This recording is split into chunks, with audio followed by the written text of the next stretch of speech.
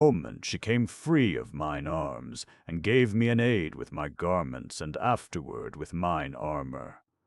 And when that this was done, she stood off from me, and she looked at me half shy, and half of sweetness and naughtiness. And she came then in a moment, and put her hands upward to my shoulders, and so stood her eyelids something down over her eyes, and did steal a little look up this time and that. And lo, in a sudden moment, before I did wot, she was to her knees before me, and did weep, and I down very swift to kneel with her. And I asked not why she wept, for I perceived that she did have joy, and glad happiness, and sweet trouble of her man, and that she did be a true woman, and one part of the woman did worship, so that she did be strangely humble, and nigh to be shy, and another did love, and need that she be a nigh to me, and a third to have a calm wisdom. And all did now be a tremble together in her heart, and I knew that I did be truly an hero to her, though but usual to all others. And my heart was wondrous proud and wondrous humble, so that I was in the same moment upraised, and to feel dreadly unworthy. But I made no pretending to discredit myself to her, but only did resolve that I win alway her dear respect.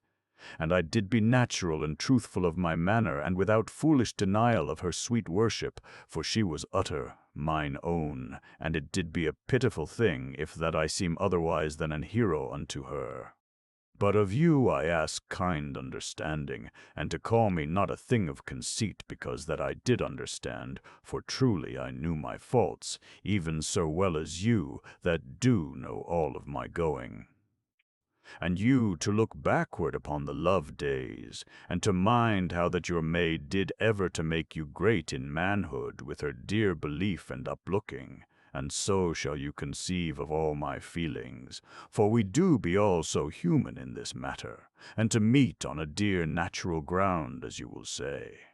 And truly, in a little time mine own did be steadied, and wiped her pretty eyes, and nestled to me a while, very hushed, and to need that she be close. And I to have her gentle against mine armor, and to be in my heart as that I did be her father and her lover in the one man, and surely to be silent and joyful that I lived.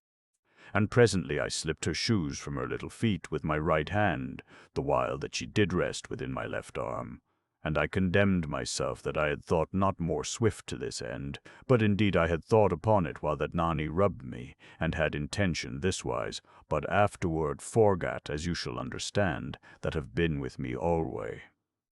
And truly mine own did be hurt, that I say aught to my blame, and I to cease, but yet to feel reproached by my heart.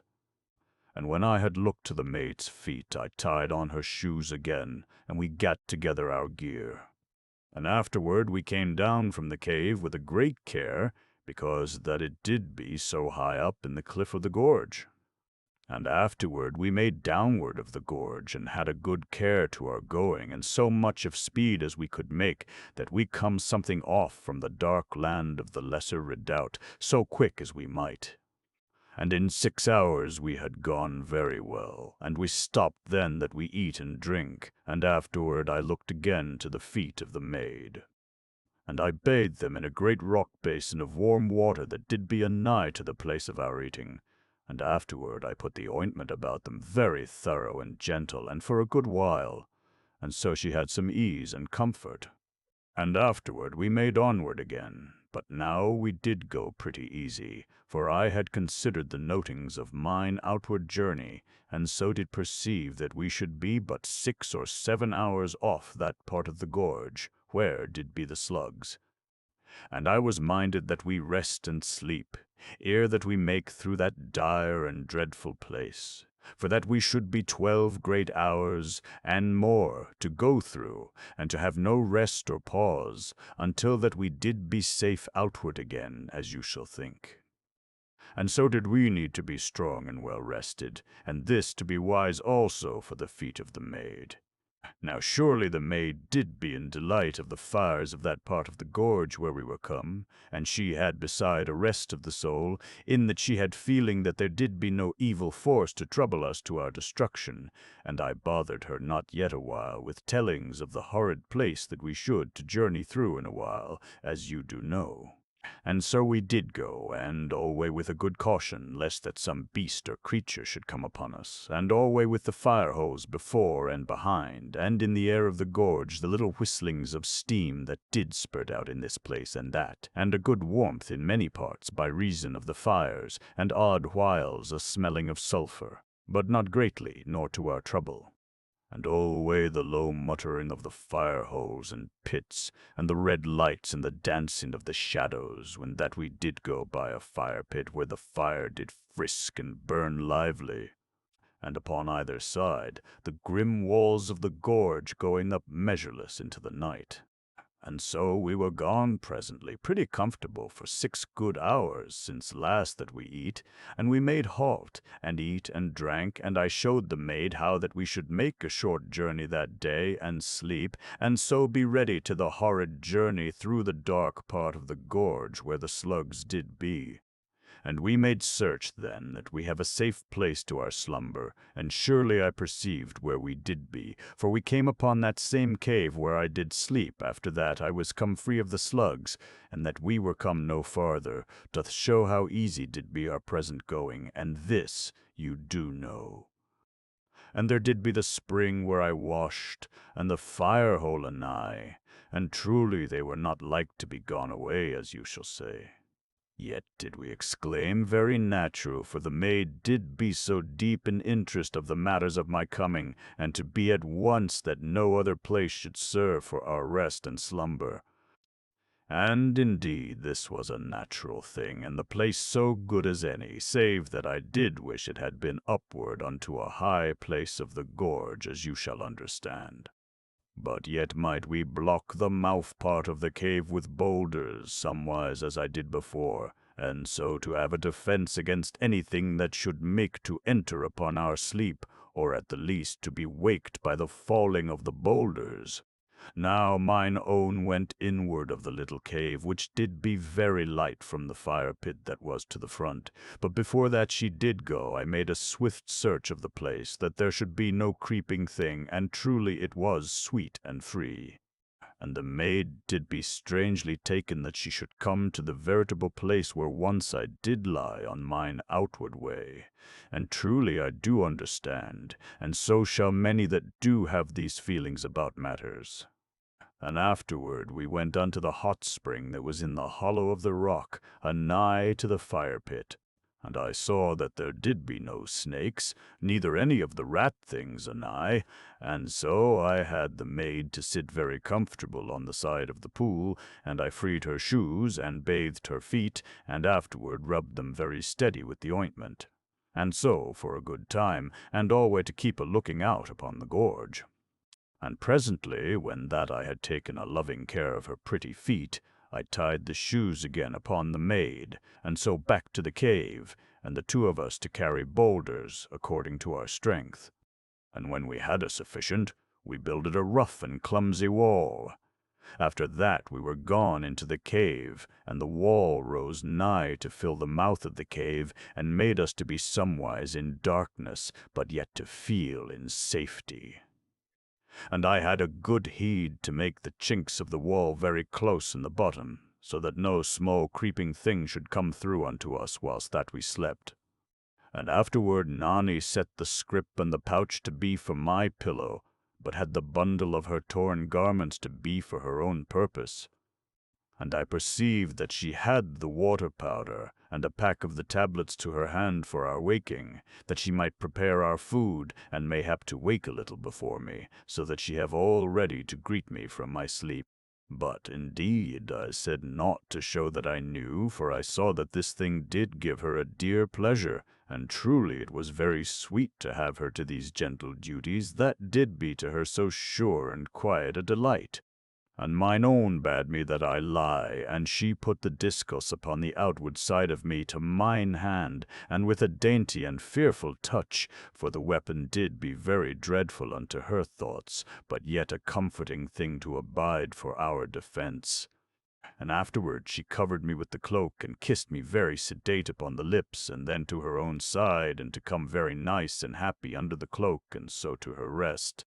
And presently she did sleep, as I perceived by her breathings, and surely it did seem to my spirit that she had an utter and dear content in this arranging of our slumber, so that she did be all at peace in all her being, because that she did be nigh unto me, that did be her own love. But indeed I could not sleep for a time, and surely, in a while, mine own did nestle unto me in her sleep, so sweet and dear as a child, and likewise as that it did be her right to be so anigh unto me, and I to be that I should put mine arms about her. But indeed I moved not, neither did I kiss her, as I did wish, for truly I should be very manly with mine own maid that did be so trustful and utter mine in her sleep. And presently I was over unto slumber also, and stirred not for 8 good hours, and did wake then to the hissing of the water, so that I knew mine own was awake before me, as she had planned, and was making ready that we eat. And when she saw me move in the half-light, she gave out a little word of joy, that I did be again to knowledge of her. And she came over, and put her arms about my neck, and kissed me very loving thrice upon the lips. And in verity it came to me in that moment that I had been kissed a while gone in my dreams, but scarce to know it. Yet I perceived now that mine own had taken a naughty advantaging of my slumber, that she kissed me to her own pleasure. Yet did the maid say no word of her naughtiness, and I to be likewise, but to resolve that I waken mayhaps on the next time, and so catch her in her sweet and secret delight of me. And truly this doth sound quaint, but to be true. And I rose, and took down the half of the wall that did be across the mouth of the cave, and afterward looked out, but there was no sight of any horrid thing in the gorge, save that one of the rat things did slumber, very gorged seeming, upon the side of the little fire-hole. And afterwards we eat and drank, and the maid then to rub me as before, for I was greatly stiff on my waking, as you shall think. But she came not into mine arms presently, as I did hope, but only kissed my shoulders, when that she had finished, and so bid me to dress. Yet after that I was dressed, and had mine armor full upon me, she must come unto me, and she slipped her 2 small hands into the one of mine, and so stood by me very silent. And sudden she put up her lips very quiet and passionate, that I should kiss her. And she kissed me once, as it did be, as that her spirit kissed mine, and all her being came unto me. And she gave me but that one kiss, and afterward slipped her hands very gentle from mine, and made to the gathering of our gear. But truly I that loved her so great, knew that a tumult of love did be hid in her heart. And indeed, she looked once at me in such wise, that I grew near to a true humbleness of heart, because of the honor and love that did be in her eyes. And surely it is a very little thing to die for such an one as mine own did be. And by this saying shall you perceive my heart in that moment, and that I did pant, as it were, that I do some deed of love to show my love. And truly this is but a natural desiring and human, and the cause proper to the uplifting of manhood. And surely you shall all mind you of such feelings in the past love days, that I do pray should be never past. And when we had our gear together, I left it in the cave, and took mine own over unto the hot pool that was anigh to the fire-pit, and she to exclaim upon the rat thing that did be yet a slumber upon the side of the fire-pit, and I to say that the thing did be no cause for fear, but rather indeed a good friend, in that it was a devourer of snakes, as you shall mind. And while that we talked, I bathed the little feet of Nani, and surely, as I dried them upon my pocket-cloth, I was taken that I should kiss them, and surely I kissed them, and they did be very shapely and dainty, and all eased of travel by the care that I did take to this end. And afterward I rubbed them with the ointment for a good while, and so had them again into the shoes, and the maid very quiet. After that I had kissed her feet that did be so dainty, but yet with a sweet naughtiness in her way, as my heart perceived, though she did nothing, neither said anything to this end, and was truly very obedient and orderly to all my wishes. And we went back then to the cave, and the maid put the pot of the ointment back into the pouch, and she buckled the pouch and the scrip upon me, and the discos I had upon my hip, for I went nowise anywhere without it, as you shall suppose. And she had the little bundle of her clothing for her burden, and truly I was ready that she should carry so much, for we did be to act wisely, and she well able to carry so small a thing, and I better to have my hands alway free to the discos and to the needs of the way. And we went downward of the gorge at a strong speed, for there did be somewise of 15 hours' good journey, ere that we come out upon the far side of that place where the monsters did be, and this did be 3 hours to the upward beginning of that place, and 12 hours' journey then in the least, that we should take to go through again into the light of the gorge below. And this I did reckon from my notings of mine upward journey, as you do know. And I made all clear to the maid of the thing that did be before us, and made not to hide the danger and horror, but yet to make not over much of the same. And she to walk close beside me, very sweet and trustful, and to say that she feared naught, so that I should be there to have care of her, but only that she did fear harm for me, and yet to have confidence that I should slay all hurtful things that should be like to trouble us. And truly, I did kiss her for her dear belief and love. Now, in the middle part of the 3rd hour, the air of the gorge did begin that it was heavy, and to have a seeming of fumes that stang something upon the throat odd whiles.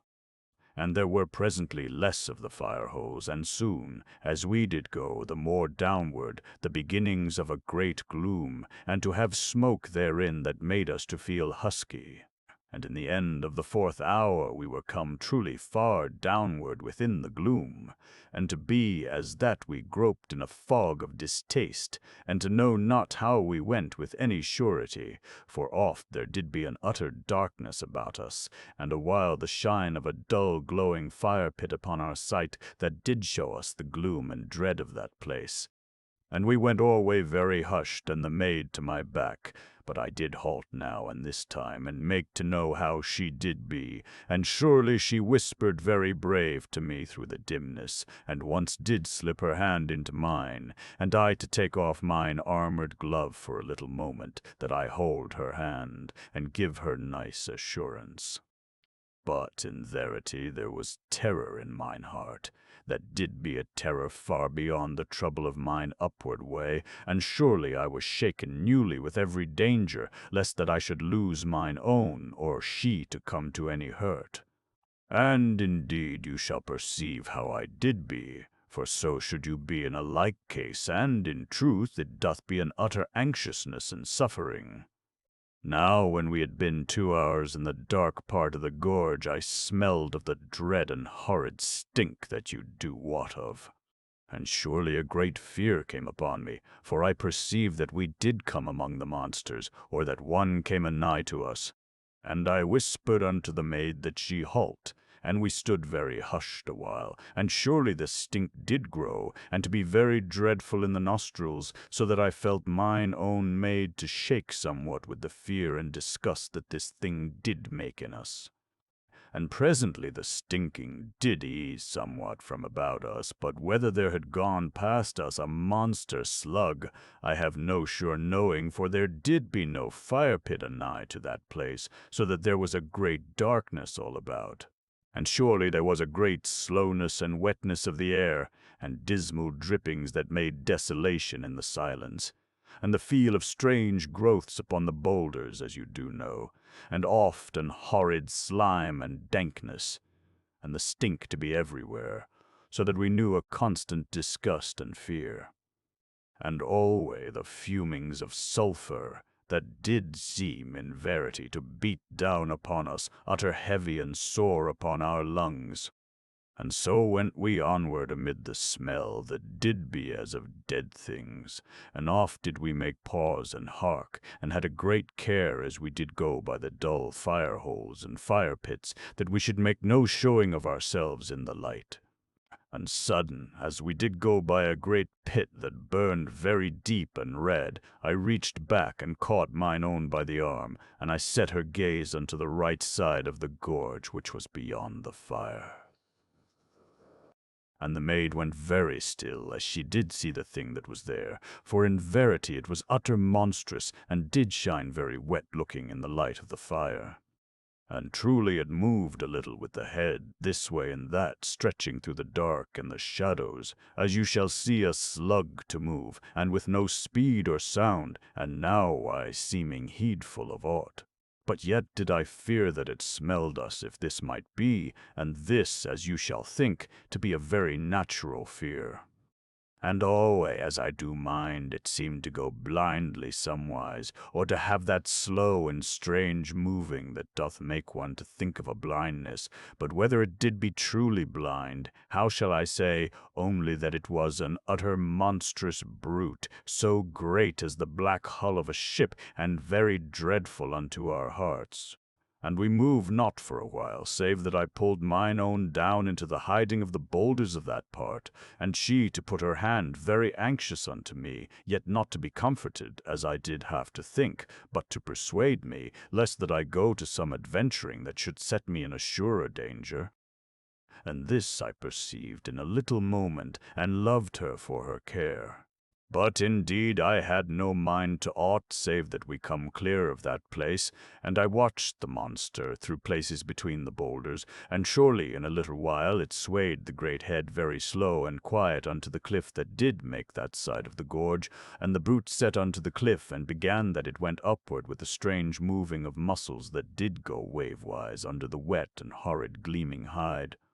And so, in a little time, it was gone quiet against the cliff, and the head part did be upward in the darkness above, so that it did be from our sight.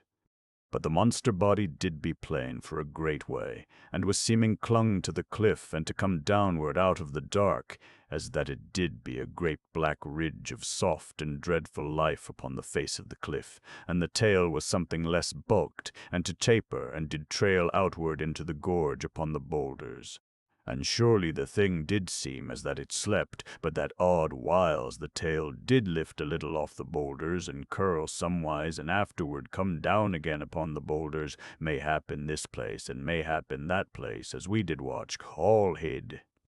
And it was as that our sense and our spirits did assure us that the thing had no wotting of us, but surely our fears did nigh to equal the comfort of this sweet reason, and to make us think otherwise. Yet, in a time, I made that we go forward together through the spaces that did be among the boulders. And I went creeping, and the maid to follow likewise. And oft I did pause, and made a watching upon the monster, but truly it moved not, save as I have told, and I kept a great heed upon the maid, that she follow alway close unto my feet. And in the end we came safe from that place where the monster did be clung unto the great cliff in the night. And we went then for 2 great hours without adventure, save that once the maid touched me that we pause, for that something went by us where we did be in an utter dark place of the gorge, and no fire-hole anigh. And I knew that the thing did be near, even as the maid touched me. And caught I the maid in the dark, and thrust her under the side of a boulder, and I crouched then before her with mine armor, that I should protect her from any brutish thing. And the discos in my hand, and afterward an horrid time of waiting. And the stink of that part of the gorge grew very dreadful, so that it did be as that we should not breathe, with the horror of the stink. And there went past us some horrid and utter monster that made neither sound nor anything, save that there seemed a strange noise that might be the breathing of a great thing, but yet did be all uncertain, in that the sides of the gorge cast the sound this way and that in an horrid whispering of echoes, so that we did not know whether the sound be made nigh to us, or afar upward in the eternity of the night, where I did suppose the mountains to be joined over the gorge in a monstrous roof in that part. And presently the strange noisings died in the upward height and all about us, and the utter disgust of the stink went from us, so that we knew that the monster had gone past us, and did make downward through the dark gorge, and mayhap then to some lone and dreadful cavern of the world, as I did think. And indeed, as I do mind, I had a sudden wonder at that time, and other whiles, as it did chance, whether this way did be truly the olden way that the peoples of the lesser refuge did travel in the olden days. And surely, as I did suppose, they had come some other way, or the gorge to be different and less dreadful in the far-off years. And this thing you shall agree with me to be a reasonable thinking. And after that the monster had gone a good while, we went onward again, and with a great caution, and dreading alway lest that we come upon that monster in the darkness, but yet did we know by smell and by all our consciousness whether that we came nigh unto one of the monster slugs. Then, in the end of the 5th hour, in the dark part of the gorge, we came by the mouth of that great cavern, upon our left, and you to remember the same. And I made pause in the darkness, and had the maid very gentle by the arm, that she should look with me. And I whispered how that I passed this place to my right upon mine upward way, and how that I did think there to be a plenty of monster caverns within the mountains that made the sides of the gorge, and that mayhap the slug creatures had there an home in such places, or came up, it might be, from some utter strange deepness and mystery of the great world. And the maid did bide very close unto me, and silent whilst that I whispered, for the terror of the place did be on her, yet not to make her lacking of courage, but yet to put a monstrous awe upon her, and a great and natural fear, and I likewise, as you do know. And we stayed there, where we did be, a little moment, and looked downward into the bowels of the monster cavern, and the shine of the fire-hole beat over the cavern in the near part. But there did be an utter mystery and deathly dark beyond the shining of the pit that did be within, as you shall remember. And, in verity, as we stayed but to glance, I perceived that there lay humped things about the fire, and some to be black seeming, and some to have a seeming of whiteness, but with no sureness in the colour to mine eyes. And there came a moving in one of the humped things, so that it did be as that an hill did wake unto an horrid life. And immediately I knew that the humps did be some utter monsters, mayhaps even the great slugs, a slumber about the fire-pit that did burn in that strange deeply cavern. And I saw that I did ill for our lives, that I should pause even for a little moment to such staring. And immediately I whispered to mine own that we go with all our speed, for, indeed, I knew not whether that our nearness had waked that monster, or whether that it had but waked by chance. And truly I was utter eager that we be gone from that place so swift as we might.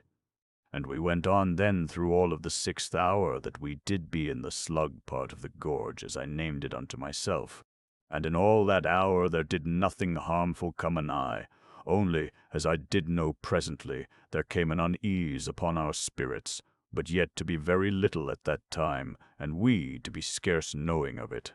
And alway, as we went, there did be darkness for the most, and odd, whiles a vague murmuring of the night far above, as it did seem, and presently the dull glare of a fire-pit to shine out far off below us in the gorge, and to seem very dim and unreal unto us, by reason of the smokes and the fumes that made a haze and a distaste in the gorge.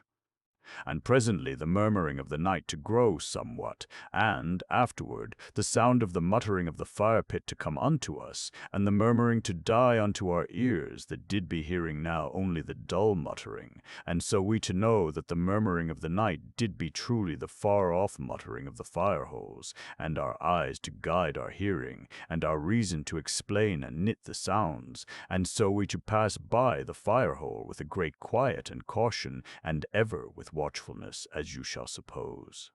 And afterward again into the dark, and presently again the murmuring, to tell that we came unto another of the fire-pits that was yet afar off in the gorge, and made dim echoes in the night. And alway we went very watchful, and in grim fear, but with steadfastness and good intention to win forth out of that desolation and horror, and having always so great a speed as the darkness and the dangers and the trouble of the way did allow. And in this place I will make explanation why that I speak somewhiles of fire pits and otherwhiles of fire holes, for the holes did be those fires that burned nigh to the brim of the holes, but the pits were those places where the fire was deeply in the earth.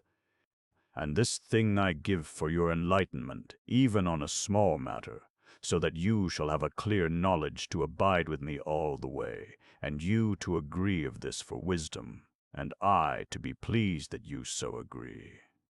And here also I should tell that there did not come a muttering from all of the fire holes and the fire pits, but mayhap from this one, and mayhap not from that one, according to the way of the fire therein, and this shall be plain unto you.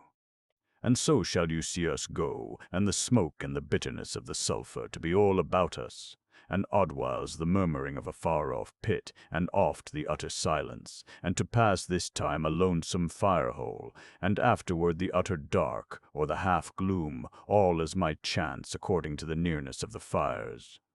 And upward in the everlasting night the grim mountains to make a roof over us, as I did suppose. And all this while did the unease of which I have told make upon us, so that presently mine own whispered unto me the thing that already my spirit did have to perceive, that there came after us through the night some harmful thing that did be surely no great way off, as I did feel within me, and the maid to have a likeways belief. And truly I thought at once upon that brute that did wake downward in the mighty cavern, where did be the great inward fire-hole, as I have told. But whether this did be true, knowledge that we did be chased in the dark by that thing, or whether there came after us some other monster, I could have no sureness, but only that we did be chased, and of this I had assuredness. And I set the maid before me, that I have myself ready to the danger that followed, and we made forward again then, so quick as we were abled, and she went very wisely, for she had good wit, and had noted the ways of my leading. And we went thus until the end of the 7th hour, and surely in that time we heard the murmuring in the night which told of a fire-hole somewise before us, and soon to have the red glare plain to our eyes, and the noise of the murmuring to die away into the nearer mutter of the fire, and so presently to be anigh, and we to make forward with a good speed, because that we feared utterly the thing that made quiet chase of us through the night. And oft I did look backward and smelt the air, that I know whether it did be a monster, slug beast that chased us, but there did be no worseness of the smell to tell me aught. And alway I did be fretted in the heart that we could make no greater speed, but indeed, as you shall perceive, our going did be but a slow thing in the dark places, and even thus we had many a sore tumbling and bruising. And by this we were come almost unto the fire-hole, and immediately I saw that I knew the place, for there went upward beside the fire a great jaggedness of rock that I had seen upon mine upward way. And surely I caught the maid in an instant, and bent her, and she quick to obey with her body, and we were both immediately hid downward among the boulders. And this I did because I minded how that there did be many of the monsters nigh to this same fire-hole, as I did go upon mine upward way. And we went forward then with an utter care, but yet to keep onward, because that there did be somewhat in chase of us. And in verity, when that we were come opposite unto the fire-hole, I saw that there did be 7 of the monster slugs against the far side of the gorge, and did be all set upon their bellies against the cliff, and their horrid heads to be hid in the upward dark, and their tails to lie very great and soft, seeming in the bottom of the gorge upon the boulders. And, lo! The maid touched me, and she drew me to look upon the near cliff of the gorge. And truly there did be 3 of the brutish things laid upward there, and a 4th did be humped somewhat upon a great ledge that did be upward of the gorge, and just to be plain to our eyes. And surely it was as that we did be all surrounded by such monsters, and to make the heart sink and fear to lie upon our hopefulness. But indeed the maid showed a good spirit, and I to have fierce determining that we come free of that gorge, and afterward, in time, unto our mighty home. And we made forward again, and did go creeping among the rocks and the boulders, and so came presently past that place, and had not waked the monsters, if that indeed they did truly sleep. And I made halt a moment upon the far border of the light from the fire-hole, and I looked backward up the gorge, perchance that I should see the thing that followed us. But, indeed, there came nothing out of the dark of the upward gorge, so that I knew that there did be some safe space to our backs, which did be truly a comforting thing. And here I should tell how that there was no great stinking in that place, where did be so many of the slug beasts, and this to puzzle me, and in the end to make me think that some of those horrid things did stench more great than others, but yet I to have no certainty in this matter, as you do perceive. And, truly, this thing troubled me, for I had been comforted that my nose should tell me when that the thing that made chase of us should draw nigh in the darkness, and now, in verity, I knew not what to have for assurance, for the awareness of the spirit was but a vague thing, and no more in such a matter than a feeling as of an inward warning. And we went onward then for a great hour, and with an horrid unease upon us, and thrice we did go by fire pits in the darkness, and alway I made pause upon the far side of the light, that I should look backward, but did have no sight of aught, yet did my spirit or my fears warn me with new fear, and a greater sense of nearness, and the maid to confess also to this thing. Now we saw not any of the slugs for a long while, neither had there been any about the 3 fire-holes, and the air of the gorge was grown something sweet and free somewhat of the stench of dead-seeming things, but yet to be very bitter with fumings and smoke and sulphur stinks. And lo, in the middle of the 10th hour, as we did go, painful and with anxiousness in a very dark place of the gorge, there came unto us again the smell that told to us that one of the monsters did be anigh. And surely we had both a great fear, in that we had belief that it did be a sign that the thing that made chase did draw near upon us. But yet did I to use my reason also, and to know that the stink might be from some monster that we were come nigh to in the darkness of that place. And I whispered this unto the maid, and she to say, very hushed, that it might be so, but to have no belief, and I to be likewise, as you do see. And we pushed forward at a new speed, and had many bitter falls, so that we did be all bruised, but not to know it at that time, because that our fear did be so keen.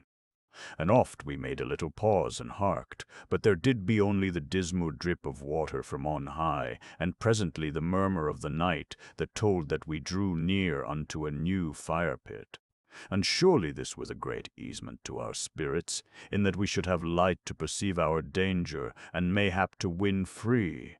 But to be in that utter dark was a thing to break the courage, and to breed belief that we did be utter helpless, and all wrapped in horror and despair.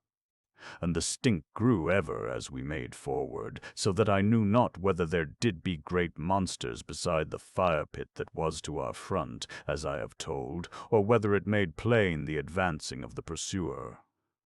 And we only to be able to make our best speed, and to be weary with hope that we rush not blind into death, and alway to be chilled in the back with the belief that the thing that made chase did be very close in that utter dark, and to gain upon us.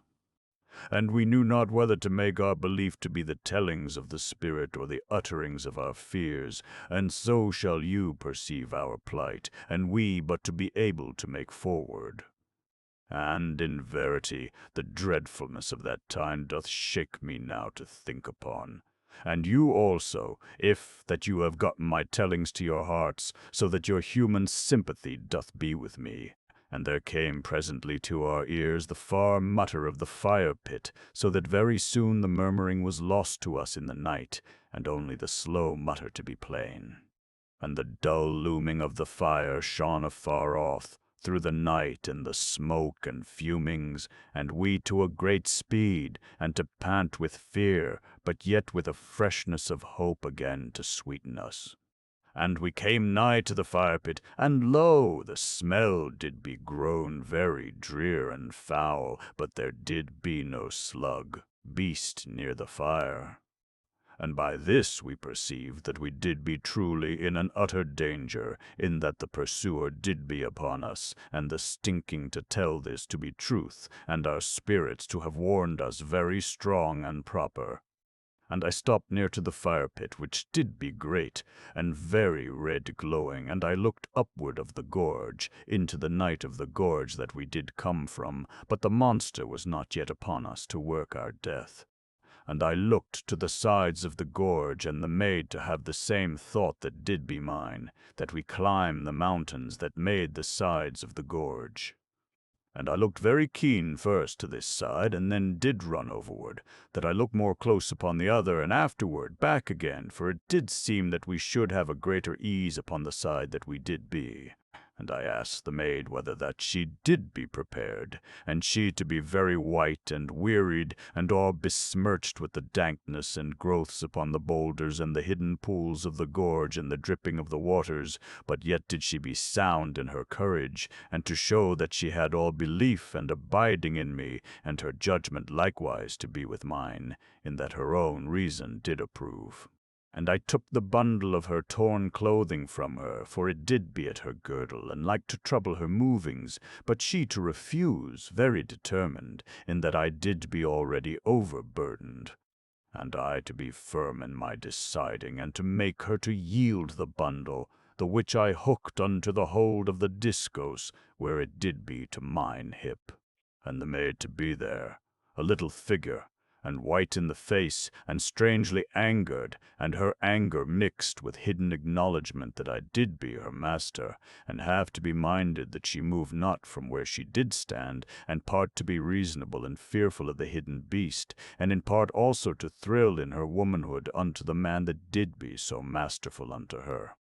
And all to pass in a little moment, and we to be to the gorge side, and busied very eager to the climb. And the maid to be first, as I did heed, and I to follow, and have constant looking to the task and to her safety, and always to be bitter anxious for our speed to be good, and to be anxious the more then, lest that mine own should slip, for there did be an horrid wetness upon the sides of the gorge, as you shall have guessed, and horrid growths that blotched the great rocks mightily, and made an utter slipperiness, if that they did be trod upon, and we to have to come so clear of all such matters as we might, and yet to be speedy for our lives, and likewise to lack no care and thought to the setting of our hands and of our feet in places fitted to the lifting of our weight. And truly you shall see that we went very desperate, and I to give word to the maid that she look not downward, the which I was urgent upon, lest that she come giddy in the heart. But I, as you shall think, could scarce to keep from fearful peerings below, so that I learned speedy whether the pursuer did come yet into the light of the fire-hole beneath. And presently the maid did gasp very weak, and troubled with the soreness of the climb, and I came higher, and set mine arm about her, as we did be there upon the face of the cliff, and she stopped very still a little while, and an ease did come to her, and an assurance of safety. And surely I kissed her there where we did be in that upward place, and her lips did tremble unto mine, and her courage and strength to come back into her, so that in a minute she did make once more to the climbing. And we came presently to a place where a great ledge did be, that jutted out from the mighty cliff, and was surely a huge way above the gorge bottom. And the ledge sloped, and there were on the ledge great stones and boulders that did make lodgment there through eternity.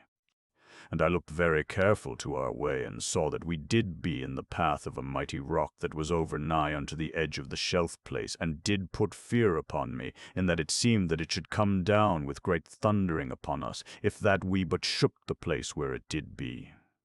and I caught the maid very swift and gentle, and shaped our path unto one side of that great rock, and did presently lose my fear, when that we did come safe from under it. And in a minute after we were come upward upon the ledge, and a very safe place it did seem, and surely as that no monster should be able to come upward upon us. And this I did try to make for comfort unto ourselves, but that we both to know how that the great slugs could lie up against the sides of the gorge, and surely it did be like that they should be able to come upward clear of the gorge, and so to the place where we made to have safety. And I had no thought to deny this thing, when that it was clear to my brain, but set rather that we should have some way to fight the monster, if that we did be discovered. And I thought in a moment upon the stones that did be about, and the maid in the same moment cried out that we should push the big rock down upon the slug that we believed to have chase of us, and indeed the rock to be a great weapon if we could but stir it, as you shall think. And alway as we talked, very hushed, we looked downward into the deepness of the gorge, unto the upward end of the firelight, but there came no thing yet unto our knowledge, only that the stinking did rise up to us through that great distance, and the fire pit to seem now a very small burning, and to give no great light up to us, and we neither to be able to see very clear of the gorge bottom, in that the haze of the fumes and the smoke was in the air of the gorge, and made uncertainty, and we to be nowise proper free of the smoke, even where we did be. And we watched, very set with anxiousness and fearful expecting of the monster, and did be both yet lost of breath, and the maid that she made her words something broken for a little while. And lo! In a moment, Nanny cried out very low and sharp that the thing did come, and I to see a moving of somewhat, in the same instant, in the gorge that lay upon the upward side of the fire-pit. And immediately I saw the great and monster head of the beast come forward into the shine from the pit, and the head did be of a blotched white, and to have the eyes upon great stalks that came from the forward part of the head, and the stalks to be set downward, so that the eyes looked upon the bottom parts of the gorge. And surely this doth be very horrid, seeming to the mind of this age, but yet to have a less strangeness unto the two of us that had seen many horrid sights, as you do know. And as the monster came forward the more into the light, I saw that the great and utter mighty bulk did be all of that same whiteness that did be so set over with blotchings and a seeming of unhealth. But truly the colour was proper to a creature that did abide in so great a darkness, as you shall say, yet had those slugs that we did see been black and shining, for the most, as I have told, and this to be as I saw, and I not to heed here that I try unto explainings in this place, else should I be never eased of my task, as you do see. And the monster slug came onward, and as it did go, it set the stalks of the eyes in among the boulders, as that it did search, swayed now this way and now that way, from side to side of the gorge, and alway it pushed the stalks of the eyes inward among the boulders, and so to go forward, searching. And truly it was very dreadful to see the thing make search for us, and to go so steadfast to so dread a purpose. And, indeed, I saw it not so plain as might be, because of the haze of the fumes and the smoke that did lie in the air of the gorge, as I have told, and made something vague the sight at this time and that. But yet we did both see a strange thing, for when that the great white body did become half into the light, the slug beast set out a big tongue among the boulders. After that it did peer thereunder, and the tongue did be very long and white and something thin seeming, and the monster lapped inward in a moment, a great snake from among the boulders, and the tongue did hold upon the snake, as that there did be surely teeth or roughness upon the tongue, but yet the distance to be too great for any. And the slug took the snake inward, all as it did lash and wriggle, and swallowed it in a moment, and in verity that snake did be a big and horrid creature, else had it been not so plain to our sight, but it did be as a worm unto the monster, and gone instant. And immediately the slug beast went again to searching, and the head to sway from this side unto that side of the gorge, and by the wideness and ease of this swaying shall you perceive the utter greatness of the beast. And alway as it did come downward of the gorge, it thrust the stalks of the eyes inward among the boulders, looking all ways, and oft the breath did come from it, as a cloud, and the stink to rise up unto us, very plain and an abomination. And again we saw the beast set the tongue in among the boulders of the gorge bottom, and it licked forth a snake that did seem so thick as a man in the body, and the snake to thrash in the great white tongue, and to be immediately drawn inward and gone utter. And surely as the thought did stir in me, there did be a great mercy over us, in that we did not die by such a serpent in some dark and horrid place of the gorge. But yet, as it is like to be, mayhap the snakes did be only a nigh to the fire-holes. Yet doth it be anywise a wondrous thing that we had come so free of them alway, and truly to learn was to be given a new terror. Now the monster was come fully into the shining of the fire-pit, and was upon this side, and the fire to make a shining against the side of the slug, so that odd whiles I did perceive very plain the huge wrinklings and muslings of the skin as the beast made onward. And alway it did search, thrusting in the eye-stalks among the boulders, and sudden it made pause, and did begin that it brought all the mighty body together, and humped itself, and brought the head part round unto the bottom of the cliff that made this side of the gorge. And it gathered itself, and afterward did lengthen upward against the cliff, and begin to climb. And lo, I saw that the beast did scent of us, and made to come upward to destroy us. And as the mighty hill of the body did come into length against the great cliff side, the beast set the eye-stalks into this cave and that, as it did go, and into all crannies, and so lengthened upward very straight and monstrous and dreadful unto us, and did be as a white and mildewed hill, that had an horrid life. And the stink to come up, so that we did be like to lose our breath with the dreadfulness of it, as you shall think. And surely for a moment I looked unto the rocks upon the ledge, and this way and that way, and upward unto the everlasting darkness that did be above us, and again unto the great rock that did seem to quiver upon the edge, as I have told. And I was grown utter desperate in a moment, for, truly, it did seem in that instant that there did be no power in the world that should slay so utter mighty a monster. And immediately, even as I did despair, I had run very swift unto the great rock, and the maid with me both very strained and shaken with the horror of the thing that did make upward unto us so sure an intent.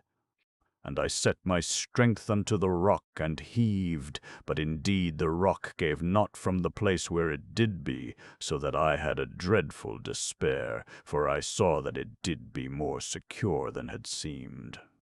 And the maid lent her strength unto mine, and we heaved together with sore pantings and little cries to guide our endeavors, and because we could not be contained in that moment.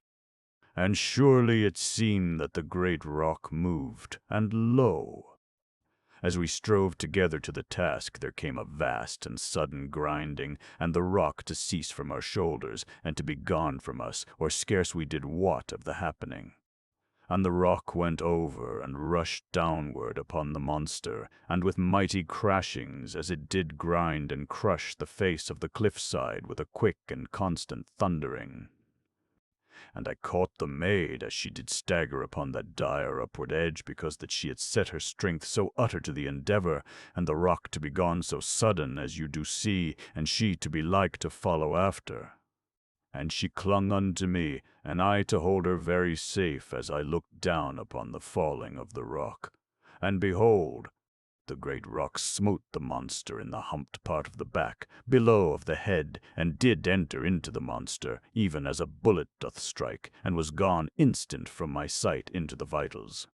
And there came a mighty sound of anguish from the monster, and the monster did loosen from the cliff, and to crumple, as it did seem, and sink backward. And a great steam of dread breathing to go upward from the beast, and a reek, and it made again the strange and horrid noise of pain, and the gorge to be yet full of the echoes of the rock thundering, and with the noise of the rock there was now mingled the horrid sounding of the death-crying of the beast. and the gorge to be filled with dull and dreadful echoings, as that 100 monsters died in this place, and that of the darkness in the gorge, and all to be bred of the noise of that mildewed hill a-dying.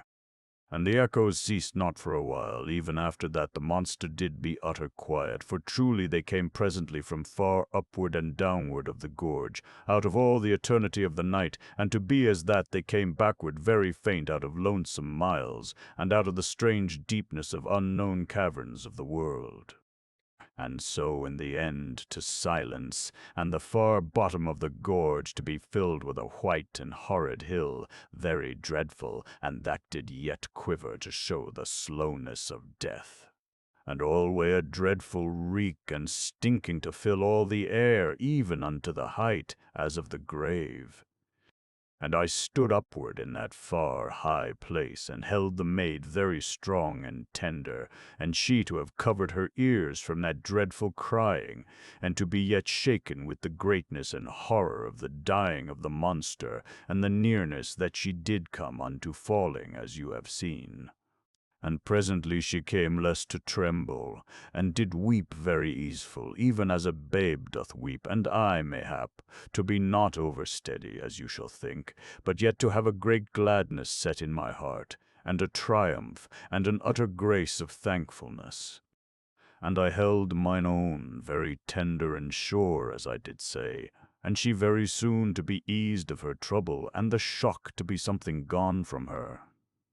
And she looked up at me, and slipped her arms upward about my neck, and pulled me downward unto her, that she might kiss me. And we to talk then of the going down, and surely this did seem a great and dangerous task, for truly we had come upward pretty easy in the excess of our fear. But how we might go down with our blood cool, I did be all in doubt. Yet before that we did aught else, I led the maid upward on to the safe part of the ledge, and we sat there very quiet and weary, and she did be leaned against me.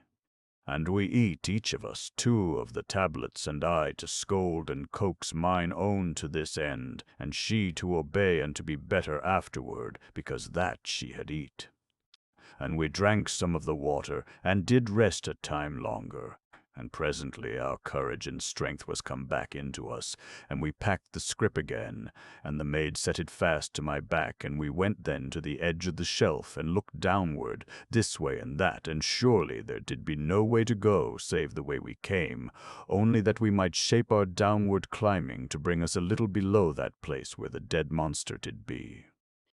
And I saw by mine own heart and by the paleness of the maid that we should do well that we consider the thing no more but make to the task. And I went immediately over the edge of the shelf upon my belly, and I bade Nani to follow. And we began then that we go downward, and in verity we went downward for mayhap a great hour. And I gave help alway unto mine own as I could, and she to come after me very brave, and made that she hold back her fear, and come downward of that cliff that did be oft like to a mighty wall. And surely, even as we came down, I marveled how we did ever go upward, even though fear did aid us. But indeed I do think it doth be easier to climb safely than to come backward, for this is how I have found. And we made rest thrice upon ledges of the cliff, and afterward came downward again, and alway very slow, and with exceeding heed where our hands and our feet did go, that we slip not suddenly to our death. And once, as I did see, the maid was lost of all her strength, and did be going to fall, because that she did be all gone into a sudden weakness of the head in an instant. And she did be silent even in that moment, the which doth be marvellous unto me, and to give me a strong pride of her, as you shall understand, if that ever you have loved. And surely I came upward in a moment that little space that was between, and had mine arm about mine own very swift, and held her hard and fierce against the cliff, and this I did that she should feel how that she could never fall, and immediately her strength and her dear courage came back into her, and I kissed her there against the mighty cliff, and afterward she did have power again to come downward safe. And presently we were come to the gorge bottom, and maybe 100 paces down the gorge from that place where did be the dead monster, all sunk into an ugly and horrid heap, so great as a small hill. And a dreadful stinking did hang in all that part of the gorge by reason of the slug, and signs of disgust, as you shall think, and the great and mildewed body of the thing yet to settle and twitch, as I did look, as it did come properly unto death in all that mighty bulk. And everywhere the skin of the beast did be set into great wrinklings, and horrid blotchings to be upon the improper whiteness thereof, and truly I did be in haste that I turned the maid away from that thing, and that we haste downward of the gorge. And we went then for 2 good hours, and alway I did hearten the maid, and she to go very hushed and trustful by me. But truly I did be in an anguish of heart, because that I was newly aware that there did be such great and dreadful serpents in that part of the gorge, as you do also know. And I was not over feared for myself, but for the maid that did have no armor to protect her dear body. And because that I was so set with this trouble, I took the maid presently into mine arms, that I carry her, and so to have her clear of aught that should lie among the boulders. And in verity mine own did show an anger very surprising and determined, for I said not why I should carry her, fearing to give her a greater unease, but only that she did be weary, and I very strong and willing. And indeed I could not bring her to reason without I told her, which was not mine intent, for she did refuse me to carry her, and said that truly I had need of no added burden unto my labors. And when she saw that I would not be moved by her reasonings, she made to win upon me by her loving ways, but indeed I only kissed her, and went forward with her in mine arms. And she half naughty, that I did be so heedless of her wishings, and somewise hurt also, and so to be silent in mine arms, yet mayhap to be something stirred in her nature, that I did be steadfast to mine intention, despite that her will did be contrary. And this I do believe to be truth, because that, afterward, I do think that she lay there in mine arms, only as a woman that doth be in the hands of her master that hath all her love. And in this wise we went forward. And in the end of the 2 hours that we did go, there was come the end of the dark part of the gorge, and we to be outward of that mighty roof of the mountains, as I do think it to have been, and the air to be free of the stink of the monsters, and the fire holes to be very plenty, and their smokings to go upward very proper, so that we had no more the bitterness of their fumings in our throats. And there did be a pretty good light to go by the contrast of the past hours, and I set mine own again to her feet, and made that she keep to my rearward, so that if there did be any serpents to our path, they should come first under my feet, and this wise to work no harm to me, because of mine armor, neither to Nanny mine own maid. Now by this time it was somewhat of 19 great hours since we did sleep, for we had been a long while making that we come safe from the slug, and indeed we had come downward with a less speed than I did go through upon mine upward way, as you shall mind, and this to be that mine own did not have the hard strength that was in my body to the enduring of great labor and stress, and this surely ought to be plain unto you that have been with me in all my journey. And, moreover, there must be kept to mind the 3 hours that we had gone ere we were come proper into the dark part of the gorge, and so all to be remembered unto you, and also you to mind that we did be wakeful a time ere that we set forward upon that day's journeying. And we did go almost in joyous wise, because that we were come safe out of that dreadful place, and surely, odd whiles I did feel the hands of mine own naughty one to be hooked very pretty and sly into the backward part of my belt, as that she did make a pretending that she drive me before her, and surely this doth be a strange thing to tell upon. For there did be no knowledge of the olden horse in all the eternity of that dark world, but yet, maybe, some dear olden memory dream did set her hands unconscious to this pretty work. And in verity once I turned very sudden, and had her swift into mine arms, as she did pretend to drive me, and she to laugh with a sweet and joyous gurgle against mine armor, and I to heed that I hurt her not, because I did be like an iron man that should put arms about a tender maid. And we looked alway now for a place that should be proper to our rest and to our sleep. And when it did be close upon the end of the 20th hour of that journey, the maid showed me a cave that was, mayhap, 50 good feet upward in the right side of the gorge. And I looked about and saw that there did be 2 fire holes anigh, and a warm spring to make a basin of water, that did lie between the fires, and all very well set to our need, as I did perceive, for indeed we did be utter besmirched with the filth of the slug part of the gorge, and to need that we be nice and fitly washed, before that we have any comfort of ourselves. And I bade Narni to wait a little minute, and I looked well up the gorge and well down the gorge, and lo! there did be no thing to set me in unease, and I told mine own that she keep a sharp and steadfast watching, and not to heed me, and this I said, because I knew she did be like otherwise to look at me and be over anxious, as I go upward to the cave, and indeed she to be better anyway in watch of the gorge, and to cry out to me, if that anything came anigh, whilst that I went upward.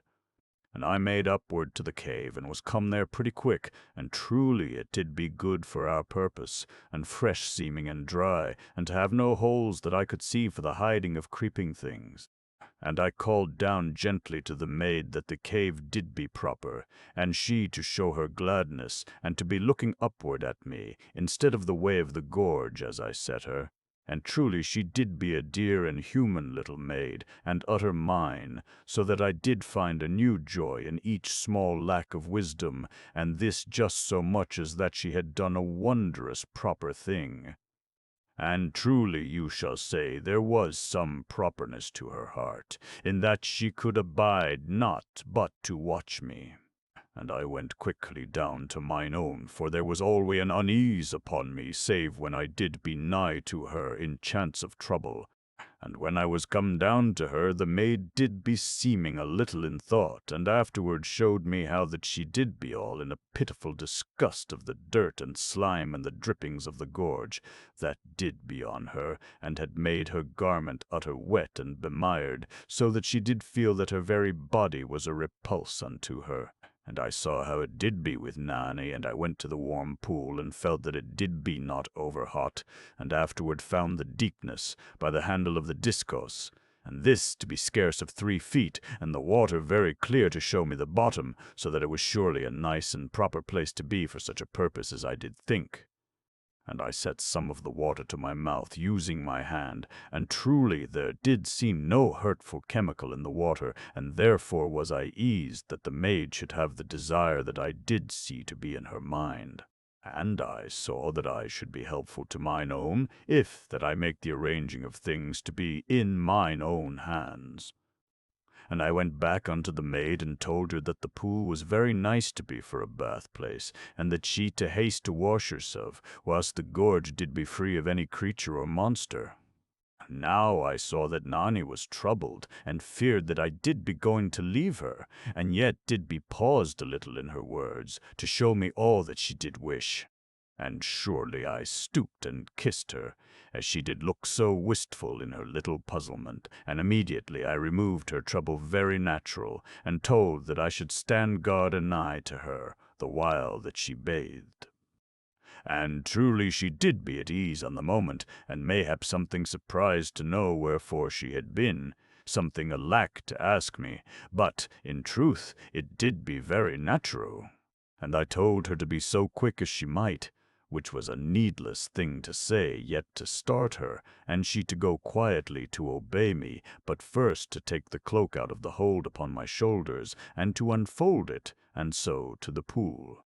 And I to stand with my back thatwards, and to lean, ready, upon the discos. And presently she did be in the water as I knew, and I to be her man, very sure and gentle to her and sedate. And truly, as you shall think, I did love that I be to stand guard to her in her dear maidenhood, And she, after that, she was cheered and warmed by the delight of the water, to sing very low and happy to herself where she did be to my back. And sudden the singing to cease, and the maid screamed, and I to have no thought of improper modesty, but turned instant to the maid. And in a moment I saw what did trouble her, for there came a serpent out of the water, and the maid to be all adrift with natural modesty, and with her fear of the serpent. And I was come into the pool in a moment in mine armour, and did lift the maid, naked and wet, into mine arms, and had her instant from the water, and upon the side of the pool, and there I wrapped the cloak about her, and ran very quick, and killed the serpent, as it did go offwards among the boulders. And surely it did be so thick as mine arm, and to have come from some hole that did be hid in the bottom of the pool. And I came back then to mine own, and took her into mine arms, and set the cloak well about her, and she to cry and to tremble with the shock and disturbance of the thing, but soon to be eased, and ready to laugh with me. And so she was come proper to her happiness again, and I very gentle and joyous with her, for truly my heart had been sick that she had come so nigh to that horrid danger. And I eased the scrip from me, and opened it, and made her to take 2 of the tablets, and she to refuse to eat, save I company her also. And indeed I did be very willing, for truly my belly was always empty. And she to be very glad to eat, because she did be clean now, and to have no more disgust of herself. And afterward we drank some of the water. And soon we did be finished, and she to ask for her girdle that I did give her with the knife, as I have surely told. And she belted the cloak very graceful about her, and looked very dear and pretty with her little bare feet, and her hair very lovely upon her shoulders, for she did wear alway in the gorge the lining of my headpiece, and so had her hair dry and sweet. And in verity I did mind now how that she did look very beautiful in her bath, as I had gone to succour her from the snake, and I to be nicely wholesome in this remembering, because of my love, but yet to be knowing that I was sweetly stirred to new things, and did not know before that a maid looked in the same moment so holy and so human. And afterward in odd whiles I remembered, but never to think over much, because that I did feel inwardly that I should be gently wise in such things, and you to understand my heart in this, if that ever you have loved. And surely the maid brought me from my dreamings very sensible, in that she had me to stand, and she was gone about me very swift and natty with her pretty fingers, that she eased me of mine armour. And afterward she bade me to strip and wash, whilst that she keep watch for me of the gorge. And she took the discos, and leaned upon it, very brave and proper, but yet, as I do think, with somewhat of roguishness within her, very deep hid, and scarce known unto herself. And I warned her to be very wise with the great weapon, for it did fit only to fight in my hands, and did be like to cause harm to any that should meddle with it or make to use it, save me. And Nani to nod that she did hear me, and to be half in fear of the thing, and half to feel that it did be friendly to her, and so to stand guard for me, and truly to seem a very sweet and slender maid, despite the bigness of the cloak, and the great weapon to seem more great in her small hands, and to mind me how strong I did be. And surely you shall think me in conceit, but truly I did be glad to be so strong, and a proper thing for pride, if that there be no scorn for others therein. And you to agree with me in this thing, or to be lacking of sympathy and good human understanding. Now I washed me, not by going down into the pool, for indeed I did not wot whether there be any more snakes hid there in some other hole. And the way I washed was that I dipped my headpiece into the hot pool, and poured the water over me, and rubbed my body very strong with my hands, and there to be surely some certain chemical in the water that aided mine efforts, for the water went very smooth under my hands. And when I was done, I washed my pocket-cloth very speedy in the pool, and wrung it, and did then wipe my body so dry as I should, and afterward I wrung the cloth again, and set it about my loins, and so to be as proper as I might.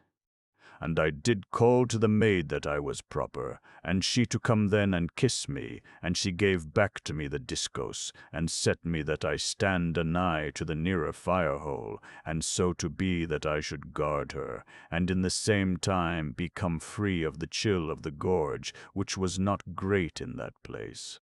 And surely I did mean that I help her, but she would have no help in her work, that she did say to be her glad right, but bade me that I to mine own work to be her dear protector, as she did call me, and I to lift that wilful one into mine arms, a moment, and to give her a very loving hug, and for that time to have no fear that I harm her, because that I was freed of the hardness of the armor about me, as you do know. And surely she to feel very dear and pretty in mine arms, and she kissed me the once with a little passion of love, and immediately to want to go from me, so that I freed her in a moment, as was ever my way. And she then to pause a small space off from me, and looked at me with a light in her eyes, and half to put out her arms that she be taken again into mine, but so to cease ere she yield to her heart, and turned from me immediately to the task of the washing. And she took first my body vest, and washed it very quick and clever in the pool, and afterward came over by me, and spread it upon the hot flat rock anigh to the fire-hole.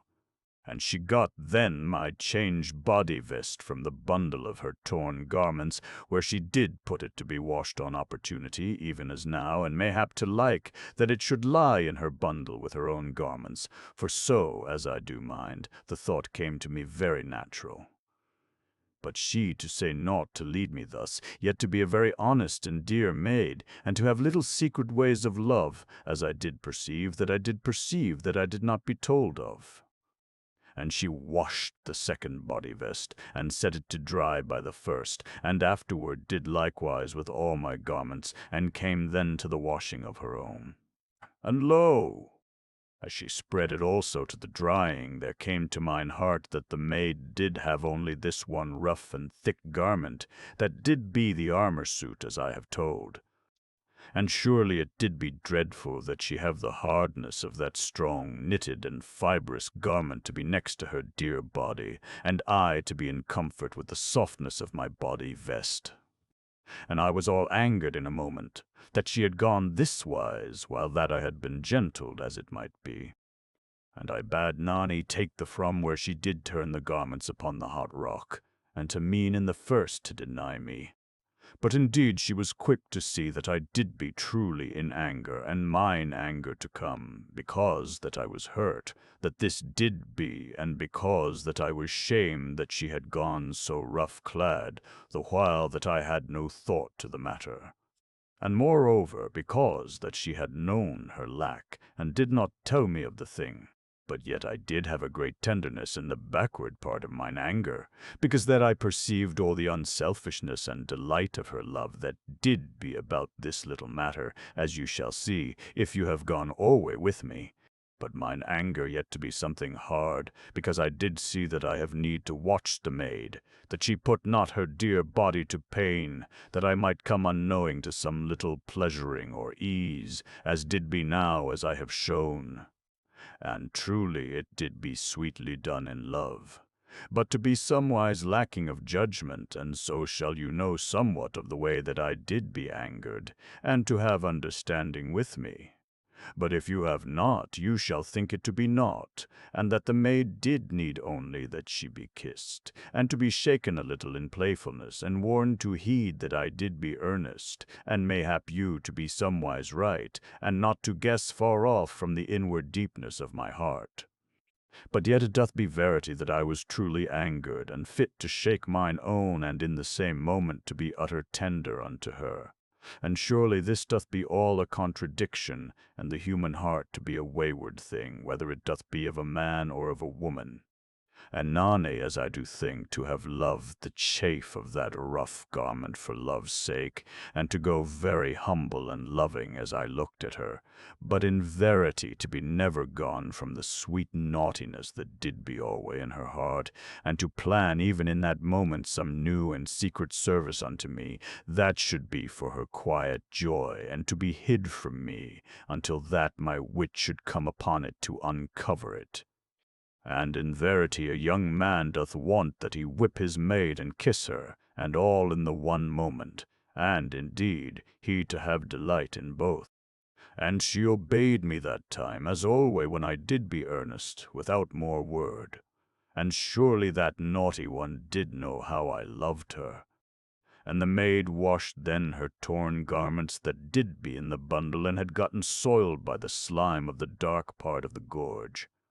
And she put these to dry, and afterward washed mine armor, and the scrip, and the pouch, and the cloak-hold, and all such matters of our gear, and so to be presently done. And she was heedful then that she turned the garments upon the hot rock, and afterward did attend to my bruisings. And when she did rest, I looked to her pretty feet, and rubbed them very gentle and constant with the ointment, and surely they did be pretty well, but I to like that I should tend them, and to have joy to feel their littleness within my palms, and surely she did know how it did be with me, for presently she took her feet inward under the cloak, and I maybe to look something woeful, for she put one out presently, when that I did the least expect, and slipped it very cosy into my hand, and surely I kissed her naughty toes, and she then to be very sedate. Now presently, when Nani found the garments to be proper dry, she gave those to me that were mine, and bid me to turn my back and be dressed very speedy. And lo! In a little time, when I was nigh done, she came over and stood before me, and was dressed again in the armor suit, and to look very slender and dainty. And she looked at me so that I put out my hands, that I kissed her, but she went from me very proper, and brought mine armor, and gave me help with it, and alway very grave and quiet, but yet to have naughtiness underneath, as I did believe. And when I was full armed, she took my hand, and set mine arm about her waist, and she leaned her head against my breast, and put up her lips to be kissed, as that she did be a child maiden, yet when I kissed her she did be a woman, and to kiss me very dear and loving, and to look at me then from under her eyelids, and sudden to make a dainty growling, and to pretend that she did be a fierce thing that should be like to eat me, and I to be utter feared, as you shall think, and to be scarce able that I kiss mine own pretty fierce one, because that I did laugh so hearty, and to be so taken with the surprise that the maid did show this new playfulness, and in the same moment to be stirred and waked anew. And she made then that she would go from me, and I to loose her as ever. And she bade me that I guard her the while that she washed the outward part of the cloak, for the inward did be clean, and the cloak proof to water, but the outward part to be something needful of washing. And surely when this was made clean, it dried very quick, because that the water went not into it, and whilst that it dried, I gave mine own an aid upward unto the cave, and afterward I passed up the gear, and the cloak when it did be dry, and so came upward also myself, and brought with me a boulder, that I balanced very light in the mouth of the cave, so that it should fall if that anything touched it, and this plan you do know of, for I used it before, as I have told. And truly we did be utter wearied, and the time to be something beyond 23 hours, since last we had slumber. And the maid had the scrip and the pouch set to be for my pillow, and the bundle of her torn garment to be for her own. And she to have me to my pillow, and to tuck the cloak about me, and the discos to my hand, and afterward to kiss me very sedate upon the lips, and then to come in under the cloak with a quiet and lovely happiness, as I did know, and to be gone to slumber very content and sweet.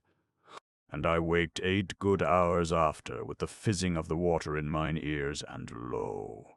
Mine own did be waked, and to make ready our breakfast, and I came upward upon mine elbow to see whether that the boulder did be unmoved, and indeed it was not touched. And mine own saw that I was come awake, and she ran to me, very dear and glad, and kissed my lips, very eager and loving. And surely as she kissed me I did feel that she had taken again a naughty advantaging of my slumber, and had kissed me as I did sleep. But truly I said no word of my thoughts, for I did mind that I should wake sudden one time, and so to catch her in this, and to call her then mine own, and that she did be a rogue, and all as you shall know that have loved. And I scolded the maid a little in that she had not waked me, but I said not that I would attend to the duties that she did heed to, for I knew that she had joy of these things, in that she did love to do aught that should be done unto me. And when I scolded her, she to make but a little mouth at me, as we do say, and to put her tablets to my lips that I kiss them, and she to kiss mine, and so to our breakfast. And when we were done, we gat together our gear, and went downward from the cave, and began again to journey. And we went 18 hours that day, and eat and drunk at every 6th hour, as ever. And in the 14th hour, I perceived that I did be like to over-travel the maid, though I made alway to have a less speed than did be natural unto me. And surely then I took her up into mine arms, and she to refuse, and to be troubled that I should so carry her, for she did think that I was like to be wearied by the task. And I to take no heed to her protestings, but to laugh gently with her, and to carry her even as a babe in mine arms, and she to love that she be in mine arms, if but she be able to have assuredness that I come not to weariness through her. And truly it did be a dear love task, and to be set unto the needing of mine especial heart. And I carried mine own then for 4 hours, and in the 18th hour we were come to that part of the gorge where did be the ledge where I killed the spider, ere I slept, as you shall mayhap to mind. And here I aided the maid to climb, and we had the same ledge that night to be our refuge, and did sleep very happy and unharmed, and alway with our spirits set to warn us, if that harm did make to come nigh to us.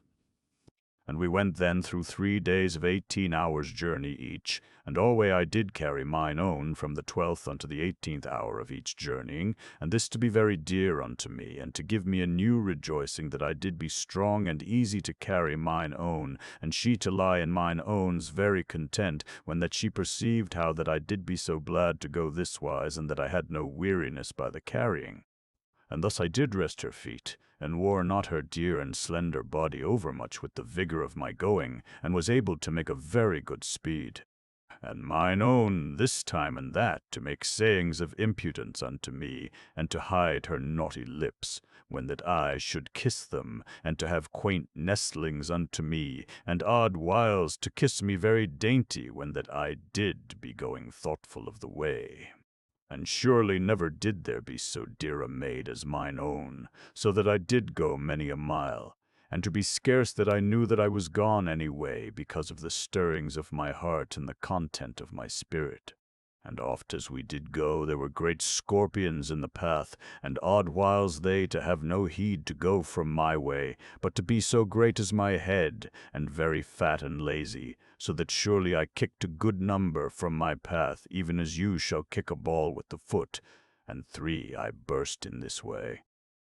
And truly it did be well that I had on me mine armor, else had they been like to sting me very quick unto death, for they were so great. And likewise in this place and that there were snakes, but none to come anigh to me, and I to choose alway the open goings, for I did think there to be many hid snakes and lesser monsters in the dark places between the great boulders.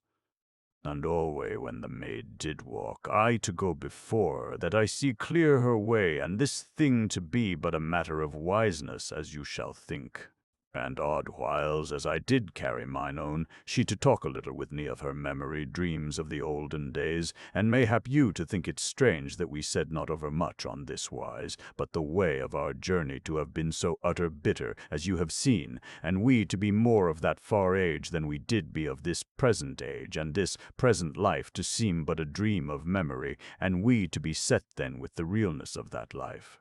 And this telling, indeed, to be a plain thing to your understanding. Yet did we have a greater talk to these ends, when that we were come free of the gorge, but yet oft there to be an odd saying and a sweet memory, like to an olden and forgot fragrance of dreams, to pass between mine own and me. And do you to set your sympathy of understanding with me in this thing, and to know how holy these things did be, and far off, and to hold memory as a mist that doth shine with golden lights, that did make an holy pain upon the eyes of the spirit, even as a quiet dawn of this day doth set a pleasure of vague pain upon the heart. And once, as I did carry the maid, I saw that she wept a little, very hushed unto herself, and I to say naught, for I saw that it did be a natural sorrow for her father, and for the dead peoples of the lesser redoubt, that did be left for ever unto the desolation of eternity. And so, because I did be wise to leave her be, she to be eased presently, and to wipe her eyes quiet and secret, and mayhap to think that I did not perceive, and then to nestle unto me, and so to be the more mine own. And about the middle part of the second day we came past the cave where I did sleep on the upward journey, and I to tell Nani, and she to look upward to the cave, and to wish that she might come a moment into it, only that it did be 20 good feet upward, and I to desire that she run no risk of her dear life, when that there did be no need. And so to go onward, and odd whiles to see strange things a-lurk among the boulders, but none to come anigh to us. Yet did I keep the discourse very ready in my hand, as you shall think, and had mine eyes alway to look upon every side, and mine ears to be wary, and to use my spirit alway to mine aid. And surely, as we did come lower in the gorge, the maid was all a-wondered at the warmness that did grow, and something disturbed in the waste some of the water, because that it did fizz up so quick, even as I, until that she was come used to this newness. And all this to be very plain unto you. And in the end of every journey we slept 8 good hours in a safe place, and so to go onward again, and the maid to grow very eager as I did tell her this thing and that of the country that we did come downward unto. And she asked me questions time and oft, and much I told her, and she to think upon it with a growing wonder and desire, even as a gladsome child that hath never seen the sea, and doth be told that it shall presently be there. And this to be but to shadow the way that Nani did be, for truly she did be a very live and eager maid in all things.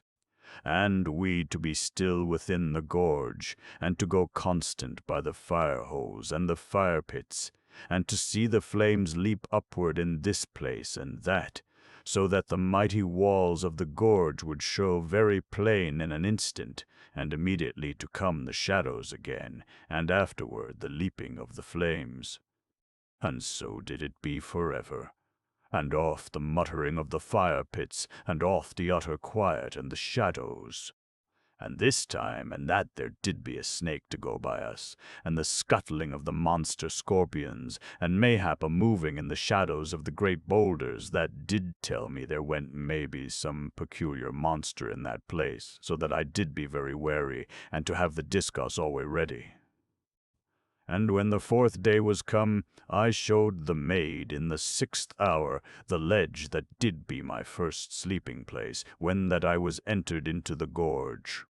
Now presently, in the 11th hour, after that we had gone 5 hours in a gloom, there did show afar off a shining, and I caught the maid, and I pointed, and she also to perceive that it did be surely the shining of the light of that great country that I did tell upon. And immediately we did begin to run downward, and with sore stumblings in this place and that, but not to halt us, for we did be so mad as 2 children for the gladsome light. And we came down presently in the 12th hour of that journey into the warm light and wonder of the country of the seas.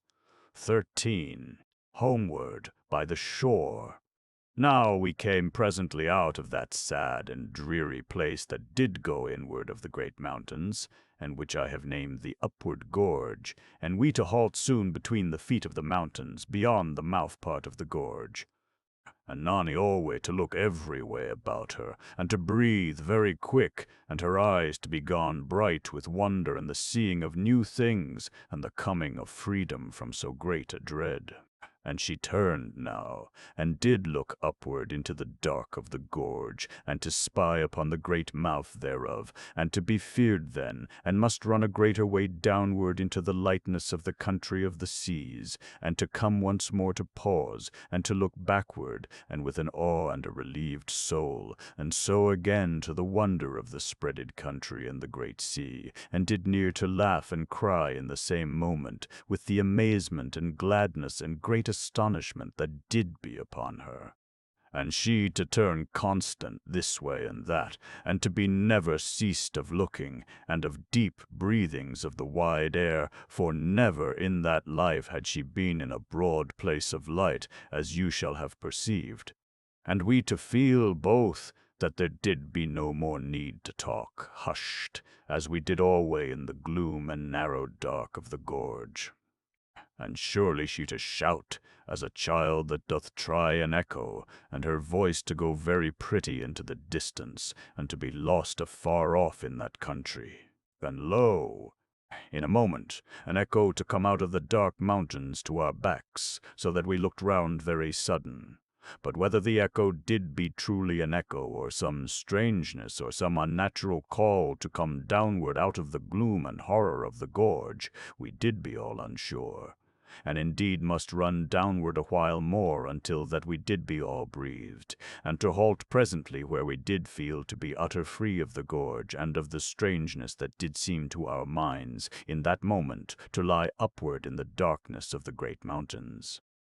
And surely we did look about for a flat rock to be for our use, and we came presently to a place nice to our purpose, that did be yet upward over the land, and we climbed up onto the rock and sat thereon to have our food and drink.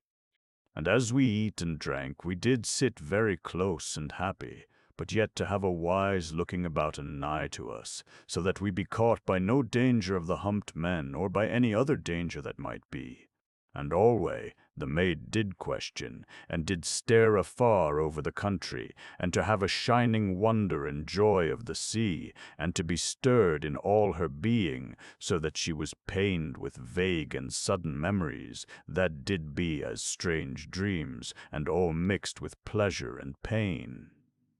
And indeed she sudden to weeping, and to need that she be in mine arms, until that she know herself once again, and so to her dear natural joy and way. And oft did mine own speak upon the clear wonder of the air, as it did seem to her, and to me it did seem likewise that had lived my life also in a dark land, as you do know. And she to break sudden from her rapture, and to set back her speech an eternity with vague words, and memories so olden and englamoured that they did be as moonlight that once hath shone. And in a moment she to be forward again into that far future time and speech, and all her being to be close unto me, and oft in a solemn silence of the heart. And the greatness of the sea to call unto her with an olden voice, and to half waken her, and I with her to be thus half wakened. Yet had I been not thus as I did come mine outward way, but truly I did stir to the stirring of the maid, and all mine olden thoughts that did be my memory dreams to come afresh upon my spirit. And so we two to sit there all shaken with dreamings that did concern happenings of the olden world that did lie upward in that dreadful night which made a mighty and deeply roof over that country. And surely I am dumb, in that I have no speech to make known to you all the troublings and stirrings of our spirits that we did know in that moment. And far off, by miles beyond the feet of the mountain where went the shore of the sea, upon our left there was a great mist and steam. And this to be that mist and steam that I did come through on mine outward way, and Nani to ask concerning it, and I to tell her so much as I knew, and how that we must indeed come presently through it upon our journey. and she to be in wonder of the volcanoes that did burn in the sea, and in this place and that of the wide country, and the height and grandness to exalt her, and in the same time to give her a strange humbleness of her mind, so that presently I did take her into mine arms, for I must kiss her, because that she did be so utter a sweet maiden, and lovely with interest and naturalness. And truly she to kiss me in turn, and to make her questionings between her kissings, and this to be because she did yearn for a greater knowing of the country, but also, as I do have to think, because she did be sweetly impudent unto me, and this to be of her joy. And presently she to kiss me thrice very passionate and warm upon the mouth, and immediately to take my shoulders with her small hands that did seem so pretty upon my broadness and upon the metal of the armor.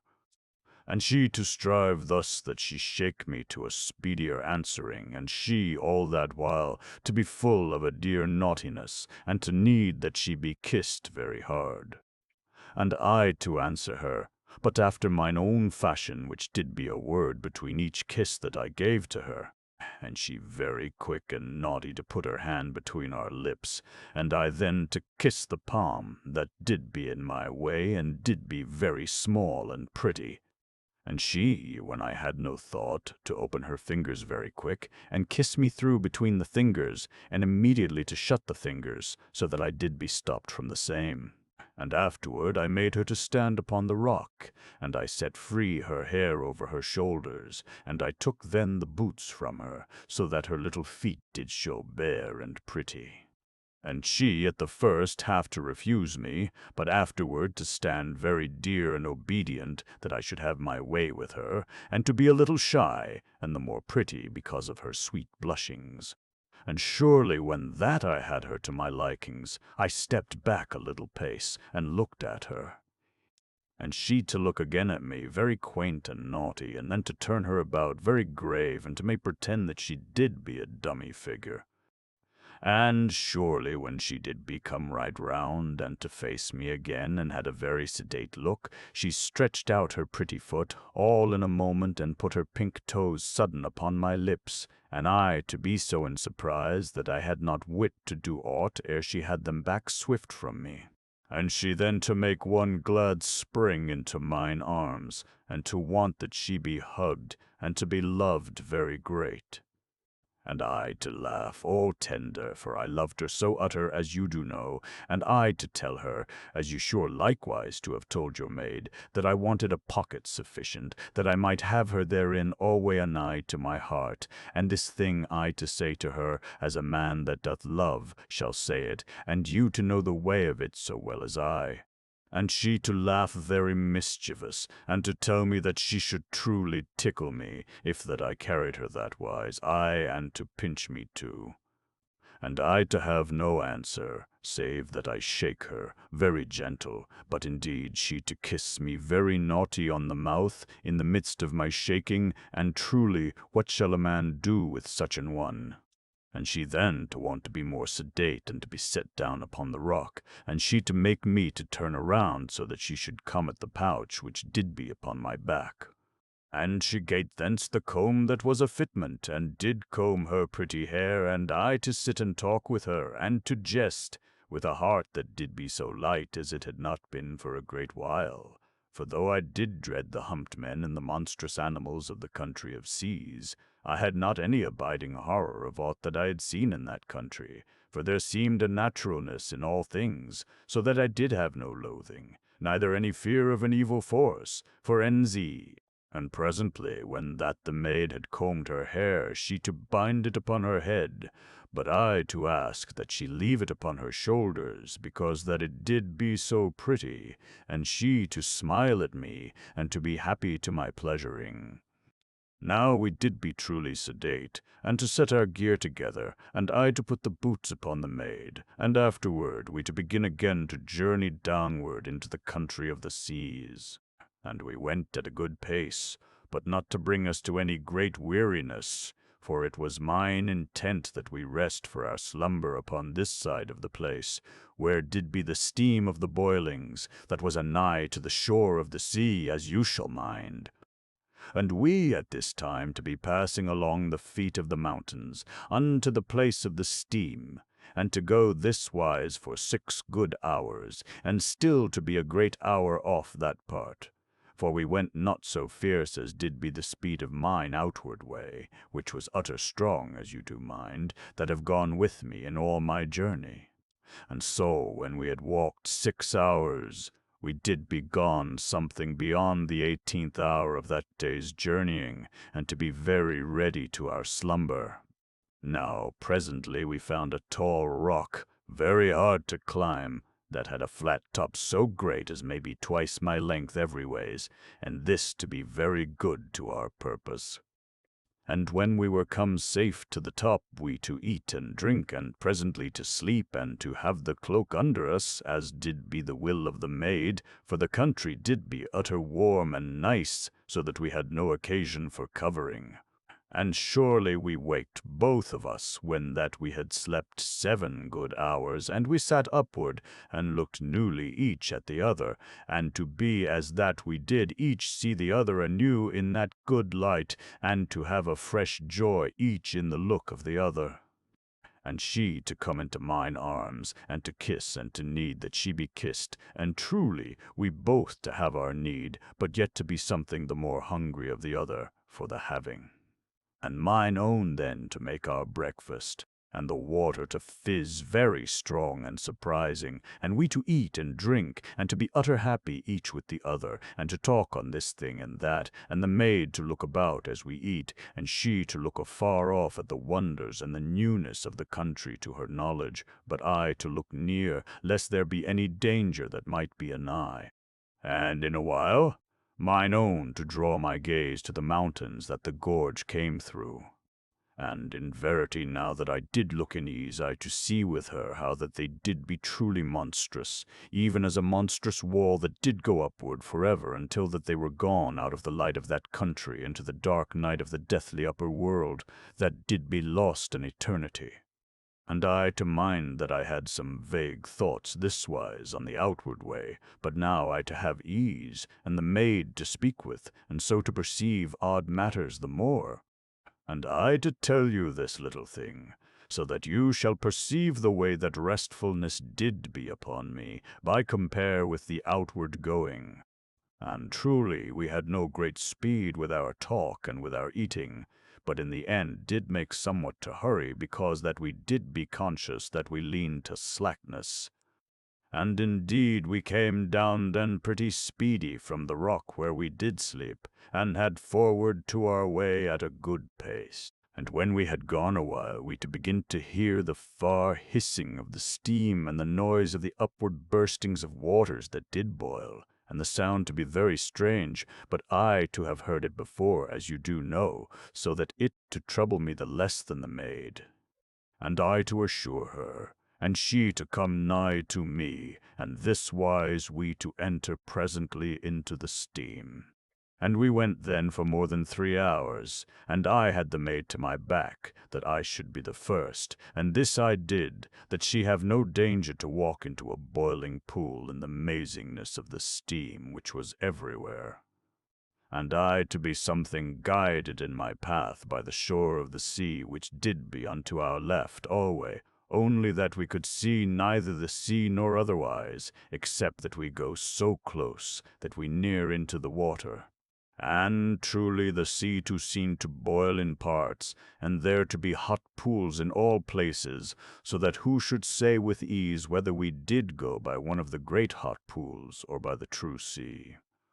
And this our constant puzzle shall be likewise to you, and you to perceive how that we did go utter wary. And about us from every part there did come the strange burstings and shriekings and whistlings of the boil of the waters breaking upward from the deep world. And odd whiles the sounds to be as of great monsters, and the earth to shake under us, and other whiles there to be a hush, and only the steam about us, and somewhere in the distance and uncertainness, a low piping of some steam cranny, very strange and lonesome sounding. And when it did be somewheres nigh upon the 4th hour, we came out of the thick steam, and the pipings and the roarings to be to our rearward, and soon the steam to be gone thin, as but a mist, and the noises to be very far, seeming, and presently we to become clear out into the air of that country. And the maid now to perceive the trees, which did be in great forests unto our right hand, while that the shore of the sea did go alway upon our left. And she to be utter in wonder of the trees, and to need that she pluck branches, and smell of them, and look at each leaf, and so to be all stirred, for never in that life did she to have seen such a matter as those great trees did be, but yet to be all stirred by vague memories that did seem no more than dreams. And you to think but a moment, and to perceive how the thing did be with her, and you to have been likewise stirred, if that you did be so strangely waked in a corner part of the heart, though but a little matter to wake you. Now, when the 6th hour did be full come, we made a halt in a wise place, and had there our tablets in the water, and afterward the maid bid me that I take her unto a warm pool that did be near by, and to ask that I turn from her, but yet to be a nigh for her protector, as I did be ever. And so she to wash, and to make herself happy with a sweet cleanness that did be proper to her. And afterward, when she did be done, she to act watch whilst I to mine, and to help me in all matters, that she was able, and truly I to be happy indeed that she did so have delight to attend upon me, and to treat me motherwise, yet truly with her maid heart not all hid, as you have perceived this time and that, as you have perceived this time and that. And surely thus did we go alway in these matters, and oft that I have not space to have told, and oft that you shall remember, if that I do be too full of other happenings to give heed to tell upon. And afterward we to our journeying again, and to talk upon this thing and that thing, and I to be watchful as we talked, and to tell the maid that she keep her eyes wary, but yet not to be of unease. And when we did go this wise for 7 good hours, we were come nigh opposed to the bright burning fire hill that did be offward in the sea, and had made me a warm light in that time when I did sleep in the tree, as you do remember. And truly, as I shall here mind you, we did be past 7 hours coming to this place, from the part where the steam did be, yet had I gone that space upon the outward way at a speed that was greater. But truly I might not set so great a pace to the maid, save mayhap odd whiles, and this thing I beg that you have alway in your mind, and so to understand why that we did be oft long upon this part of the journey, and that, by compare with mine outward going. And in verity I had set off our hour for food, because that I saw we did come nigh to the place where the tree did be. And I to know that the maid should like to eat and drink anigh to that place, and to know that I did sleep there. And surely I took her to the tree, and when that I told her, she to beg me that I indulge her, and that we go upward to that branch where I did sleep, and there to eat our tablets. And I to be willing, and to enter into her wishing, for indeed there was no danger in the climb, and I to go alway below her, so that I could be surety for her safeness. And we came up to the great branch, and she to make how we should sit, and I to have to show just where I did lie, and she to look very close, and to see that my weight had surely marked the hardness of the armor upon the bark, and she then to be upon that branch alone, as she did eat and drink, and to look outward at the light from the fire hill, and to be very hushed and to think, and I not to disturb her with speech. And when she did be done, she gat from the branch and kissed the place where I did lie, and lo! In a moment a thought came into her, and she drew her knife, and cut out a piece of the bark, and put it into her breast to be for a keepsake, and so to seem somewise contented. And truly I told her about the great beast when we were come down again to the earth, and she to cry out and to show me that there did be yet the mark where the belly of the monstrous beast did brush upon the earth as it ran, and moreover the broken places of the footmarks. And she by this to see how great a beast it did be, but yet did it be a little thing beside the slug, only that it did be a thing of horn and hardness of skin, as you have perceived. And truly I do mind how that the observings of the maid did bring very keen to me, how that there had passed but 17 days since that I did go onward from this place, and this to seem very strange and scarce credible unto me, for I had thought it somewise as a great time, and truly this to be because it was so marked by stress of the mind and great happenings, and you to agree in this thing. But yet also we shall truly mind that those times that I have called days did hold oft the hours of 2 days, and mayhap 3, as you do remember. Now we went onward then to our journeying, and I to make to carry the maid as ever. After that she had walked 12 hours, though she did walk 13 hours this time, as you have seen. And she to say that she go now upon her own feet through the next 6 hours, and so to ease me from the labor that did be needful to carry her. But I to know how that she did be like to be all gone of her strength this wise, in but a day or two, and we to make the better speed, if that I keep to my way, and to have her to walk 12 hours of every journey, and afterward to come into mine arms, for truly she did be bred less hardy than I, as you shall think from all that I have told concerning the peoples of the Lesser Pyramid, and moreover she was yet something weakened, as I did think, by the dreadful month of her lonesomeness and escapings, before that I was come to succor her. And truly, as I did carry her, the maid did make remark of her wonderment concerning me, in that I did be so hard of my body and set in the determination of my mind. And in verity I did be exceeding strong and of great hardness of body, and mayhap my will did be somewhat this way also, else do I think I had never borne to come unto mine own through so much desolation. And I to smile very happy upon her, for I did love that I was so strong, and very truly in delight that mine own maid did take gladness in this thing. And you to mind how you did be also in the love days, and so to have nice understanding of my naturalness and human pride. And surely the maid did nestle unto me as she did talk even, somewise, as a child shall come nigh to the mother, but yet also as a maid doth love to be nigh unto her man, if that she doth truly love.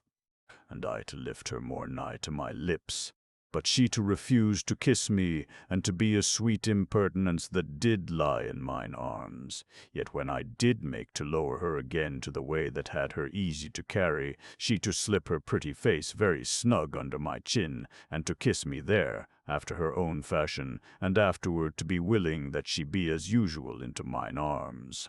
Now, as I set the maid again comfortable, it seemed to me that she was something tender, and sudden it came to me that mayhap the armor to be very hard and painful unto her, and I to ask this thing of her in a moment, and she to see that I would not be put off, and so to tell me. And truly I was utter angered with myself, and somewise also with her, in that she did not waken mine unthinkingness to this thing. And I set her instant to the earth, and made her to bare her shoulders to me, and truly they did be much bruised where that she had lain so oft in mine arms, against the hardness of mine armor. And I to be so angered that I near shook her, and she to see how I did be, and that she did be nigh to be shaken, because that I was grown so angry that she should let herself come to this foolish hurt, that yet I did know was very dear unto her secret heart. And, in truth, she put up her lips to me very sudden, and with a strange naughtiness, that she have her own way with me to tempt me from mine anger, that yet she did have to like. And, in verity, I near slapped her then upon her pretty shoulders, but that she ceased from her tempting of me, and instead she turned her shoulders to me, even as a child, that I button her garment for her. And surely when I had buttoned her garment, she came round unto me, and closed her hand, so that it did be a little fist, even as I did love her to do, because that it was so small beside my great hand. And she slipped her shut hand into mine, and surely I let it stay within very quiet, and made not to close upon it, as I did wont. and the maid did move her hand around in mine, that she make me to take notice upon her, and to grasp her little fist. Yet I did be very stern, for I was truly angered, and neither did I put her hand from mine, nor made to hold it, but only to let it bide. Yet truly I to be something stirred in the heart, part by her pretty ways. And in a little while she took her hand from out of mine, and did have daring to be cold unto me, and mine anger then to be quaintly renewed, and to think that she did well need to be whipped. And she made a naughty and foolish impudence upon that which I said to her, so that presently I did say that she did need such as should make her to heed her manners. But yet, as you shall conceive, I to know inwardly all that time how that even this true naughtiness did not stir me to proper anger, but more that it made me masterful, and to lack not that I make her to know truly that I did be her master, and in the same time to be strangely touched in a very deep and secret place of my heart. And truly love doth have strange actings upon the heart. And the maid to ask me in a very saucy fashion that did be intention to anger me, what I did mean that she to need. And truly I said that she did go the way to earn that she be flogged like any boy, and I to mean actual all that I did say, which doth something amaze me now. But, as I do know, I yet to be constant stirred inwardly by her beloved quaintness that did be always so dainty, even when that she did mean her naughtiness to be truly to anger me. And lo, when I told the maid this thing, that she did well go to earn a sharp reproof, she turned in a quick instant, and came close to me, all tender and small, and to need to be nigh to me. And she slipped both her closed hands into the one of mine, and truly they did be little fists.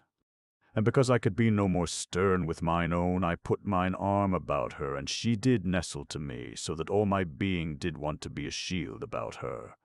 and she to hark very quiet and humble to my counsellings, and in the end did be so strangely hushed that I looked down to where her pretty face did be hid against mine armour, as she did love to do, when that I did be, those odd whiles a little stern with her. And I held her face away from mine armour, and surely she did be smiling, very quiet and naughty, so that I perceived that she did be good only for that time, and did be like to show again this wrongful and impudent spirit. Yet I not then to be in trouble of the future, but to hope only that I do wisely, if that she show again this waywardness. And truly, I to perceive now that I did be very young, but anywise, as you do know, I to act alway from the natural telling of my heart. And I shook Nani a little for this naughty spirit which did not be gone from her. For I perceived that my manhood had but stirred the woman in her to that strange, quick humbleness that had seemed to be a quenching of her wayward unwisdom, and truly it had not been stilled, but only sunken for a little moment in the uprising of her dear nature which had responded unto me. And the maid to look at me from under her lids, as I did shake her with gentleness, and I to know that mine own did be a wondrous maiden, full of all life and spirit, and to be held wisely and to be loosed wisely, all as did be for the best to bring out the uttermost of her goodness which did be in all her being, and to be very lovely, and to make me feel as that I did be a giant that held a white flower very tender, but I to feel also that I did be her master. And this may hap you to understand, if that you look into your hearts. And by all my telling you to know that I did be very dainty with mine own maid, that did be all of daintiness, but yet I to be masterful, as did be my nature, and a very proper way it did be with the maid, so that she did be alway reasonable in the main, and this to come out of her love, which did have pleasure to know that I did be master unto her, all in the same while that she did fight to show that I did be otherwise. And truly, and in part by this same showing, you shall perceive that her naughtiness to come likewise from her love, and the way that my nature did work upon her. Now I to shake the maid very gentle, as I have said, and with much that did be of play, but in the same wise there to be also somewhat of tender reproof. And surely that naughty maid to spring very light upon her toes, and had kissed me sudden and dainty upon the mouth, before that I did wot. And I to put mine arm about her, and to give her a little hug, and immediately then to matters that did be practical, for I was eager to have come across that stony part of the journey that did be before us, as you do know, before that we look for a place for our slumber. And this eagerness of haste to be, because of the great bird things which I had seen to go bounding over that waste, when that I was upon mine outward way. And surely after that I had thought a little moment, I bid the maid that she dress in her torn garments, so that these should be over the top of the armor suit, and this wise to make a soft thickness upon the top of the armor suit, that should act for a cushion between mine armor and her dear body. But indeed the maid would nowise to do this thing, and I not to make her, because that my heart perceived how it did be with her, and her reasons to be some ways mixed, as doth be proper in all humans, and the more so when that it doth be a maid that hath reasons, as you to know, if that you have ever held such dear perverseness in your arms. And she, as I could know, to be strangely in love, that her gentle body be bruised by the hardness of mine armor, and if this might not be, she to be not wishful that she wear her torn clothing upon her neat suit, and so to seem careless, and to lack to be dainty in mine eyes. For indeed she did be alway to wash herself, and to make tidiness, and she to have a way now that she did set the armor suit upon her, that had it to seem different, and she to have set a little sprig from the trees upon her breast and in her girdle, and so to seem the more of a maid. And surely a man doth know and love these things, but not alway to have full knowing how that they be done. And indeed you to be likewise with me in this thing, and we all to think we know, but somewise to be just a lack when that it doth come to the proof. And in verity the maid to find a way that she be eased of the hardness of the armor, and I to have come to the same thing in the same moment. But truly I do think she had been able to think upon it a long while, if that she had been so desired. And truly this was but that I fold the cloak very thick across mine arms and breast, and to take her then into the little nest that did be prepared. And surely, now that the maid might no more have her secret wish that she lie close against mine armor, she to be helpful, and to have the cloak folded so in a very quick while, and so to be into mine arms again, and we to be once more upon the journey, and she to nestle to me as that she did hunger to be nigh to me, and she to talk with me odd whiles, and odd whiles to be silent. And once I to think that she wept a little, and to know that she did be like to think upon her father and her own peoples, but she to have her face turned to me, so that I could but guess upon this thing, and she very soon to be hushed again of this sorrow, and to lie content in mine arms.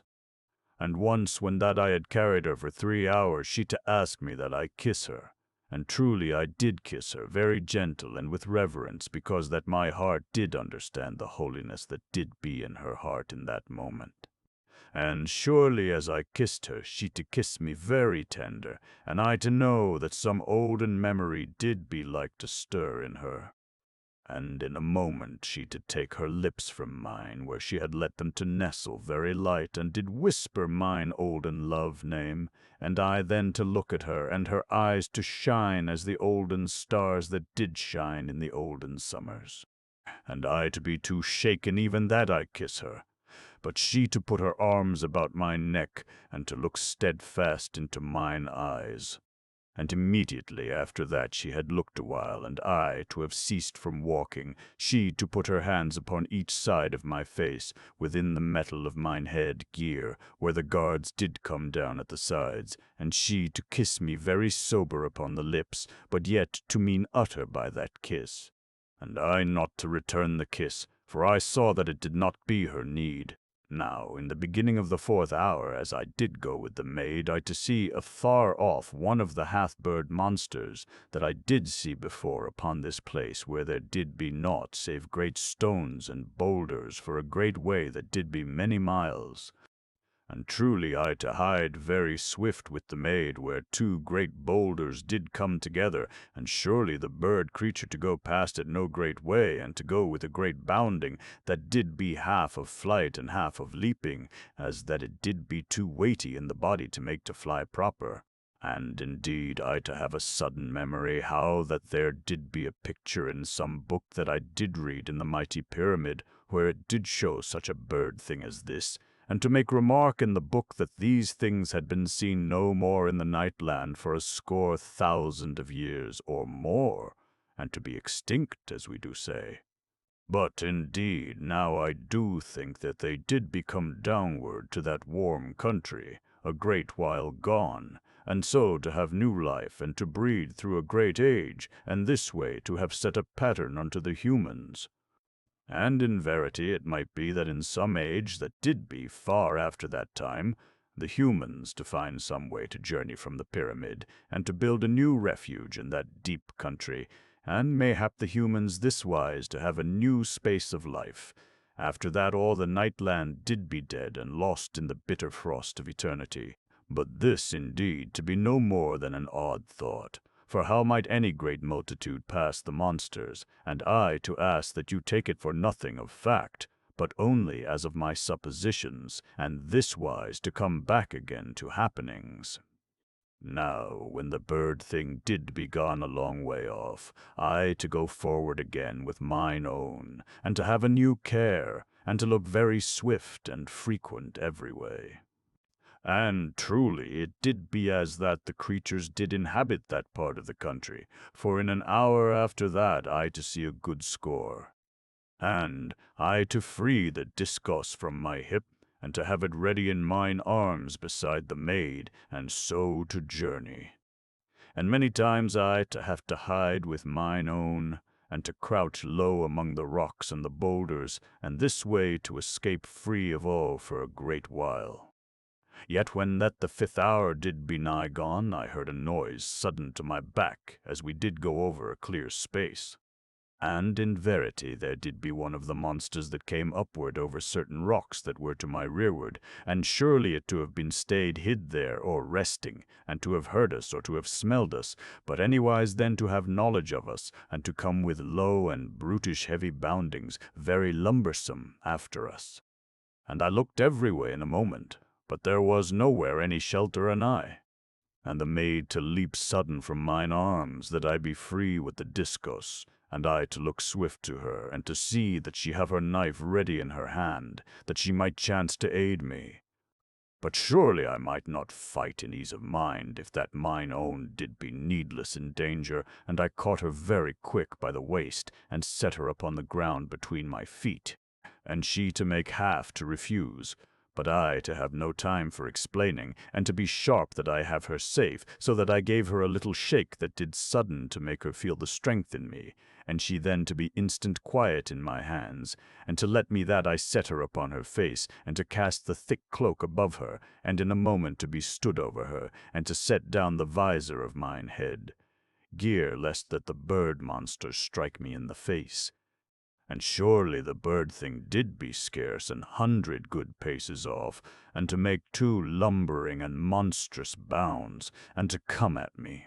Yet truly it made sudden a pause, because that the discos did roar and send out fire, as I made it to spin, but in an instant the great thing to come in at me upon the left side, and to strike me very hard with the bill, that did be so long as mine arm, and had surely gone through my body, if that I had been naked.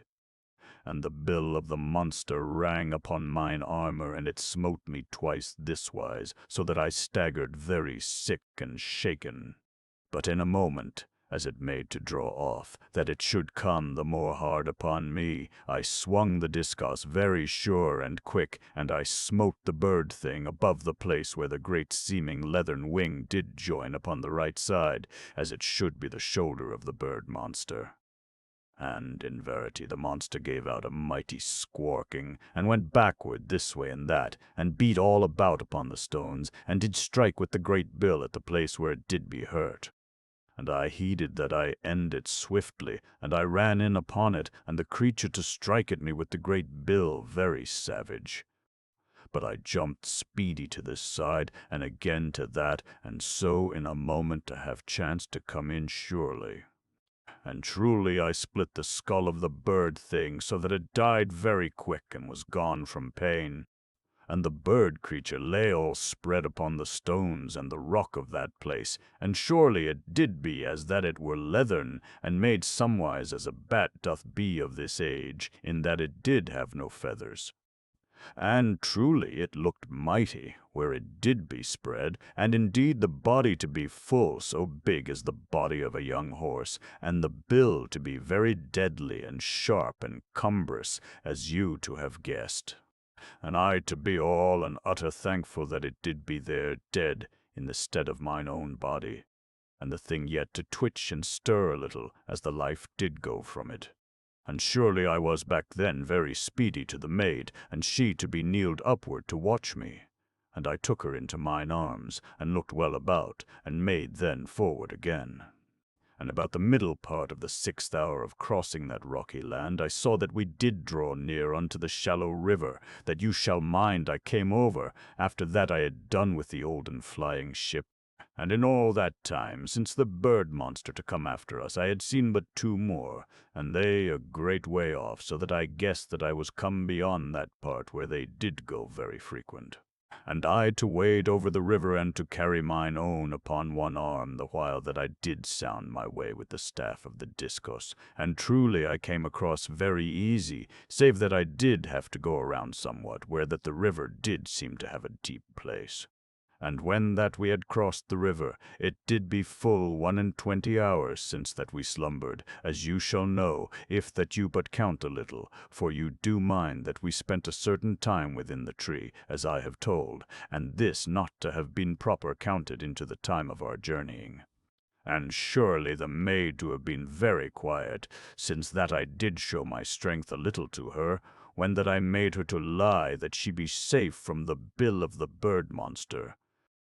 But she not to be anywise in anger upon me, but only as I do think that the woman in her did be something fresh, waked unto me, and she to be very content that she be quiet in mine arms. Now the place that we were come to was much spread with boulders, but yet to have the beginnings again of the forests, as you to remember, for I to have made some small remark of the land in this part, upon mine outward way. And we looked about for a fire hole, that I should dry my lower garments, and truly we had not passed many in a great while, but we to be in fortune, that we came soon upon a little fire hill that did be no more than so high as a man, and to have the rock all hot about, so that this did be a good place to our purpose. And I kissed the maid, and set her down out of mine arms, and when that I had looked well about, and seen that there did be naught to our sight to give us to fear, the maid to help me with mine armor, and afterward with my garments, and to ease me all ways that she could think of with helpfulness.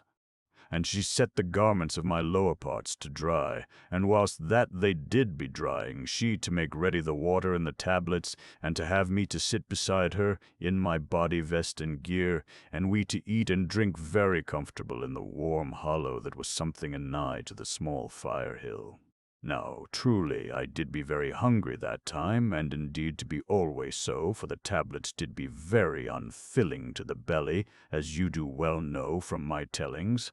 And when that I did be finished, I saw that the maid looked at me somewise oddways, and sudden she to come into laughter, and asked me whether that I did be very empty, and in the same moment there to be a wondrous dear look within her eyes, so that I perceived that there went a mother note under her impudence. And she to yearn, as I could know, that she have some way to feed me, but truly there did be no way, for we thought not to make to slay aught for our purpose, and we did be feared that we eat any root or plant, lest that we be ill.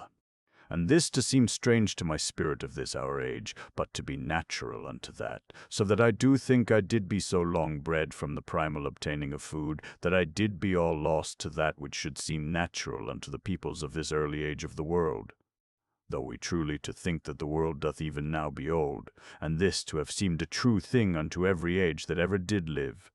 Now, beside that, we did lack somewise to think serious that we slay something to eat, in that the tablets did actually suffice to our strength. I to believe that there did be some other reason that I do forget, and mayhap never to have thought plain upon, but which to be set within me as an instinct, as we do say, and this to mean, if that I try to set it in other words, that the tablets did keep the body and the spirit in such condition that the forces of evil did have the less power to act upon us. Yet have I no remembering that I was taught in the preparation that I eat naught, save the tablets, and this mayhap never to have been set upon me, but to have been as a thing that doth never need to have been told, even as you shall not tell a grown man in this age that he shall refrain from dung and eat only wholesome matter.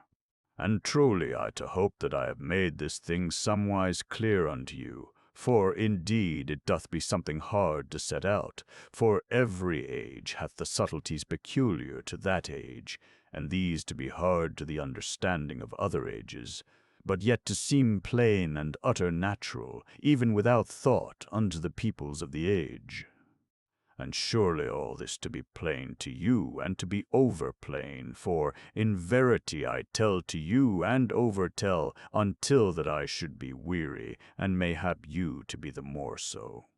And indeed I not to blame you, but only to hope that your understanding, which doth mean also in general your hearts, doth be with me all along my way. And indeed this my tale to be not easy told. And in verity, I to be back now unto the maid a laugh upon me, and in the same moment deeply loving and alack that she could not feed me, and I to laugh with her, and to have understanding with her as you to know, and indeed I to have an heart that doth be made someways natural unto understanding, so that even though I be dead when you read this my tale, you to feel that we be friends, and to know that could I meet with you in pitiful trouble, I to have understanding and love to you, if that you be not utter brutish, and even so I to be sorrowful that you should be brutish, and to have understanding, and this was you to be in human sympathy with me, because that you do feel that I be honest with you, and somewise even now to your elbow as you read. And this to be written now, and you mayhap not to be born a great while yet, but in the end to read and to have understanding with me, and to know how I did love mine own. And so we to go forward again, the closer, in that we do be the more knit in dear human sympathy.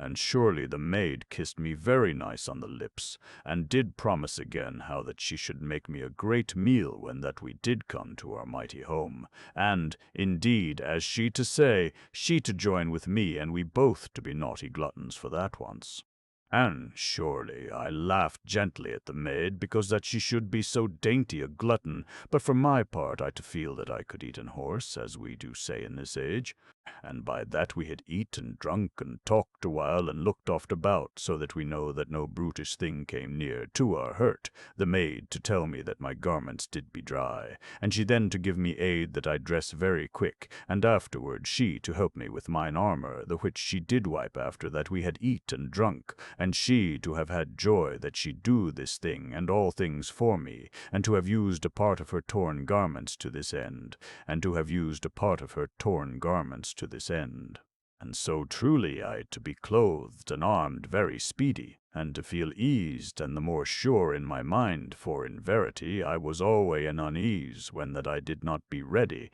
that I be able to meet any horrid brute that should be like to come upon us. Now, when that I did be into mine armor again, the maid to set the scrip and the pouch upon me, and all the while I scarce to be loosed of the discus as ever. And we then to our way, which did be that we find a place proper to our slumber. And when that we did be gone all ways, and no cave proper to our sight, we found a great tree, that did be set off alone, and had a plenty of branches, but none that did be near to the bottom part. And surely I gave the maid a lift, and held her up so far as mine arms did go, so that she might stand upon the palms of my hands, and be steady against the trunk of the tree, and she this wise to have a hold upon a branch, and so to go upward. And truly, when that she was safe, I loosed one of the straps from the pouch and the scrip, and I cast this up to the maid, and she set it strong about the branch. And when I had caught the downward end, I went upward very easy, and afterward took loose the strap, and this way we did be something safe, as you shall see. And we climbed upward then, and so came to a part of the tree where the branches did be very thick together. And we made here a place for our slumber, and the maid set the cloak over the branches that did be so close, and afterward we lay down. But first I set the strap about her waist, and thence to a branch, and she to refuse sleep until that I be likewise, so that we did be both very safe from any fall. And she kissed me, and we then to our slumber, and very weary, for it did be 22 hours by this since that we had sleep. Now we had 8 hours in which we slept utter, and we both to awake, as it did seem in the same moment. But truly I to think that mine own did be wakeful before that time, for indeed, as she put her arms very dainty about my neck, that she kissed me, I did have a quick and sudden knowledge that I had been kissed oft in my sleep, and this to have been but a little while gone. And surely it did seem to me that mine own did have a sweet and contented mischief inward of her eyes, but yet she to be very sedate outward, and to kiss me loving and dear, and then we to our breakfast upon the cloak. And afterward I climbed to the topmost branches of the tree, and looked well over the country all about. But there was no brutish thing to my sight in any place, neither near nor far. And I came down then to the maid, and told her how that there was quietness of life all about. And we had our gear together, and went downward to the earth, and I to help mine own, and this way she to be safe. Now, as we went forward upon our journeying, I perceived that the maid had a wayward air, and truly I thought that she did have her heart all set toward naughtiness and mischief, and in the same moment that I was in this belief, I did know in mine understanding that this did spring from the workings of my nature upon the nature of mine own maiden. And Naomi to walk in the first beside me, and to have no word for me, because that she did be so filled with the stirrings of her naughtiness, that did be in the same moment very sweet unto me, and yet to waken all that did be masterful within me. And she to be that she did know, and to delight in her secret heart that she wakened that which did be masterful in me, but yet in the same moment to be strong determined that she be not mastered by me. And surely this to seem contrariwise in the words, but to be clear to the heart, if indeed you have ever been loved by a dear maid of an high spirit. And above all this, the maid did be filled with a love for me, that did beat and dance in all her being, and this in truth to overweigh all. But yet from this same thing her dainty naughtiness to be borne, because, as I did say, my manhood to stir all her nature upwise in sweet trouble that did be half of rebellion, and half that she did ache that she be close unto me in mine arms. And in verity you to be with me in all these things, if that you have had the love days beside a dear and dainty maid, of an high and pure and natural spirit, so that if you be old these days, even but the light merriment of a passing maiden to bring a pain of wonderings and golden memories upon your heart. And presently I saw that mine own put a little space between us, as the naughtiness did work in her, as my heart to know, and she to be offward from me a little.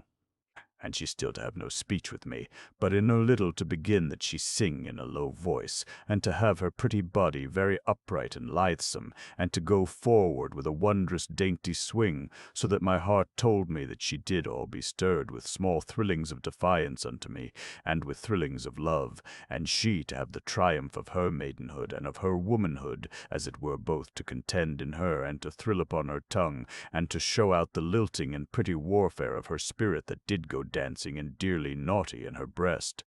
And surely I went very lifted in my heart and astir, for it did be wondrous to me that this lovely maid did be so utter mine. and to see but the way that she set her feet to the earth, and the way that she did lift them sure and dainty, and the way that her body did be poised, and the way of her head, and the way of her naughtiness, and the sweetness and the love that did be wrapped in withal, did make me want that I have her in mine arms. But yet I not to do this, because that in the same time that she did so stir me to love and admirings, she to set somewhat else in me at variance, so that I did have to feel stern with her, for I perceived that she had that naughtiness then within her, that she did be like to have a real intent of impertinence unto me, so that she should be naughtily outrageous, and to have no heed to my advisings, neither unto my desires, unless that I set my hand upon her, to make her to obey. And truly you that have had dear maids shall follow mine explainings, but unto others I know not whether they shall understand, until they too have been possessed of one that shall set all their heart adrift, even as this one that did be mine own. And sudden, I to know that Nanny did change from her low singing unto an olden air that had surely not been heard in all that eternity. And in verity, for a little while, I not to know why that it did so shake all my heart, nor what it did be, nor whether that I had truly heard it before, or only to think so. And surely it did be as that the silence of the olden moonlit word did steal all about me, and sudden I to know that the maid did sing an olden love song of the olden world, and to go halting a little as she sang, because that the words did steal something oddwise through the far veils of her memory, even as a song doth come backward out of dreams. And I to feel all my blood to seem to tremble in my veins, and my throat to be troubled, as with vague sobs that did be the ghosts of forgotten tears. And the dim sorrow that had come so swift and strange upon me, to be likewise steeped in golden mists of the love that I once did love, and the glamour to become all fresh upon me, and I to know in that moment how much we do forget, even when that we do believe that we have all memory and all sorrow within our hearts.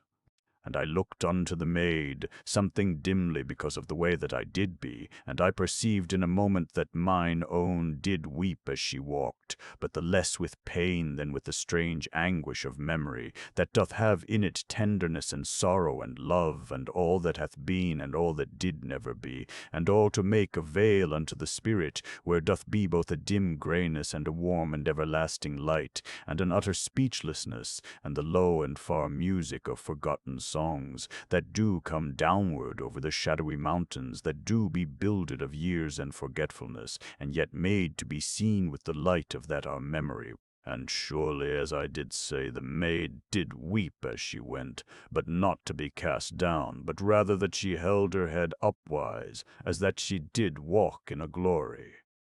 And the song to come oft broke and oddly, and to set her voice to little human quiverings, as her memory did shake her sweet spirit unto tears afresh, and she to walk with her pretty head upheld, and as that she did go in a triumph, and the tears to come down strangely upon her face, and all her soul to be there pure and wondrous, and in the same time both troubled and glad. And this thing to be very dear and amazing, and she to be as that, she not to know then that she sang, but as that she did be lost in her thoughts, as we do say, and this to have come sudden upon her, out of all her upliftedness of spirit, that had been like to make her very open unto all subtile and subtle powers of thought and inward stirrings, as you shall think. And again the song to come full remembered and fresh, as that this eternity did be but the yesterday of that moment.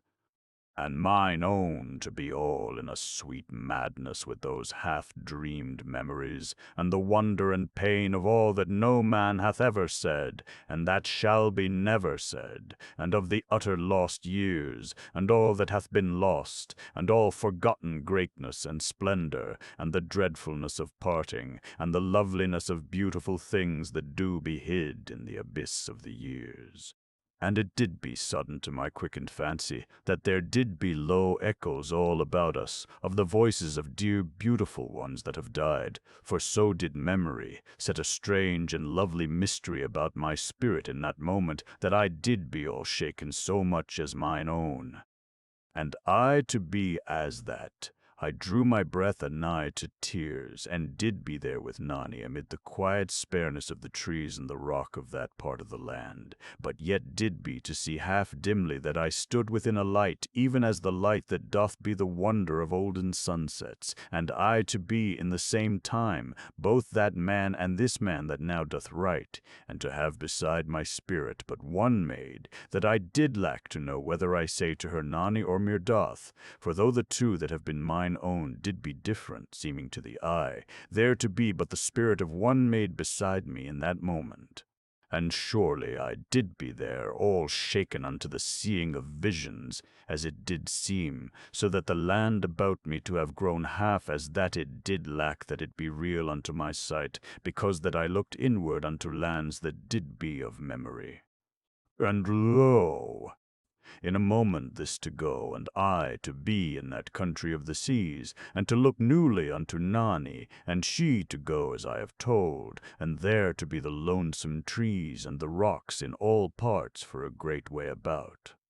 And sudden as I looked at mine own, she to come round unto me, and she held out her arms, and did gaze at me with such a love, as that she were transfigured, and to need strangely that she be in mine arms, and surely I to an holy need that I have her unto me, because that, after all, there did be no wonder so great as that wonder, that when all did be said I did have mine own, after that all eternity had nigh passed. And in verity we ran each to the other, and did be silent, because that there was no speech of words by which we could say aught of all that did be in our hearts. And truly you to be with me in understanding, for you too mayhap to have suffered this wise of dumbness, even if that it hath not been so great, but yet to make you to know. And presently we grew quiet in the spirit, and mine own to come back again to her joyousness, and to go beside by me as we made forward. And presently Nani to begin that she look at me with dear impudences again, that did be very sweet unto me, but yet to be like to lead unto defyings. And truly by these things shall you know the spirit of mine own maid, and there to be none to me that ever did be like her. But indeed you to think that wise of the maid that you did love, and all the world to be thinking each these thoughts of one dear maiden that doth be the one maid in all the round world. And this to be the lovely niceness of the human heart, and I not to have any grumble thereat, but yet surely you shall say that this maid that did be mine own did be very dear and lovely. And in verity I to show my human heart in this thing, for you likewise to want that I think your maid to have been just so dear, and the more so. And indeed we ever to be going these ways, and to have good comradeship of understanding, because that we have all loved and suffered joy, and had utter belief in a dear one. And surely a defyingness to come presently into the way that the maid did go, and she to walk a little offward from me, and truly I looked at her both with love and yet with somewhat that did be to reprove her gently, and all in the same moment that she to make my heart stirred with her sweet naughtiness. And she to look sudden at me, and to be that she half to intend to run to kiss me, but also that she be minded in the same moment that she set herself up impertinently against me. And in verity she made me to harden my nature a little, as manhood doth make a man to do, and this because of the rebellion that I knew to be in her, and she likewise to know. But she hid her eyes when that I shook my head, half with play and half with earnest, and was then impudent unto me, and gone from that in a moment to her pretty singing and her naughty walking apart. But she no more to sing an olden love song. Now in a while we passed a basin of rock, in a place among the trees, and there was a warm spring bubbling in the rock, and the basin to be full of water, very warm and with some smelling of chemistry. And the maid told me that she would wash, and I to think it a good place for that end. And when I had tasted the water, I found that it did seem smooth and proper for our intent, as that there did be a verity of an alkali in it. And truly we washed, and after that I was done, the maid bid me that I turn my back, and I to do this, and she to mock me very naughty whilst that I could not see her, and to seem very quiet, for indeed I heard no splashings of water, though I stood off from her a long while, and she always to say naughty things unto me, as that she did mind truly to have me angered, for indeed she did have a plain intent that she mock at me, and to ease not her wit, will remead, she did have a plain intent that she mock at me. And surely after that I had stood a great while, I asked the maid when that she did be like to be done, but she to say that she was nowise ended of her toilets. And I knew very sudden that she made foolishness upon me also in this matter, and I turned upon her, and lo,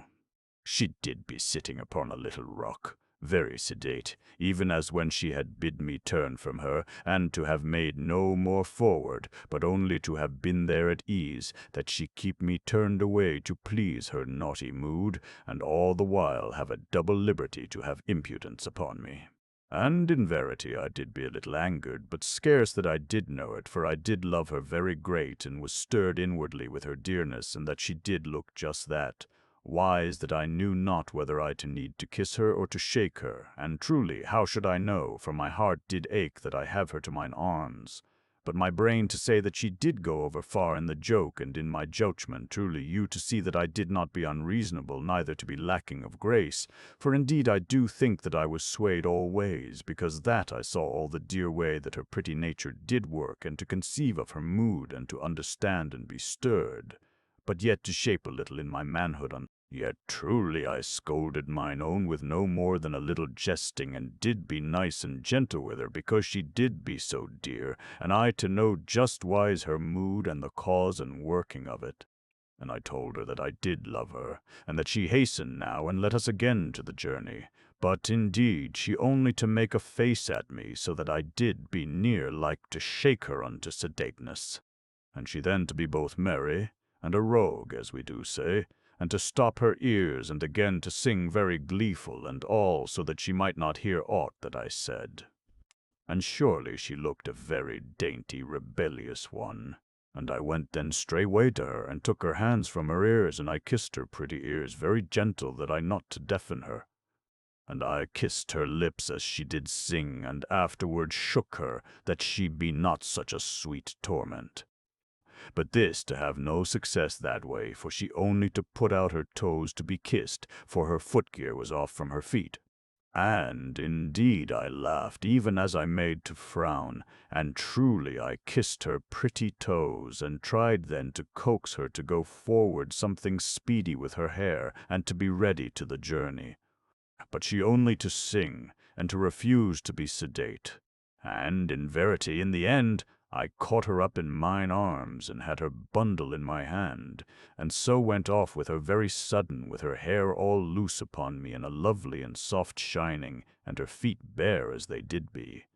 And this action I made, because that I was grown truly a little stern with mine own, for indeed she did have to need that she be whipped unto properness, as you shall think, that have seen how she did be this wise, only because that her nature did be stirred strangely, and her womanhood and her maidenhood to be all unto war, and in part to make a rebellion against me, that she did no glad to be her true master, but yet she to be thus, even though she did be so glad.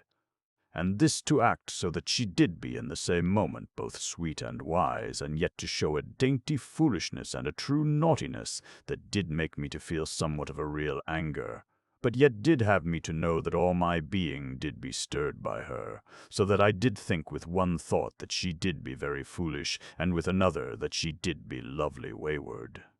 Now, when that I took the maid up so quick, and made off with her, she to give a little gasp, and to submit to me with a quick humbleness, but immediately she to regain her courage, and to be outraged of me.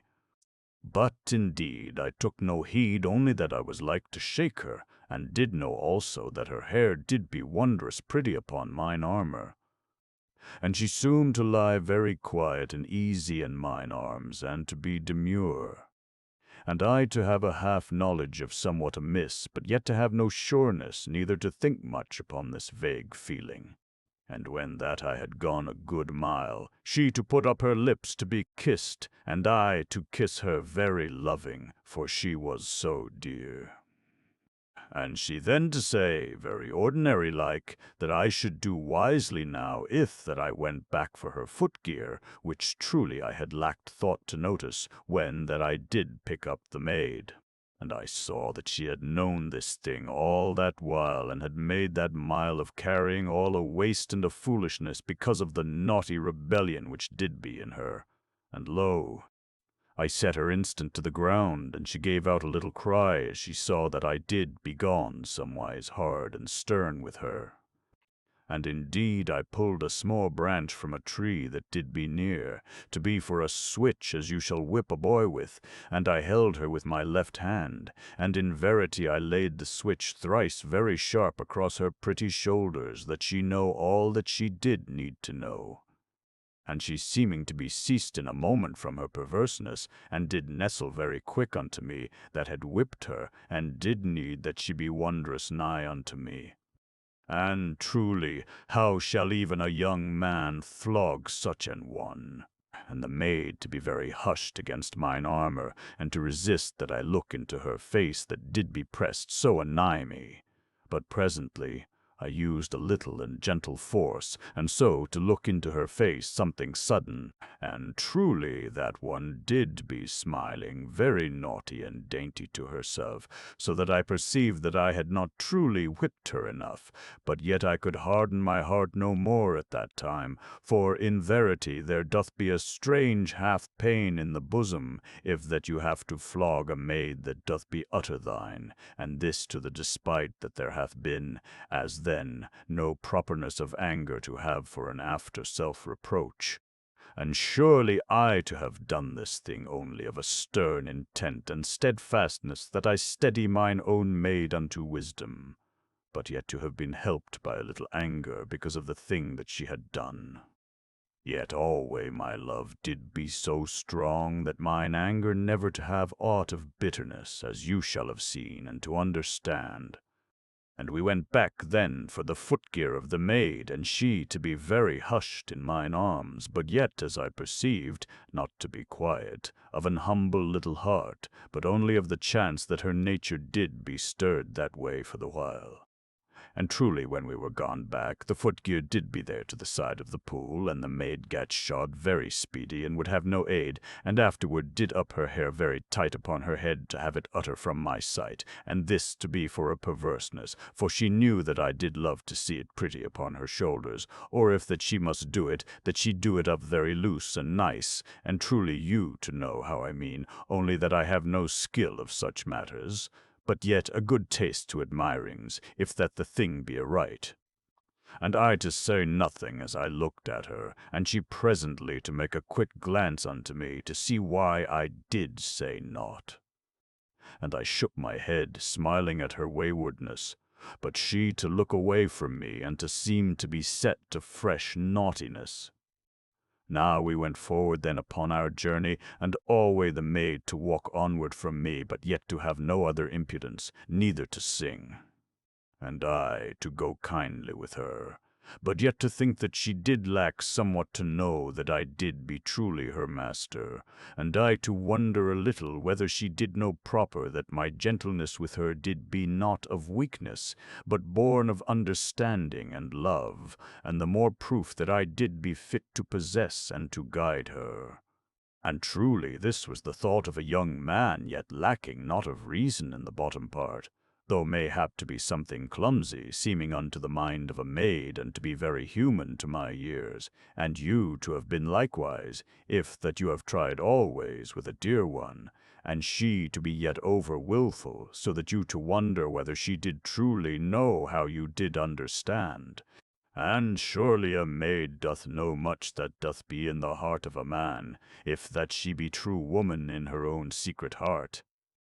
And oft she doth know more of her man than her man doth wot of himself, and to go her own diverse ways that she search out and bring forth and waken all that is the inward being of the man that she doth love. Yet when that she have stirred you in the deeps that you scarce to know, she to be all fearful, and in the same moment to have no fear, and to be in rebellion, and in the same moment to be most strange humble, and all to be born of love, and nature in action upon nature.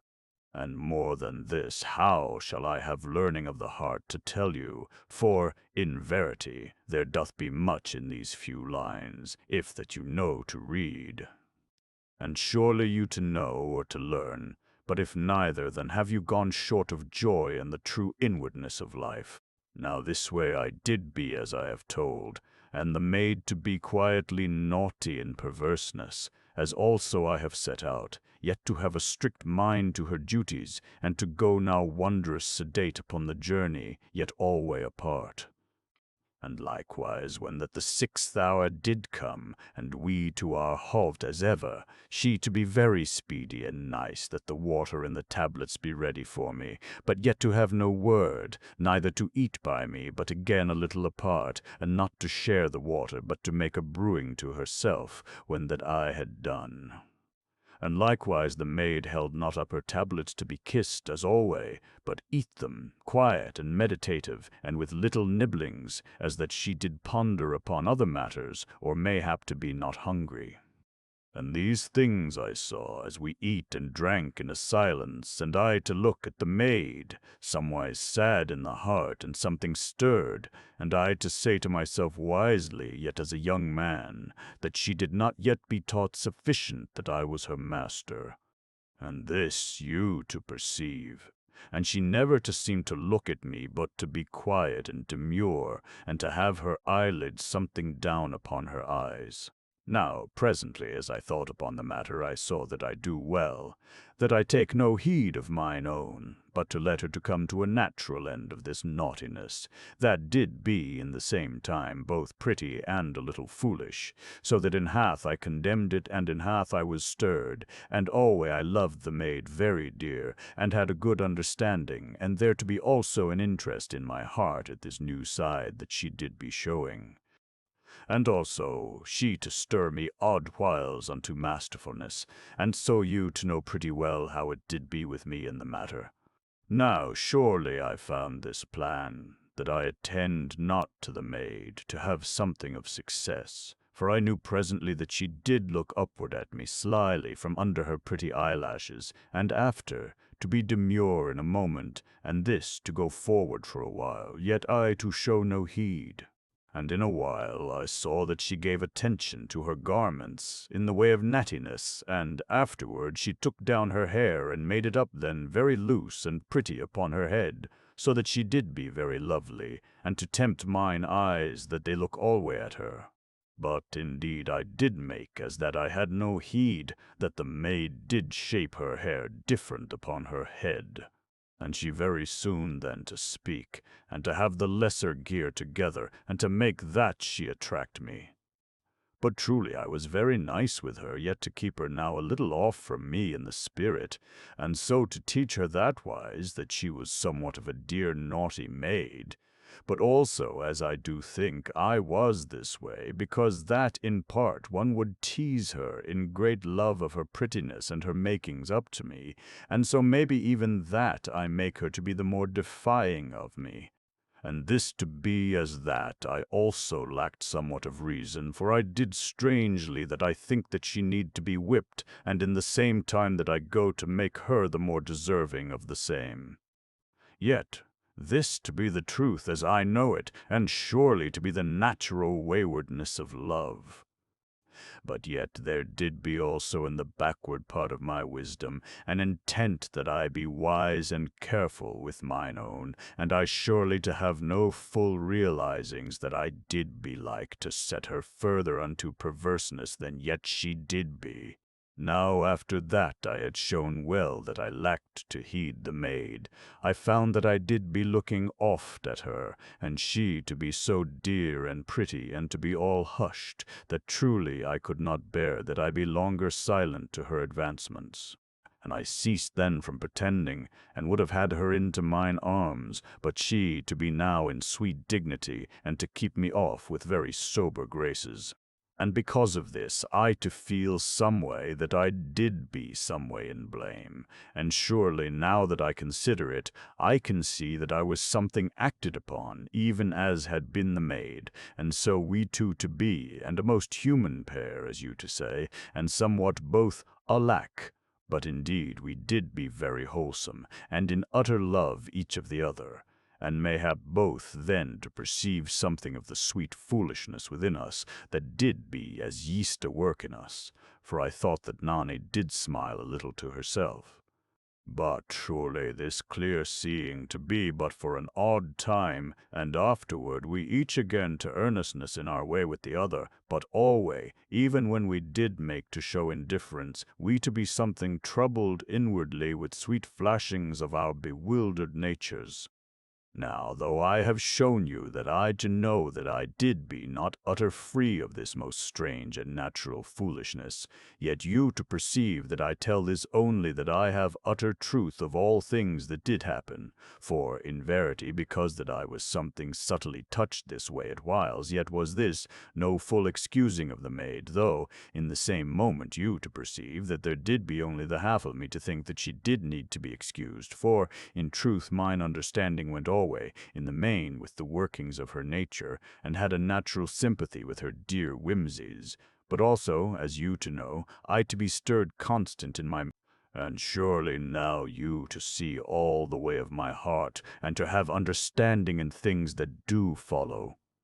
And alway you shall mind that I did love her utter, and to crave alway that I be a shield unto her, though truly there doth be, mayhap, somewhat in me that doth act to make me a little stern seeming in my love, but yet not oft so, as you do know, that have gone with me in all my tellings.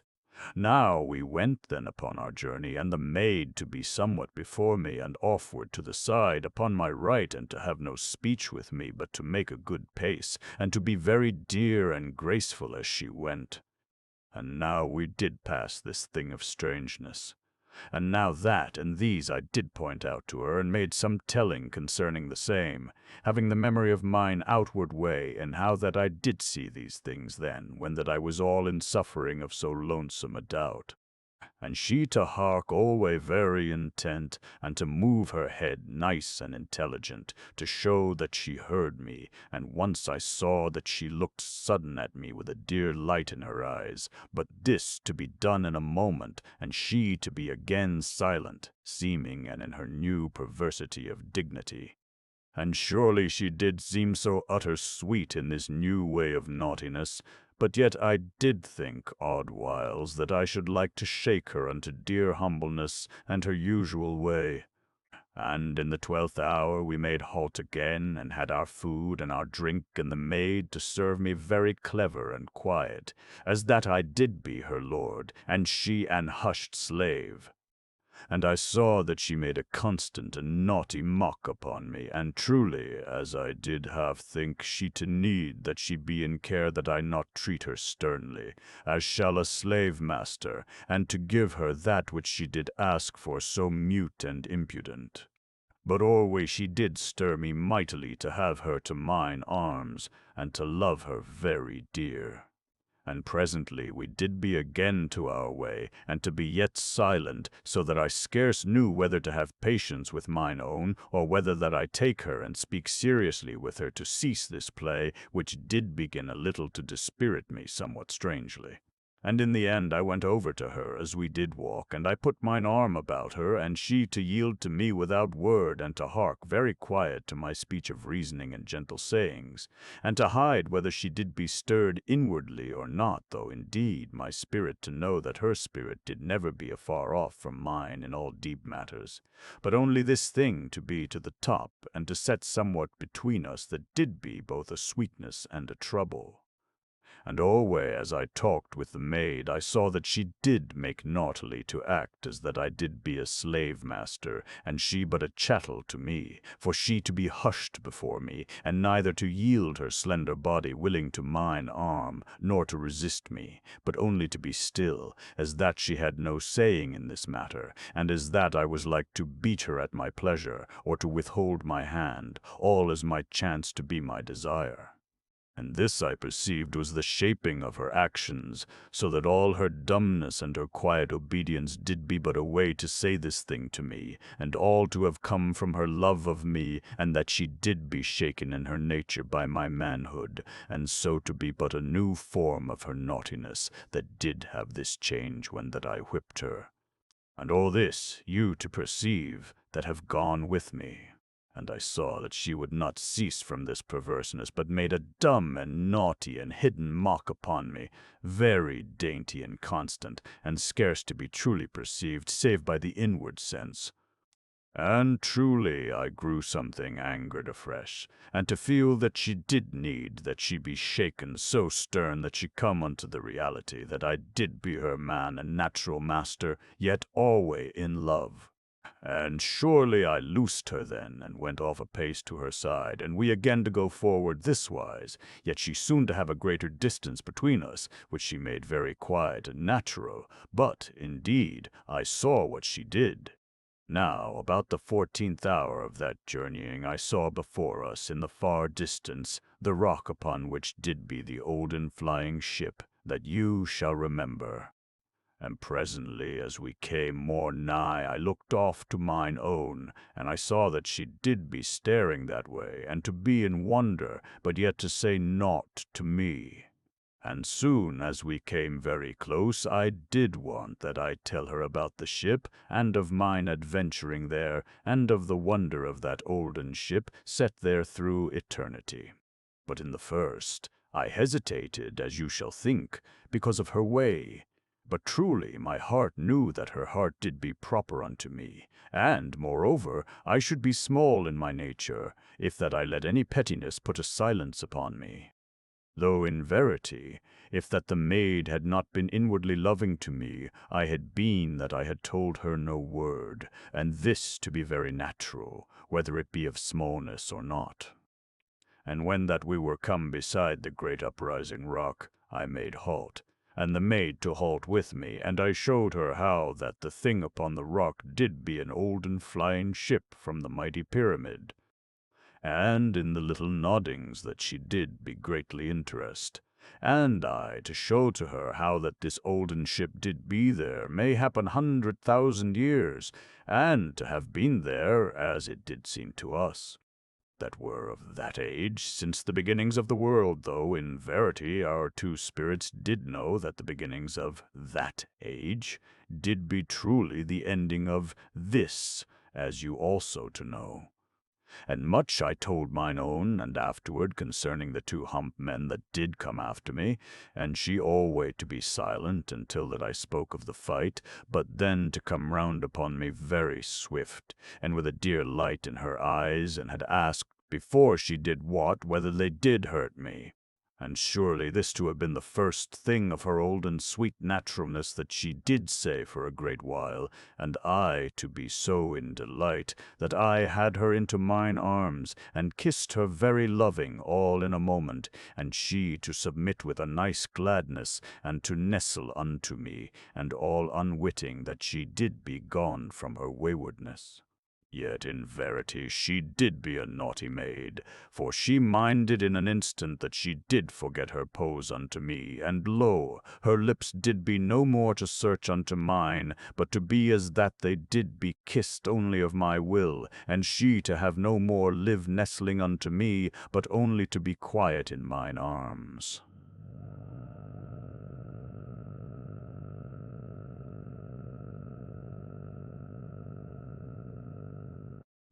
And I looked into her face, and her lids to be down somewhat over her pretty eyes, and she did look very hushed and demure, so that truly I knew not whether to shake her or again to kiss her.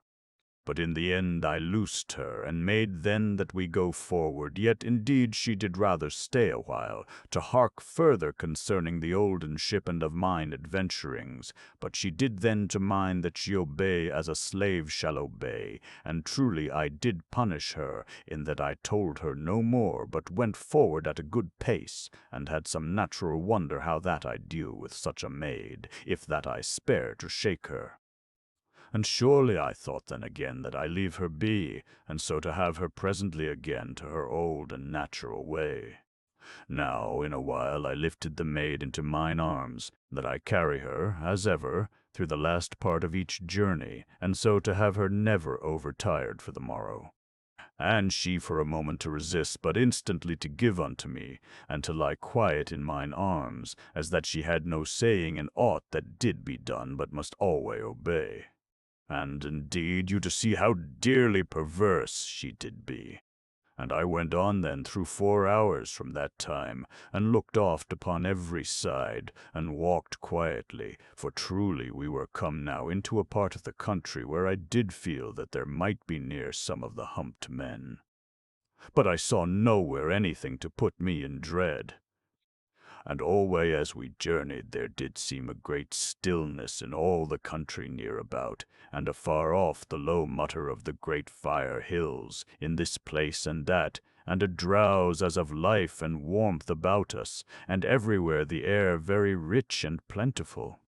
And presently, when that we did be come down from that high place where did be set the rock and the olden ship, we came in among the trees that came very nigh to the shore for a great way, and oft as we did go, there were clumpings of small fire hills that did cast fire and noise, and oft the roaring of monstrous springs a boil, and then again the smell of the woods about us, and oft still in odd places the low near sound of a little fire hill that did burn lonesome in some clear space of the woods in this place and that, and afterward we to be gone onward again into the dull low mutter that did be in all the air of that country, and that did but make a seeming of silence. Now, about the 18th hour, I to note that the noise of the great fire hills grew more loud, and I saw presently over the trees, afar upward in the great night and gloom that did lie above, those two mighty fire hills that I did feel to make the earth tremble in that part upon mine outward way. And surely I have told something of this before, and you to remember, if that you but think a little moment. Now it may appear strange that I speak this wise of seeing the two hills of fire, as that I had perceived them sudden. But indeed I had been long able to see them both, yet to have had no attention to them, because that they did be a great way off, and because they did be but two hills of fire, in a country that did be plentiful with such. And truly I not to have said aught about them, only that our path did take us now by their feet, and I to see them, as it were, newly, and to have nice ease of heart to perceive how that they did be a wonder unto the spirit and the brain for all time. For it did be as that the earth had a constant shaking within miles of them, and that a monstrous force of nature did be in that place. But yet there to be no desolation around, as you should think, but in all parts a wondrous growing of trees and great plants in abundance, and the trees to grow upward upon the shoulders of the mountain, and there to be no falling of hot rocks and ash, as you to think, but all very sweet and wholesome, as that the mighty valley made a chimney to the mountain, and mayhap to others, so that their waste, if that they had such, did go free. But, indeed, you shall take no heed of this explaining, save as an odd thinking that hath come to me, and to be without foundation. And there to be no surety of the reason to this, only that there did be no falling of ash in that part, as I do know. Yet in other parts of that country the fire hills did make new mountains of the matter that did come from them. But this not to be always so, and there to seem to my knowledge no cause to order why this did not be constant, save that my guessings to be right, or naught to be blown from some. But indeed I to be sure only of that which did be plain to mine eyes.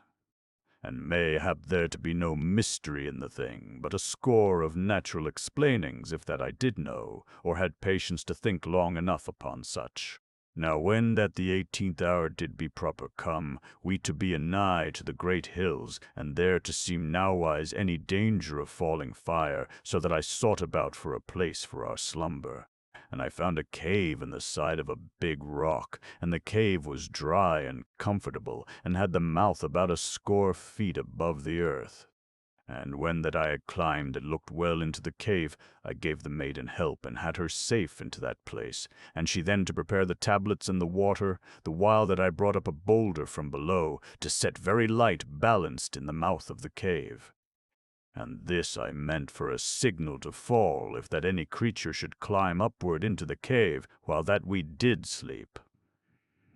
And surely you to know this plan, for I did it before, as you to have learned. And the maid sat near to me and eat her tablets very quiet and with a demure naughtiness, but yet to be also in wonder, and to gaze outward at the great fire hills, and to be in awe as I did know. And I put my half anger and my play from me, and told her of mine outward journeying, and how I did go by these same mighty fire hills, that did seem as mighty torches to light me in my search, and to have held a new strangeness and wonder over my path. And she still to be silent, but yet to look at me twice or thrice with a very dear and loving way, though she did hide her eyes in a moment, when that she saw that I perceived her. And soon the maid spread the cloak for our sleep, and while that she did this I looked well about for any creature that might be anigh, and I had an especial thought unto the humped men, but indeed there was naught living unto my sight, and nowhere did I see anything to put me in fear for our lives. And truly I had a great viewing from that place, for we did be in an upward rock that stood in a high part, and the cave to be 20 good feet aloft, as I have told, so that all made to set us in a lofty place. And the cave to look toward the 2 mountains that did rise upward no more than 12 good miles off from us, as I do think, and the country between to be somewise as a mighty park, for it was spread much about the feet of the great fire hills, and did be bare in this place and that, as that rock did make the earth naked there, or the falling of some later fire to have wrought thus. And between the bare parts there went strange and romantic woods, seen mistily, and in parts the gleaming of waters, as that hot lakes did be half shown among the broken forests. And presently the land did go upward with a monstrous sweep, and was then in great terraces in the height, and trees to grow very plentiful upon the mountains, in sundry parts, and so those 2 mighty hills to go upward to meet the everlasting night, and presently to show strange uplands that did be seen very wondrous and queer in the light that did glow from the vast glowing of the fire, that did glow from the vast glowing of the fire, that did be a crown upon the hills, that did seem in verity to be that they burned halfway between that known world, that was mayhap 200 great miles above in the everlasting night, and I looked upward for a while, and was much held by the mighty uplands that did be on high, yet did lie utter far below the burning crests of the mountains, and showed vague and sombre and dreadful seeming, because that they did be so lost upward, and to have the mystery of the red shining and of the shadows upon them, and to seem to slope far under the great fires, but yet to be a place where no life should ever come, because that they did be so monstrous a way upward beyond the great shoulders of the hills, the which did be themselves a huge way up. And truly I should give you somewhat of the affecting of those grim and unknown uplands, if that I said they did seem to my fancy to be a place where a sorrowful thing might wander lost forever. But why I to think this thing, how shall I say, and do tell it to you, only because that it doth seem to hold in the thought the grimness and utter desolation of those high and lonesome lands. And by this I was done looking, and turned me about, and so did find that mine own did stand silent, and waited that I come to my slumber. And surely I looked at her, but she did have her lids something downward, when that she saw me turn, and so in the end I said naught, but went to my sleep, and had the discourse very handy, as ever, beside me. And I then to know that mine own did lie down beside me, to my back, as alway, and this to gladden me, as you shall think, for I perceived afresh how thin did be the crust of her naughtiness, and I to be always stirred and touched in the heart by her loving naturalness, that did need alway that she be near to me, save when she did play this naughtiness upon me along the way. And I saw that she had no mind to be perverse whilst that I did slumber, but must now be nigh unto me, and quietly loving, though nowise truly ceased from her naughty acting, that I did be as an hard slave master, because that I had whipped her, yet she to have somewhat a truce with me, as my heart did know.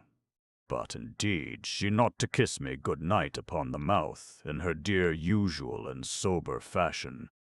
And surely I did lie a while, and pondered upon the maid and upon all her ways, and I perceived that she kissed me not, only because that she did not be able to break utter from her perverseness, that did come from the stirring of her nature. And truly I did love her, and was half-minded that I'd turn about to her and take her a moment into mine arms, but yet to abide from this, because that I was set, that I wait a while, and to bring her to me this wise, mayhaps. And presently I knew that the maid kissed mine armor, very quiet and shy, because that she must kiss me, yet to be intent that I have no knowledge of this pretty act. But indeed I did know in all my being, and did be newly tender unto her, yet to say naught, and to wait. And thus I knew presently that her breathing did go easy, so that I perceived that she was all content and gone over unto slumber, somewise as a little child that doth be weary, and doth sleep without care, and with happy assurance. And in verity, did a man ever to have so sweet and gentle a maid, that did be in the same time so troublous and perverse? And I to lie yet a while, and to note the constant tremble and shake of the rock that did be under us, and this to be alway thus as I did lie, and to be the more plain because that I did be quiet in thought. And this, as I conceived, did come from the earth-shaking that was made by the inward fire of the world, the which did make a vague trouble in all that part of the land. And then in a little I was gone over into sleep, and waked not for 7 good hours, and then to hear the fizzing of the water very brisk and cheerful, and so to have mine eyes open in a moment, and to know by my timekeeper or dial, that was somewhat like to a watch of this age, that I had slumbered through 7 good hours. But this to be learned after that I had looked to see whether mine own did be well, and whether that the boulder did balance in the mouth part of the cave. And surely there did be nothing in harm, for the boulder was there as I did put it, and the maid a little off from me, and did make ready the water and the tablets, that we eat before our journeying. And I rose then, and in the same moment I did know that my mouth had been kissed whilst that I slept, and the knowing to come to me vague, as that I had been kissed in my dreams. And I looked over toward the maid, but she to have her lid something down upon her eyes, and to seem very demure, so that I saw her naughtiness was come again upon her. Yet truly I could not bear that I not to have her into mine arms, for indeed her perverseness did seem as that she did the more tempt me unto her. And thus I came to her in a moment, but she neither to resist me nor to give herself unto me, but only to be still in mine arms, and to do no more than submit very quiet. And because of this I loosed her unkissed, and was silent, and a little to be angered, even whilst that my heart perceived the way of the working of her heart. Yet truly I ached now that she come back to her dear natural fashion. And I eat my tablets and drank some of the water, and the maid to do likewise. And afterward I looked well from the mouth of the cave, but did nowhere see aught to put me in trouble for our safety, though truly, as presently I saw, there went an herd of strange creatures afar off in the northwestward part, which did be that way of the country, beyond the feet of the mountains toward the inland. Now, when that I was something assured of the safeness of the way, I gat the discus to my hip, and the maid to have the scrip and the pouch ready to my back, and her bundle to her hand, and so all to be ready. And I went downward from the cave, when that I was girt, and gave aid to mine own, and so to be soon upon the journey.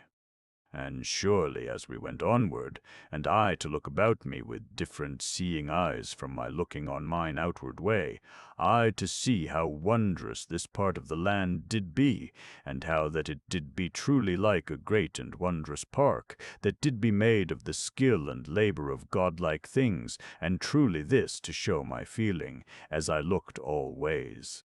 And all that part did be bred of the inward forces of the world, and did be burned clear in this place, and upheaved in that, and made to an hot lake in another part, and odd whiles there to go a great steam fountain, that did whistle a lonely song forever. And anon there to be a small wood, and again a wood, and oft the quietness of great and strange trees that did stand alone. And here, and in that part, a little fire hill, that did be surely no greater than an house, and we to pass 7 of these in but 3 hours.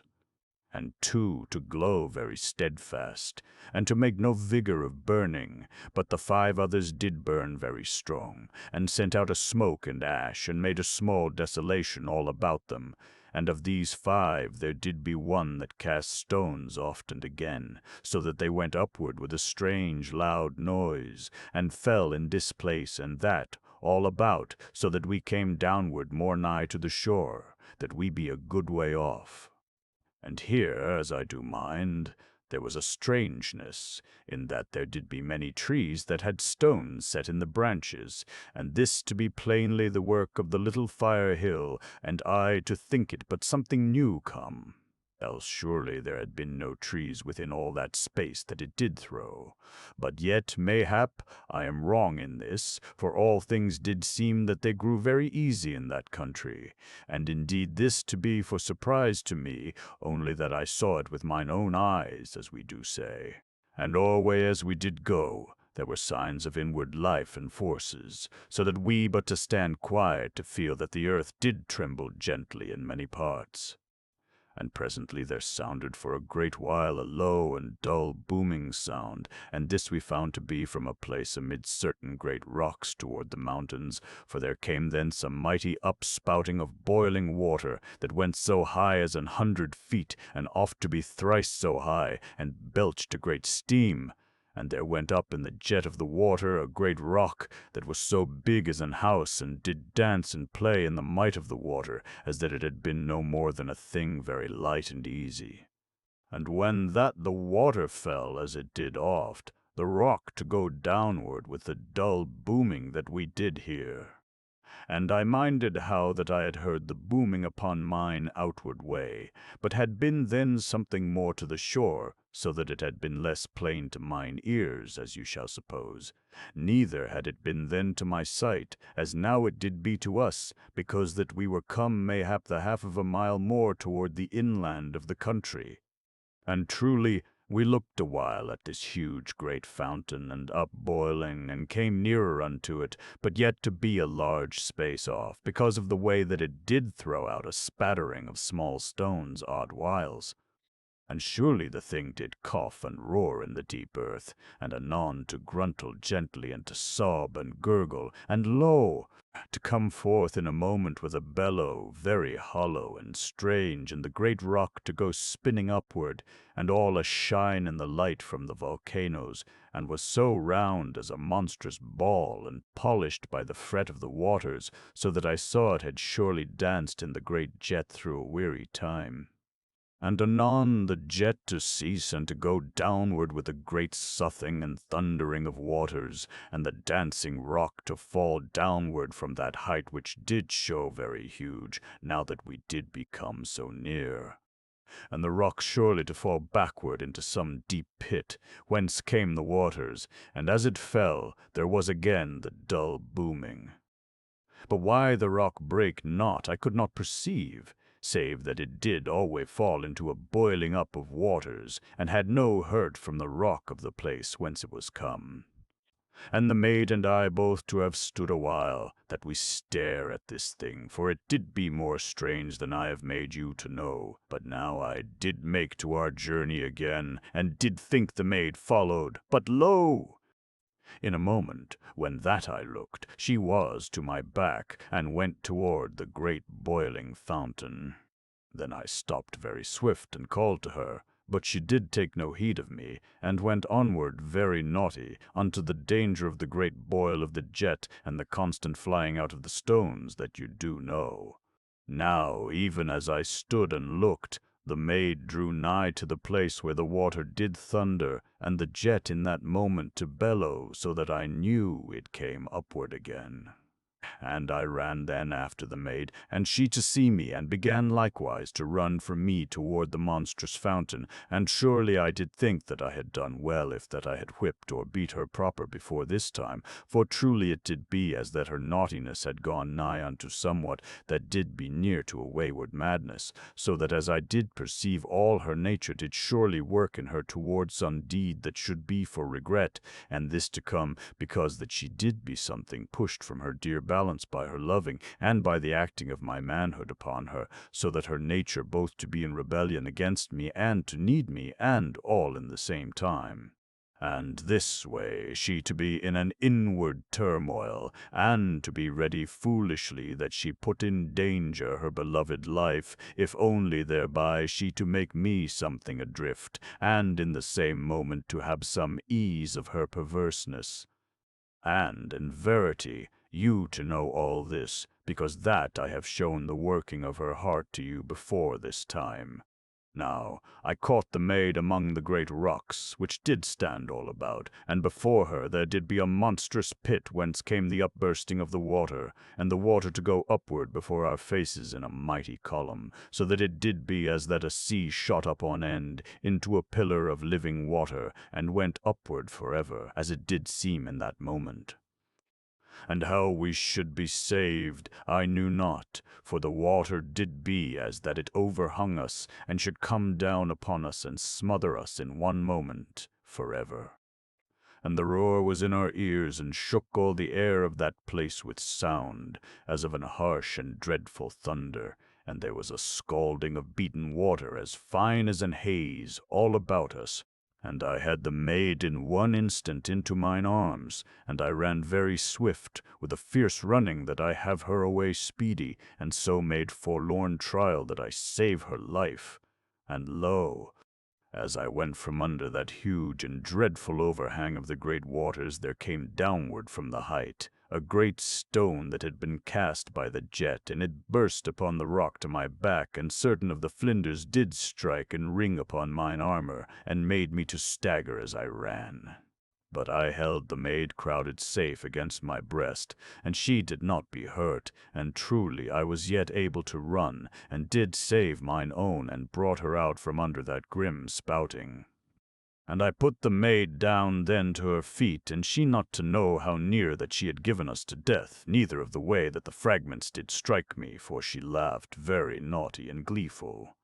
But truly I laughed not, for my heart had been nigh hushed with terror for her, so that I did be yet sick in my spirit, and mayhap also something shaken by the blows that I gat from the broken stone. And, in verity, I to have meant that I flog her, very sharp, if that there be no other way that I might bring her to reason, for in surety, as you to see, she to be acting so wild as a child, and so unreasoning as only a maid in love, and I to know that she did have to be brought back from this way of spirit, even though I have to hurt her pretty body, that I bring her again to her dear natural wiseness.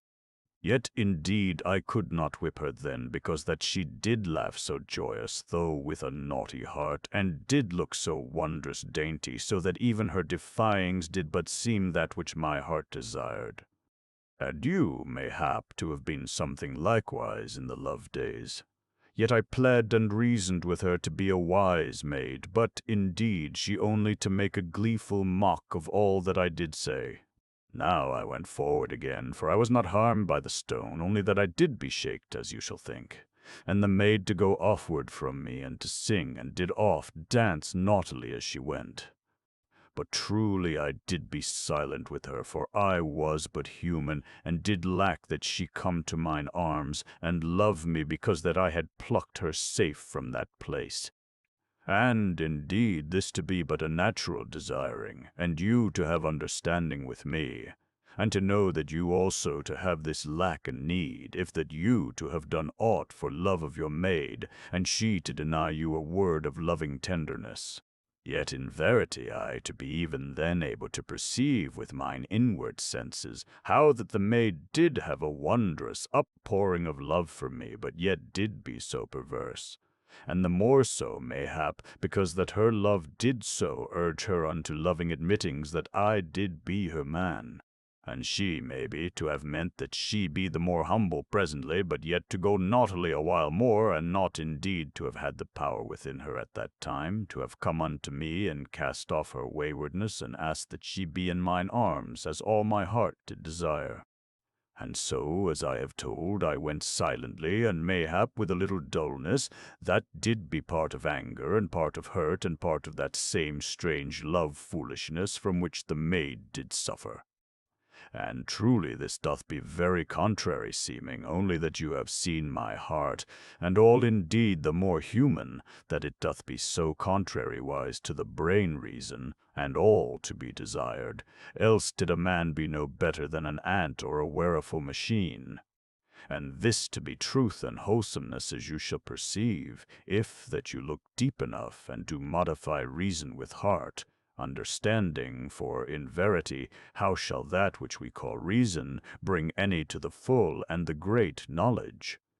And this doth be a power of holy things, and doth be a child that is born of love and reason, and in the one to hold the two, and to know all things is the gift of this power, so that no man may walk truly that hath only the first, neither any man do utter wise that hath only the second. And surely I to cease from these thoughts, and to my tellings, and you to your harkings and dear sympathy. Now when the 6th hour did become, we made a halt, and eat and drank, and afterward went onward again, and so came presently clear of the 2 monstrous fire hills, and their great noise to be presently to our rear, and likewise that quiet country that did be round their feet, and did seem so utter hushed and strange, and doubly so, because of the upward noise of the mountains, and because of the slow and subtle earth-shaking that did be so constant, and because of all those things that I have told. Now, when we had made halt, the maid had done her hair very uncomely upon her head, and had looked slyly to see whether I did note, but truly I took no heed, so that in the end she had it again in a pretty fashion, and did sing naughtily and with an heart of mischief, as she did shape it loose and wondrous nice about her head. And I still to have no word for her, neither to show that I did watch her with love, and somewise a quaint pleasure of her perverseness, even whilst that I did strive by silence and an aloofness that I bring her to my side, as she did be in the first days, for truly I did ache that she be near unto me, and to cease from her waywardness that did put a distance of spirit between us, as you to perceive. And so we did go forward again, as I have told, and the maid did strive that she make me to give attention to her naughtiness, for she did walk alway offward from me, and did sing aloud, and truly they did be songs strange unto me, but yet to be of love, and much as the songs of this age, for truly there doth be but one song upon all the earth, and she but to sing it in divers ways. And she did oft to make little glancing toward me, and did pout very pretty, and in a moment come something toward me, as that she did be humble, and would be forgiven, but all to be in a naughty mockery, so that in verity I looked not at her, save odd whiles, but did go forward alway, and made as that I had no heed of her doings. And surely this did presently to stir her to a new defying and to a pretty anger, for she did sing other songs of impudence, that she did fit very clever about me, and this way to have a constant impertinence. And so we did go, and I never to speak with the maid, but to wonder when that she cease, or how long it should be ere that I did run swift to her and have her into mine arms, that I shake her and kiss her, all as my heart did desire. And when that the 12th hour did become, we made halt again, and eat and drank, and the maid to serve me very intent, and hand me the water, the while that she went down upon her knee as a slave. But when I would have laughed gently at her mockings and taken her into mine arms, she went from me very sudden and cold, and was afterward silent, and did sit apart from me.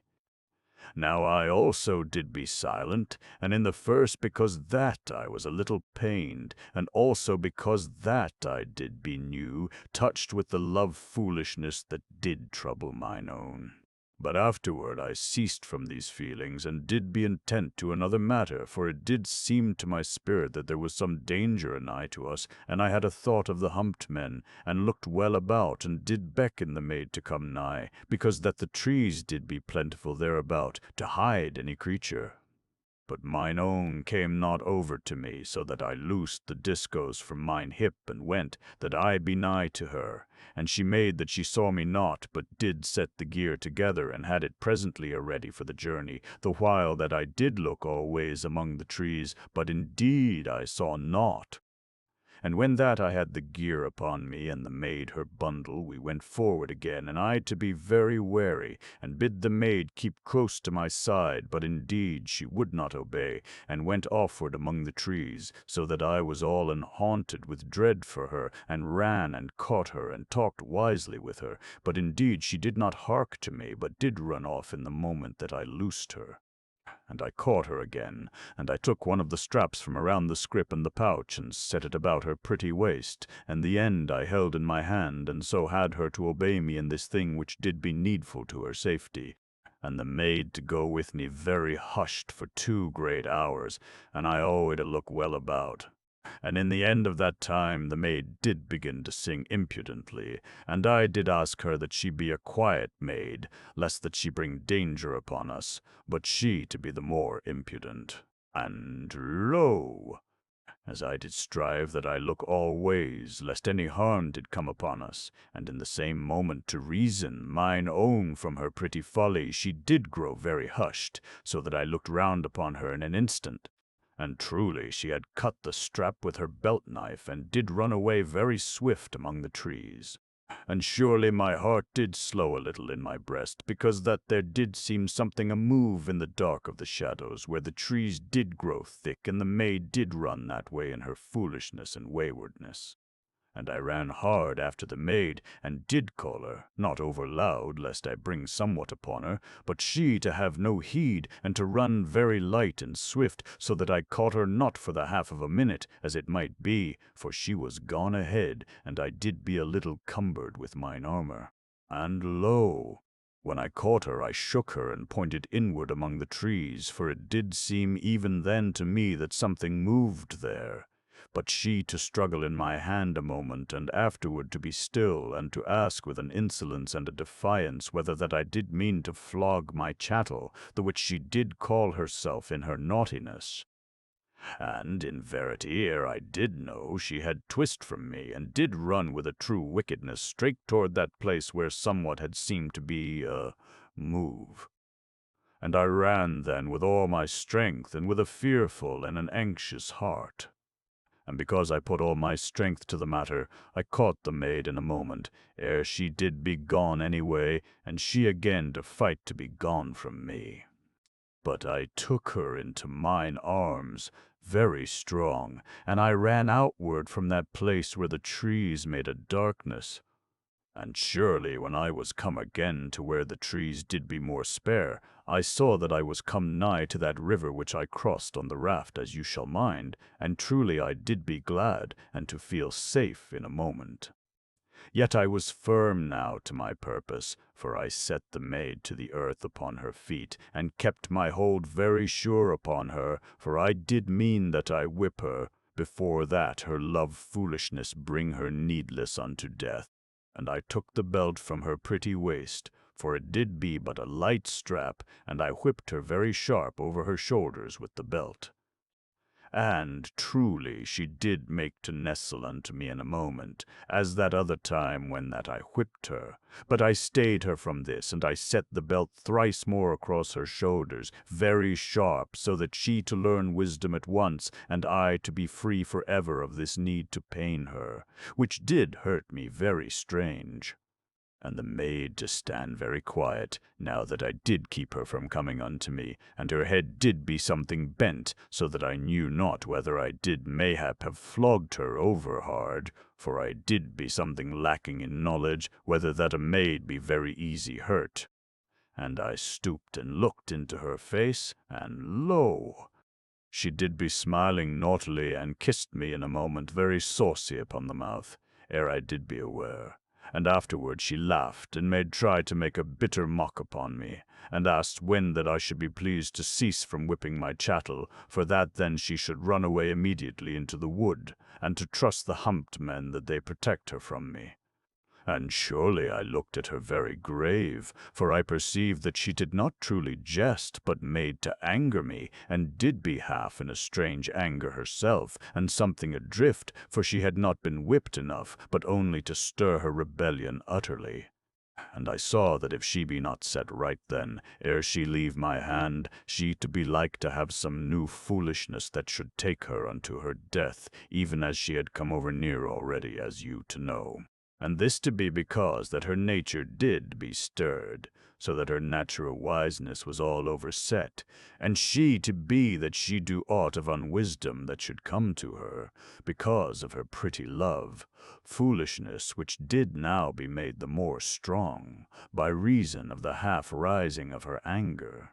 And this way, as I have known, I perceived that for her dear sake I should not let my lovingness weaken me in that moment, and in verity I shifted my hand and loosed the fastenings of her garment, so that her pretty shoulders did be bared, and her face to change sudden, and she looked up at me an instant, with a little gasp, so that I knew she did be all unbroken, as was mine intent, but she did not yet have learned deeply in her heart all that I was minded that she to learn, for even in that moment she made a sound that showed she did try to mock me. But truly she did not know in that instant whether to mock or to weep, though she did try to suppose that she had yet an heart for mockery,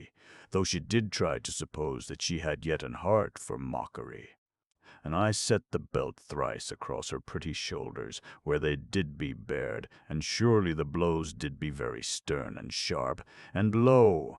In one moment mine own broke into an utter weeping, so that I took her instant into mine arms, and did hold her strong and gentle against mine armor. And she to be as a child in mine arms, and did sob very strange and bitter, as that she did be all undone in the heart. And presently she did be quiet in mine arms, though I to feel how she did yet tremble, and she did cling tight unto me, and her face to be against mine armor. And afterward, when that she had ceased to tremble, I kissed her, and surely her mouth did be very humble, and her lids to be downward, and she to be something pale. And she then to be a while more in mine arms, very quiet, and so to come unto her dear self, and lo! Presently she to want to kiss me of her own accord, and she put up her lips, very sweet and as a loving maid, that I kiss her. And surely I kissed her with an humble and a masterful love, and a strange pain to be about my heart, as you shall suppose. But yet my heart and my reason both to approve mine action, and the maid to be but the more mine own, and to have come again to her dear natural wisdom. Yet, as you shall know, there to be for a long while a strange and mixed pain in my bosom, both dreadful and tender, because that I had been so stern with mine own maid, so that even while that my heart and my reason did approve me, my heart to make somewhat of reproach. And this to have been some ways of foolishness, but yet human of our nature, and an wholesome trouble to the spirit, if that this troubling be not allowed to shape our actions to any harmful weakness. Now, in a while, the maid did come to composedness, and to be very gentle and sweetly natural. And she made presently that she would have me to loose her, and afterward she turned her back to me even as a dear child, that I fasten her garment again upon the shoulders. And she did be both shy and glad, and humble, and in dainty pride of submission, and utter mine own. And surely as I did this thing for her, I perceived that she looked with a great shyness at the belt which did be yet in my hand. And when that I had made an end of fastening her garment, she did nestle unto me for a while, and afterwards stood away and made shyly to show me that I put her belt again about her pretty waist. And I saw that she did be somewhat alack yet that she touched the belt, because that I had whipped her with it.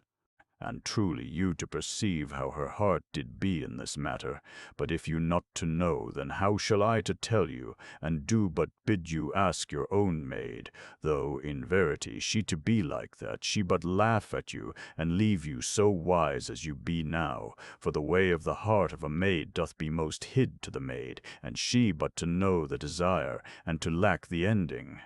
But truly she doth know when that a man shall set the truth of her heart before her. Now, when I had buckled the belt very nice again about mine own, we went backward a space, until that we found the bundle which she had dropped when that she ran off from me, and I saw also the portion of the strap which she cut, and so all to be found.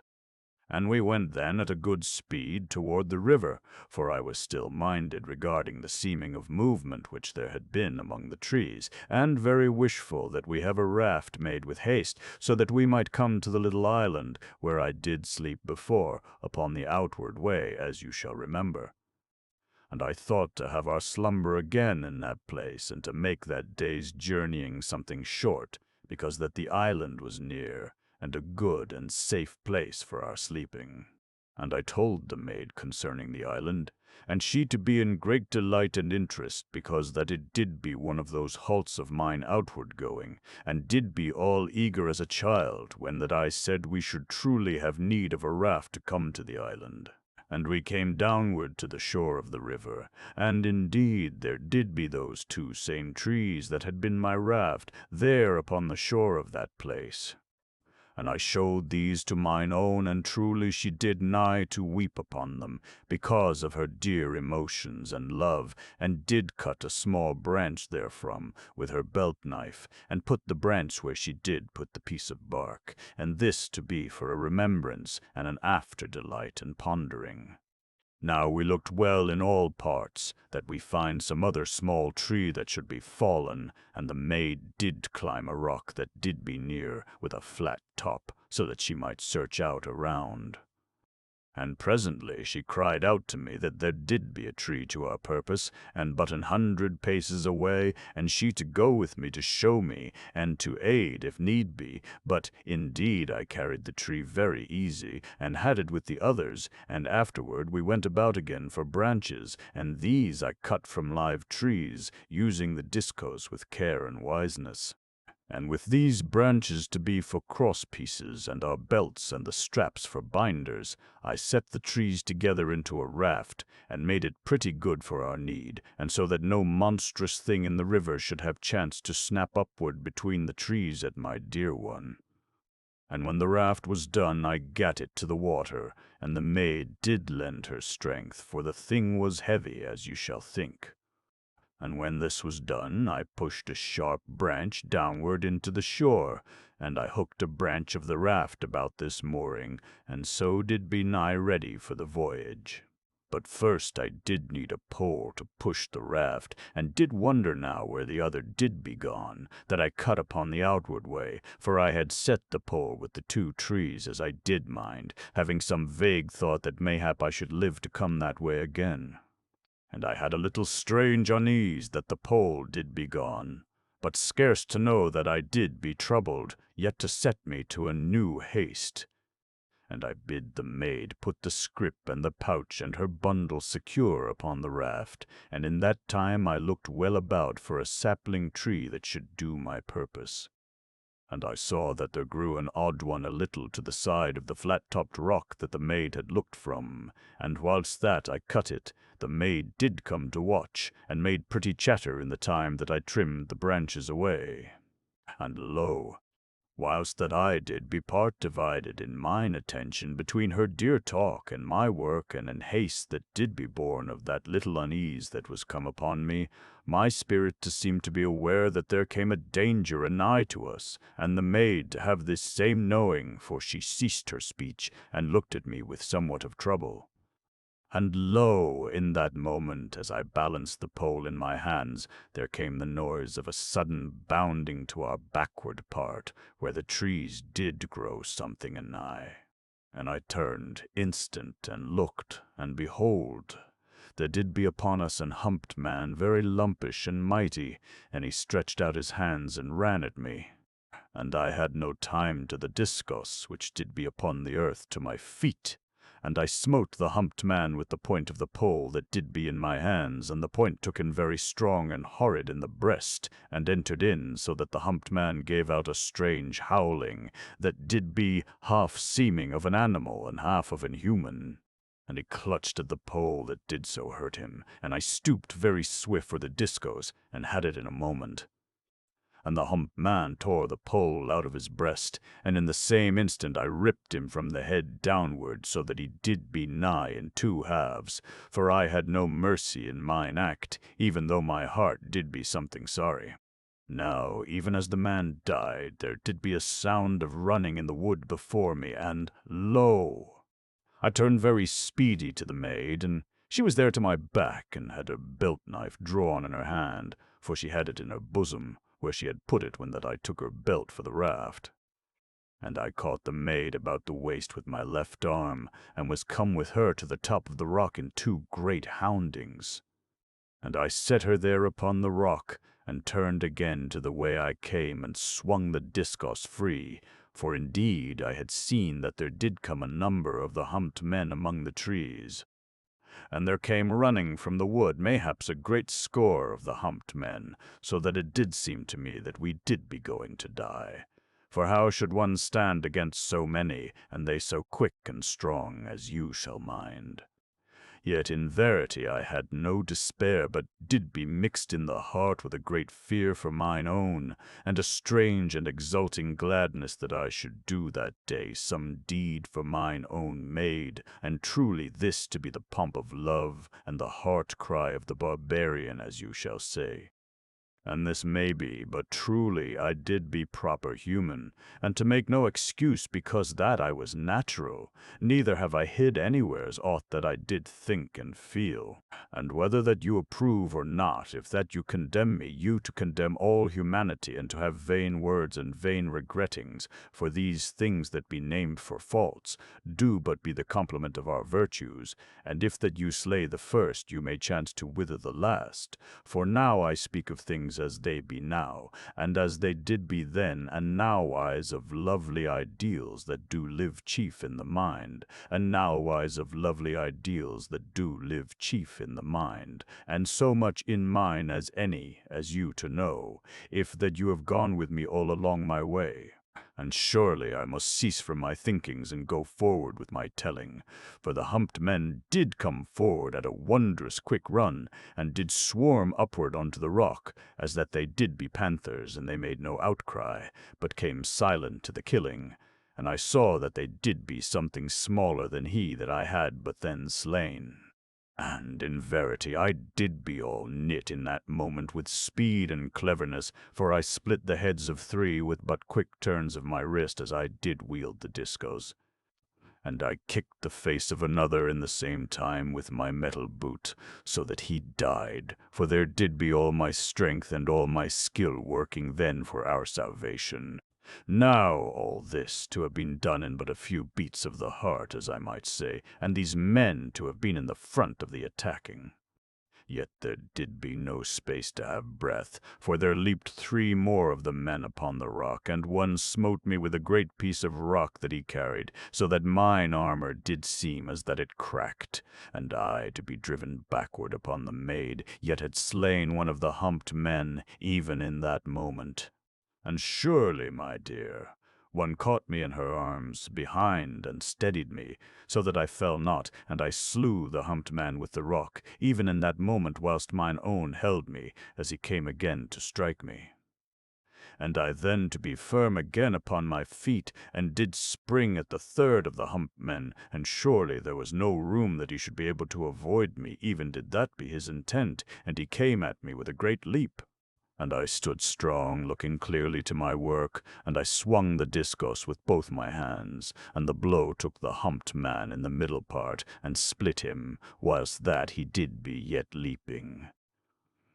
And in that instant there reached over the edge of the rock 2 of the humped men, and gat me by the feet, so that I was pulled sudden to my back very hard and bitter, and this to be done, even whilst that the body of the humped man did be yet in the air.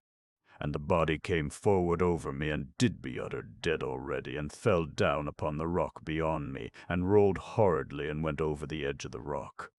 And I did be all shaken and something bemused by the hardness of my fall, and the hands of the 2 humped men plucked me sharp to the edge of the rock, the while that I did strike vaguely to wound them, but did only chip the rock, and fortunate that I harmed not the weapon. And lo! In the moment that they had been like to have me downward to the earth into their midst, I to make a good stroke, for I cut the shoulder of one very dreadful, so that he loosed me, and immediately I kicked very fierce with my freed foot, and surely I nigh crushed the hand of that other with my metal boot, and he likewise to cease from dragging upon me.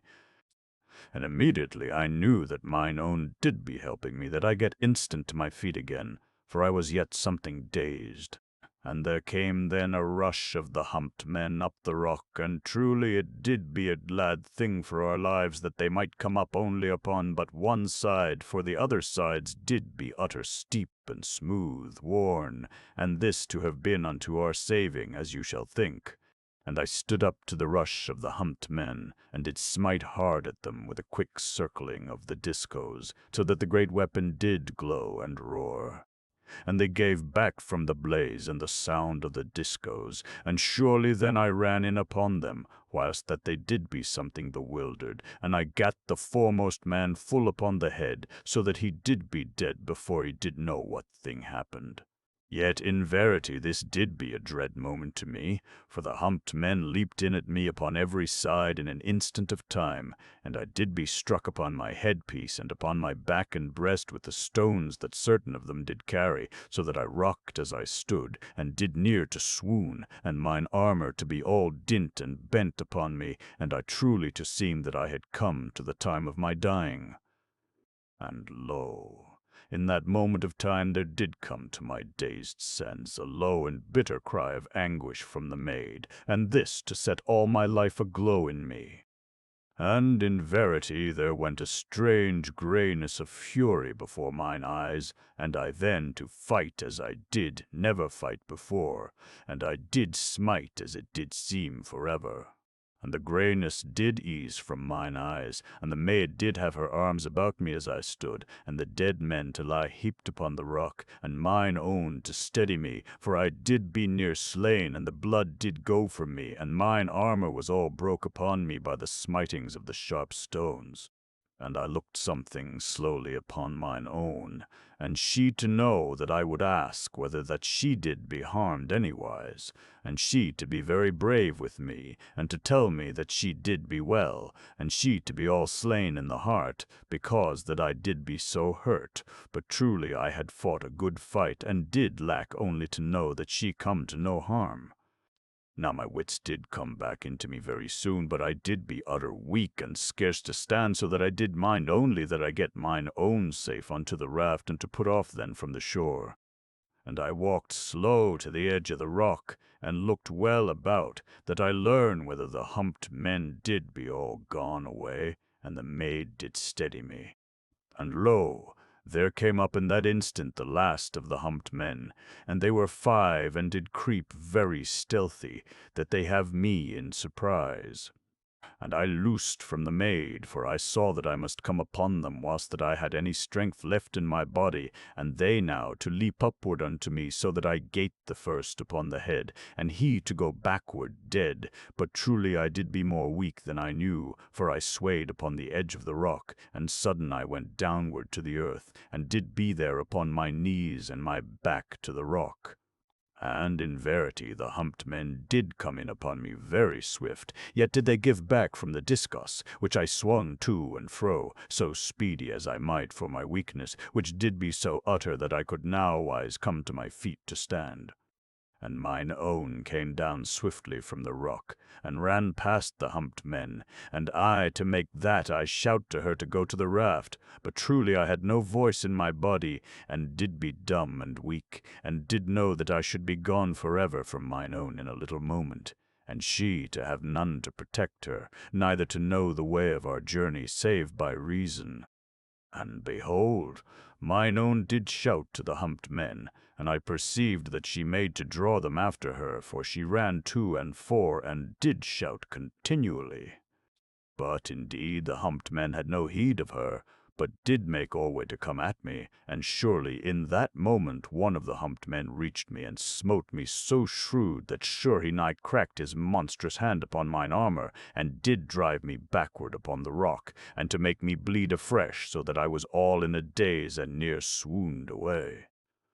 And the humped man caught at the discos, yet in verity he loosed it on the instant, for it did burn and shake him very sore, and immediately he smote me again, and so made to end me. And lo! In that moment the maid ran right in among the humped men, and she struck the man that strove with me, and drove her belt-knife once and again through his arm, very savage and determined.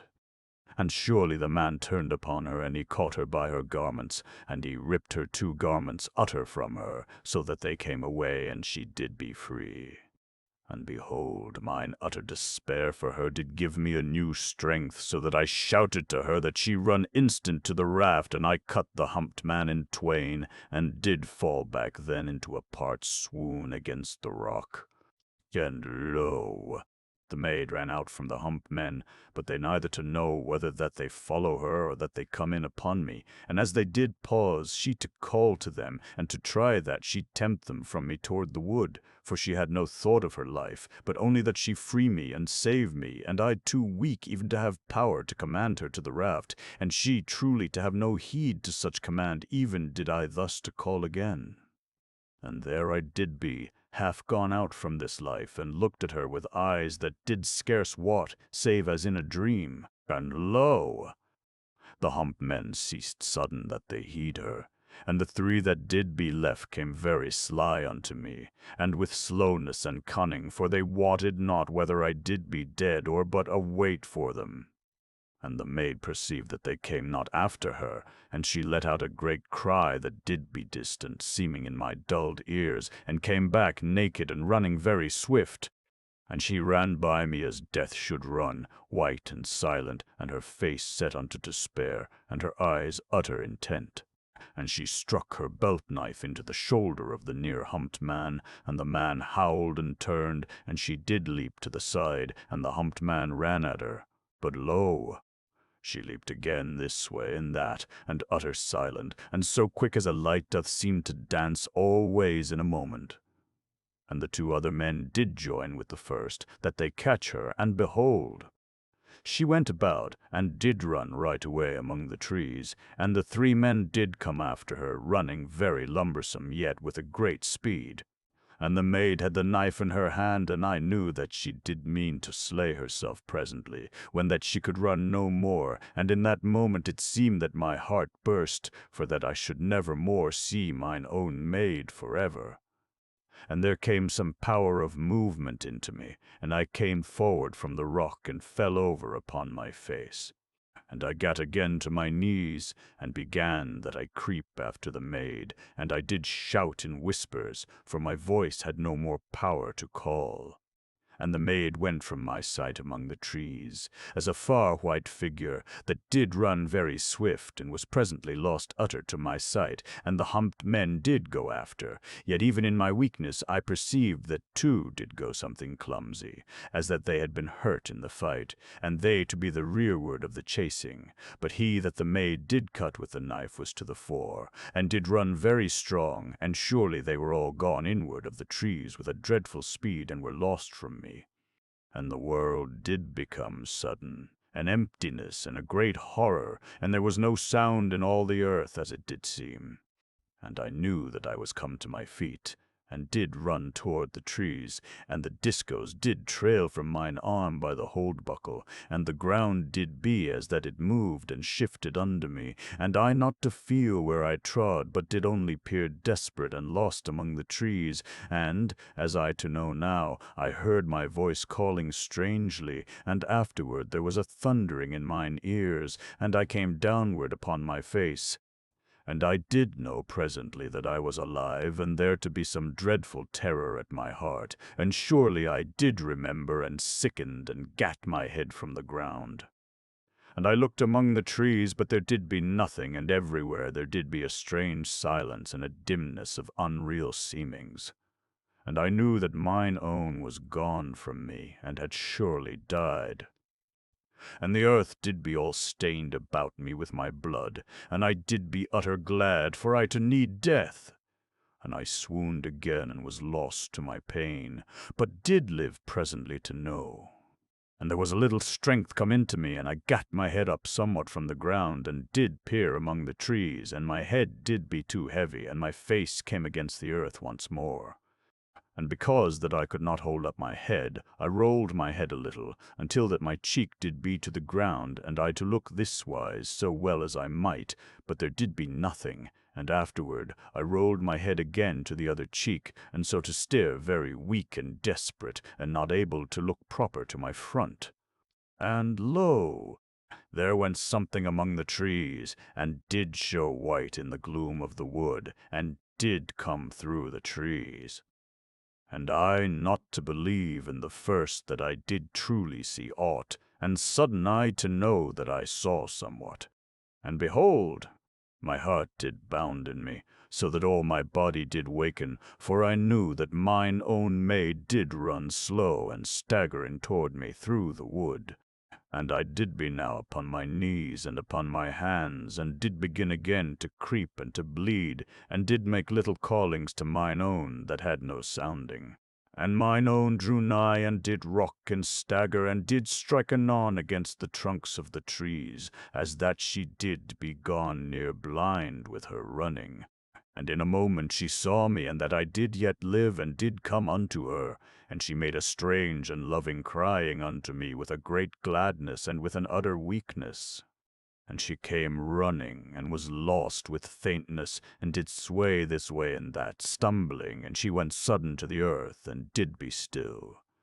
And I crept onward so speedy as I might, and the earth to seem always that it moved from my hands, and to slide, and this seeming to be of my weakness, for my hands and my knees went every way, and my head to be that it kept nodding forward very stupid to the earth. And lo, as I came anigh unto the maid, where she did lie so quiet, I saw that something moved in the wood and was running. And truly it did be an humped man, and came forward very silent and with a quick slyness, as that he did track the maid secretly, for he looked alway to the earth.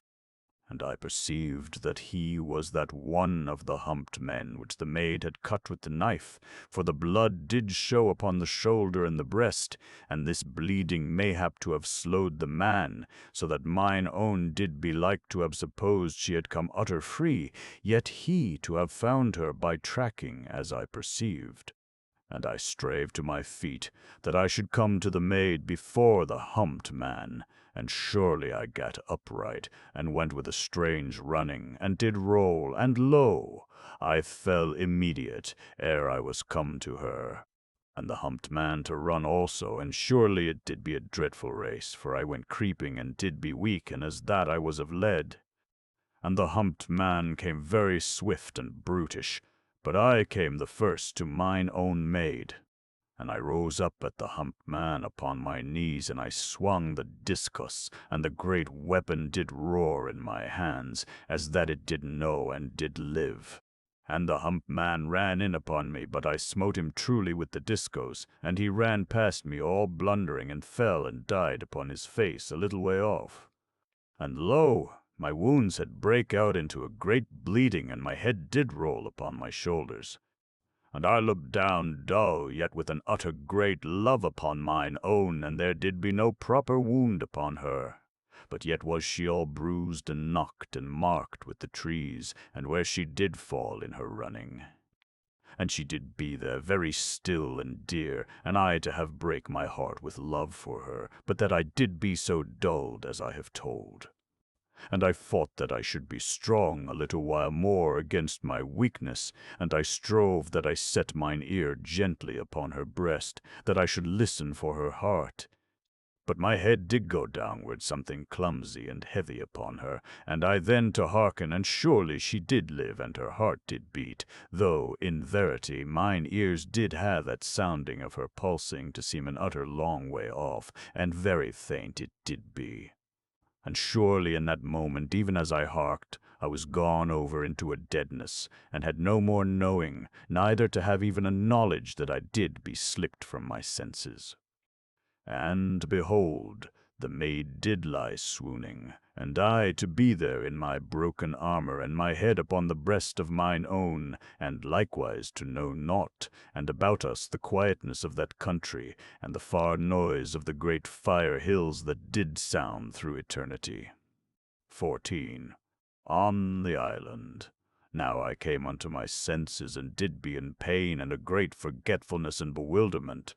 And I strove that I rise, but did be held by a strange force, that did be surely my weakness, as I to know afterward. And I was upon my back, and a little sound did be near me, as that something did pant. And I turned my head very slow, because that I did so lack of strength. And lo! I saw that the maid did be anigh to me, and did be yet naked, and did pant, and pushed hard and desperate with a great pole, which did be surely that one which I had cut when that the humped men came upon us. And therewith I remembered all, and perceived that I did be upon the raft, and the maid to push the raft along with the pole. And at that I made a little sound with my mouth, but the maid not to hear me, for she did look backward, as I should think, to the shore, and her face did be very set and anxious, and there to be a far noise of howling, that I knew to be the voices of the humped men, and so to perceive that the maid had come unto her senses, and had gat me somewise to the raft, whilst that I did yet be swooned.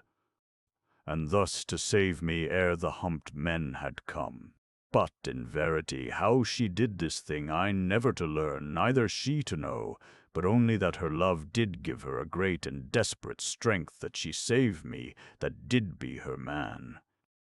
And afterward mine own maid did tell me how that she had come into her senses, and did be there upon the earth, and somewhat did be upon her breast, and she saw that it was my head which did be heavy upon her, and I to be surely gone out from this life, for I was so still.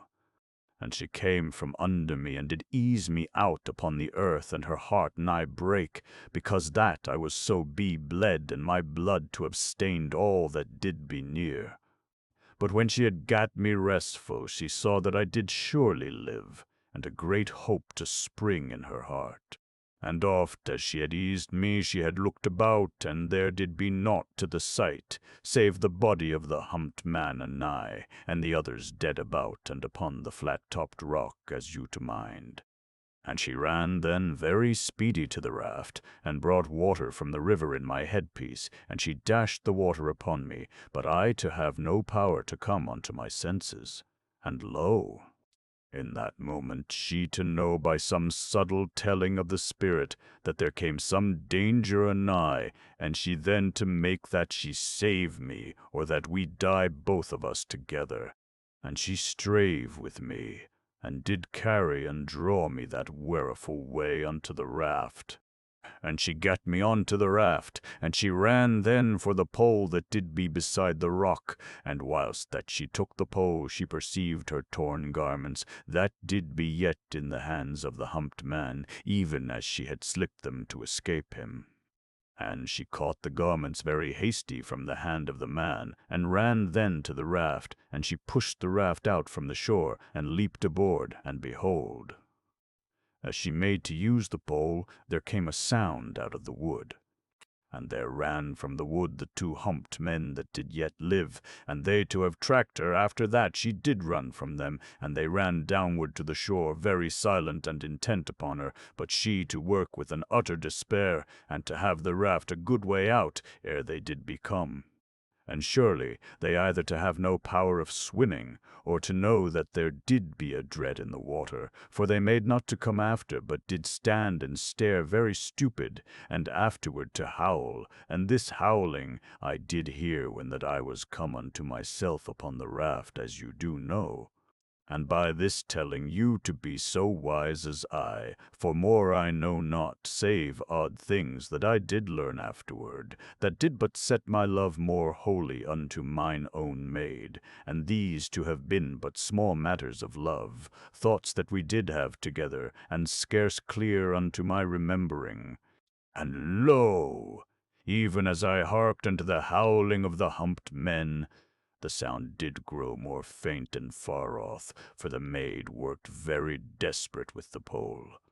And I did feel that I would help her, but yet was so alack, and surely, even as I did mean to rise, I was gone again, utter from my senses, and that dear naked one did pilot me safe and loving unto the safe harboring of the little island, that you do mind, and had no thought unto herself, but only that she save me. And I to be there, scarce offward from my death, and to have no knowing of aught, and no more power to help or to be a shield unto mine own, but did be only an helpless man, that had surely died save for the care of my beloved. Yet did I fight a good fight, and have always a great joy in the remembering. Now I mind nothing very clear after this for a great time, but only of pain and weariness, and of half-wakings and times when I did know naught, and others when that I did be awake, yet did have no realness, either in myself or in any land or place, and all to come back strange and vague, yet with a constant knowing that there went love about me, and a great and gentle watchfulness, so that I was eased when that the black mists of my weakness did uprise about me to swamp me, and I was made to know hope when that unknown despairs did lie stealthy within me. And lo, there came a time when I waked, and did be freed of uncertain burdenings and peculiar woes, and that still haze through which great achings did come constant upon me. And surely I was laid very nice upon somewhat that did be soft, and there went a sweet quietness about me, and an healthful drowse did grow in my bones. And slowly I perceived that the maid did kneel beside me, and did look upon me with so great a love and gladness, that it did be as that I drank in health and a drowsy joy and peace. And surely she stooped and kissed me with an utter gentle love upon my mouth, and her tears to go sweet upon my face, and truly I kissed her again with an utter content. And she took my head in the comfort of her arm, and gave me somewhat that I'd drink. And when I had drunk, she kissed me once again, so light as that a pretty wind did blow hushed upon my lips. And my head she made easy, and lo, I was gone over unto sleep, even as she tended me. And thrice do I mind that this to happen, and at the 3rd time I knew that my strength was come. Something into me again, and I moved my hand a little, this way and that, and she to know that I did need her to hold my hand, and she to do this, and I to go into sleep again, even while that I looked sleepy, yet with all my love into her eyes. And when I waked for the 4th time, I did whisper that I loved her, and surely she broke into a sudden weeping, and did hold my hand very dear against her breast. And when I waked for the 5th time, I to know how things did be about me, and that I did lie naked in the cloak, and did be all bandaged about my body, and the bandages, as I did know afterward, did be from the torn garments of the maid. And I looked at the maid, and knew that she did be dressed again, and did be in the garments that I did give to her, as you to mind, which did be that one, and the inner that the humped man tore from her, and which she had slipped, that she escaped from the man.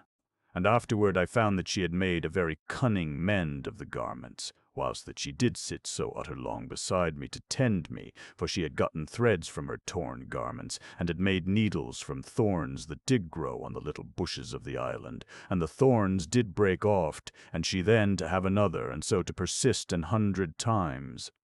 And this way she did be dressed very nice and dainty.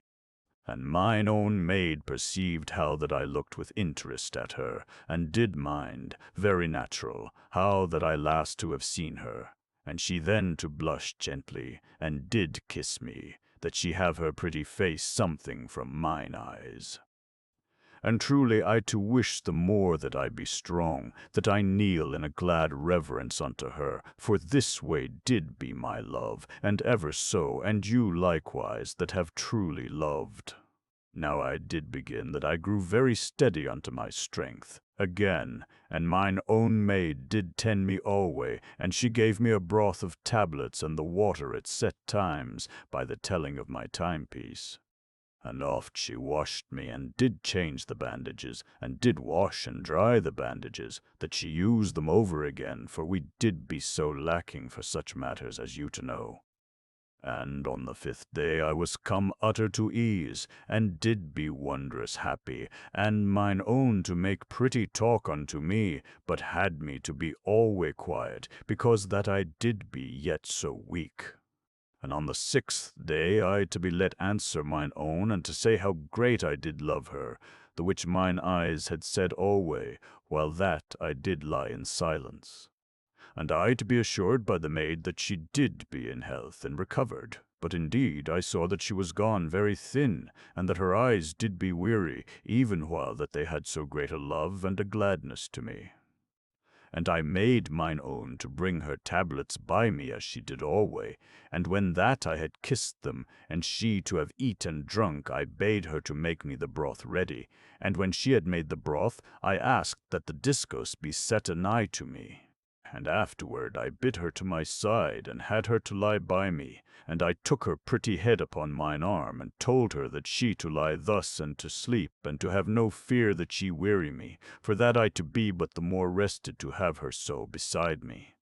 And she in the first to trouble that she be too heavy for mine arm, but truly I showed that my strength was something come back to me, for I pressed her gentle unto me, and she then to nestle content, and to be gone into an utter sleep, and to have been in a sore need of the same. And mine own did sleep for 12 great hours, and had scarce any life in all that time, save when once she did make a little and gentle moaning, and did afterwards set her pretty face more nigh to me in her sleep. And surely I had neither weariness nor lonesomeness, but did lie with an utter content, and did look downward upon the maid, where she did sleep in the hollow of mine arm. And truly she did be most wondrous lovely and dainty, and the goodness of her face did seem as that it made an holiness about my heart, so that my spirit was uplift in a quiet and constant glory of love. And I drank a part of the broth at the 3rd hour, and at the 6th hour, and at the 9th hour, when that I finished it, and my right arm did be free to this purpose and to the discos, and surely I did twice and thrice set my hand upon that great weapon, as to a true comrade, and in verity I could think the weapon did know and did love me. And this thinking to be because I did be so uplift as I have told, yet truly the discus did be a strange and wondrous thing, and did be alway thought to have an oneness with the man that did use it. And in the 12th hour the maid awoke sudden, and came upward out of mine arm, all in a sweet haste, that she know that I did be well, and she did be eased wondrous, when that she saw how I laughed with a quiet joy, but to see her dear eyes and her pretty trouble. Yet did she be in reproach to herself, when that she looked to find how the hours had passed. But, indeed, I did make a mocking sternness with her, and forbade that she even to say one little word more upon this matter, but to be glad that I did be so utter happy, and she likewise. And truly when I had said this, that impudent maid did set her little fist against my nose, and to threaten me. And in verity I laughed so hearty that the maid did be in fear I should set my wounds again to bleed, and did reproach herself again, but in truth I came to no harm. And when that I could speak, I asked the maid whether that there had been brothers to her, because that she did play so natural. And this I asked, not thinking, and lo! In a moment I perceived my thoughtlessness, but said naught, save to take the hand of mine own, that she know utter that I did not be heartless. And she to nod very quiet, and afterward kissed my hand, and slipped from me. And I knew that she was gone a little way off, lest she weep, and I did be in trouble for her and for mine, alackness, but truly I could do naught, only that I called very gentle unto her. And she to return soon, and did smile loving and cheerful upon me, but indeed I saw that she covered her weeping, whilst that she had made me new broth. Yet before I would take the broth I would have her to mine arms, and she to submit very glad and happy, but to keep her pretty weight from me, lest she hurt my woundings. And afterward we both to eat, and be happy and glad talk. And presently I did sleep, but would have her to be nigh to me, even though she did be wakeful, and so we to be utter content together. Now the 7th day, as it might be called, was a wondrous happy time, and when I waked the maid did be sleeping as a child to my side, and her face nestled against me, and she to waken in a moment, for thus had she drowsed and watched through all the hours whilst that I had slept. And we then to eat and to drink together, after that mine own had made me easy with a gentle washing and care. And I now to be allowed that I have my tablets whole, and the water afterward, as when that I did be well, and this to please me, as you shall think, for I did ache that I be strong, very speedy, that I have power to guard mine own maid again, and to go forward with our journeying, that I have the maid unto the safeness of the mighty pyramid, and surely now that I had my tablets whole, I to feel that I did grow near unto fitness again, and moreover they did satisfy my hunger the better than the broth. And the maid to give me my tablets oft, so that I eat a great many, and I did make her to count, and surely there did be sufficient, if that I get strong pretty quick. And so I made no refusing of the tablets, for I did need them, that I make blood again within me, else should I be lacking when that there came any need anigh. And we kissed each the tablets of the other, and did drink from the same cup, and did be utter happy, and did be part like children, but also to be man and maid. And presently the maid did shift my bandages, as alway, and washed me proper, and had me into comfort.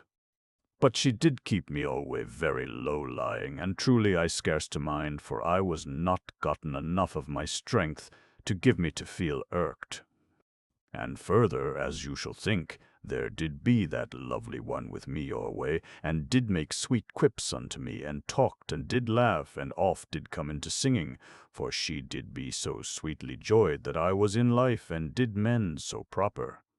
And afterward she went off from me a little to her toilet, but I to ask that she be so swift as might be, and she to promise very merry, and she came back in a little while, and her hair to be in a lovely cloud about her shoulders, and her pretty feet yet to be bared from her bath, which she had in a pool beyond some bushes, and she to say that I did be so impatient a man, that she to be forced that she do the half of her dressing with me, but truly she came this wise only because she to know how I did delight in her thus, and to watch the way that she set up her abundance of hair, and she to be hungry also that she be with me, and to love me that I watch her, even while that there did be oft a little, and cook, and I had her to come beside me, and to sit anigh to my hand. And I made presently that I did scold her, because that she had no proper care to her pretty feet, and I bid her to set her feet toward me, that I look the more close at them.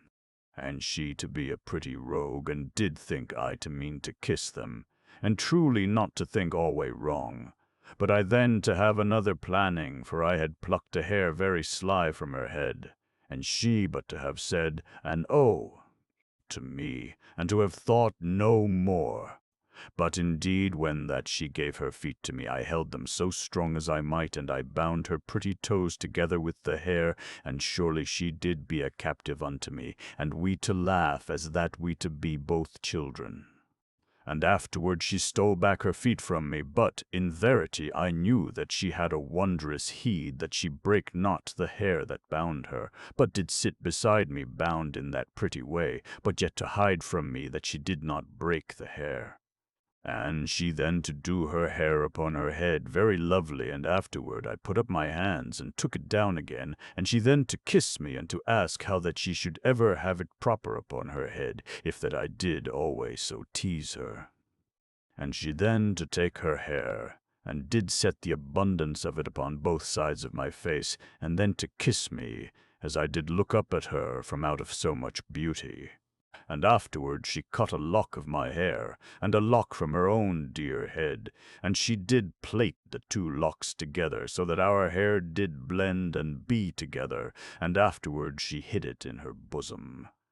But I did be then out of content, and would have done likewise, only that it did so weary me to uphold my hands, and she to cut a second lock from my head, and a second tress of her own most lovely hair, and she made me to kiss the hair that did be from her, and she then to kiss the hair that did be from me, and afterward she did plait them together, and gave them to me. And I set the hair for that time under the great bandage that went over my heart, and truly she did be then the one that lacked content, for she to say that the second plating did be kissed, and the quarrelling, and did presently have to be kissed, unto forgiveness. And truly, have you not likewise known such glad foolishness, when that you were in the love days? And she then to make me to be quiet, and to keep my hands downward from her hair, because that the uplifting did prove overmuch to me, and she took my great hands then, and did threaten how dreadful she use me, if that I be not humble. And truly I said that I did be an humble man, and she then to hold my hands with but one small one, and surely her hand did be so small that she not able to hold me save by the thumbs. And she then with her free hand to cover mine eyes, so that I might not see, and whilst that she did hold me thus so utter helpless, she to kiss me very dainty and impudent upon the mouth, and afterward she loosed me, and did be demure. And we did be then silent a space, and presently I put forth my hand, that did be very great, yet to be gone white, and to tremble, because that I did lack so utter of blood. And the maid, to know what I did mean, and she clenched her hands into two fists, and set them both into my one hand, and surely they did be little fists, and I then to be happy, for this did be a wondrous pleasure alway unto me, and she to have her lids a little downward upon her eyes, and to be quietly happy. And truly how I mind it all so plain. And afterward I did plague her very gentle, that she to be all alack, if that she did try to use her hands to aught, because that they did be so small. And she in a moment to have her two arms very dear about my neck, and did kiss me with an utter love and tenderness upon the mouth, and afterward went from me, lest that she have me to overset myself. And I did then to make her to sit by me, and I did tell her a tale how that a young man did once live in the olden days, and did meet with the one maid upon all the earth, and how that they loved and did be married, and she to die, and of the utter and desperate madness of grief that nigh destroyed the man, and how that he sudden to wake into the future of the world, in a new time, and did come to learn that his own did also to live in that time. And he then to make that he find her, and did truly come unto her, and how she did be different in her beauty, but yet to be utter lovely. And the man did hold an utter reverence to the maid that had been his wife in the olden dream days, so that his reverence of love did live in him like a constant pain and anguish of sweetness and trouble, and of holy thoughts that did be bred of her lovely companionship, and of his memories. But, in truth, I gat not further in the tale than this, for mine own did have come sudden into weeping, and had gotten to her knees, and did hold my hand against her breast, and did put her hand gentle upon my lips.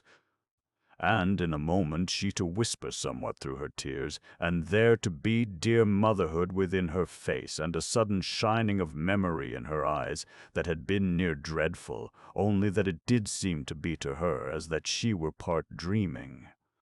And the strange and solemn pain did come also unto me through the part-open gateways of my memory, and I to remember very clear and with an anguish in that moment. And I told mine own how that the babe had gone onward, after that the beloved had died. And there did be then an utter quiet upon us. And lo, sudden the maid did bend unto me, and I to take her into mine arms, out of the vague dreamings of her memory dreams. But ere she did become outward entire from the haze of the past, she to try to set somewhat into words concerning this memory vision of the babe, but some ways to be strangely dumb. And I did be silent likewise, because of all those things that did be between us forever and forever. And presently she kissed me, and was herself again, and she went from me to attend unto our food. Now that did be truly a lovely day for I to have gat sufficient of strength that I did be able to have interest, and talk with mine own maid, and she now to be well rest, and to have ease in her dear heart concerning me. And surely we oft to laugh, and did make jests utter glad and foolish. And indeed I do mind how that I asked mine own an olden puzzle that did come out of the vagueness of my memory dreams. And she to be like a person that doth hear a strange familiar thing, and lo, sudden she to say, as that she gat knowledge from beyond eternity, that it did be when that he was a little horse. And you to know the jest, and to have troubled it oft at school, but in verity it did be a strange thing to have from our memories out of all the deep of time. And we, in truth, never in that age to have seen or to have known that ever there did be an horse, or to mind the likeness of one. And this to be but a little matter, yet of strange and peculiar interest, as you to agree. And indeed we did both to look one at the other, when that we had ended, and did wonder what an horse did be, yet in the same time did have a vague inward knowing. And so we to look ever backward through dim ages, and surely we gat presently from jests unto solemnness, and the maid to be nigh again unto tears. And, in truth, I then to bring our thoughts and our speech forward from the abyss of the years, and did cease from memory dreaming for that time, and so to have the maid again in joy, yet mayhap something wistful odd whiles.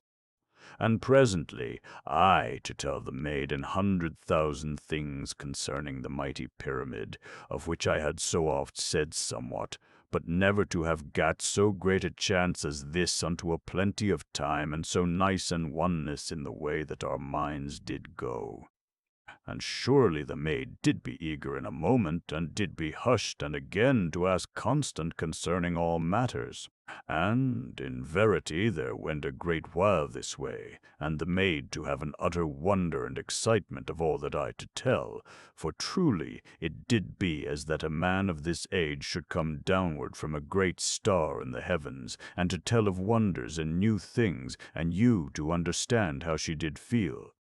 And of all things that did most have a happiness unto the maid, I to perceive that the great life and humanness of the millions to dwell within her imaginings as a cloud of warmth and quiet joy, for I did show this thing to her, so well as I was able, and, in truth, you shall tell me in honesty whether that I have made the same likewise clear seen unto you.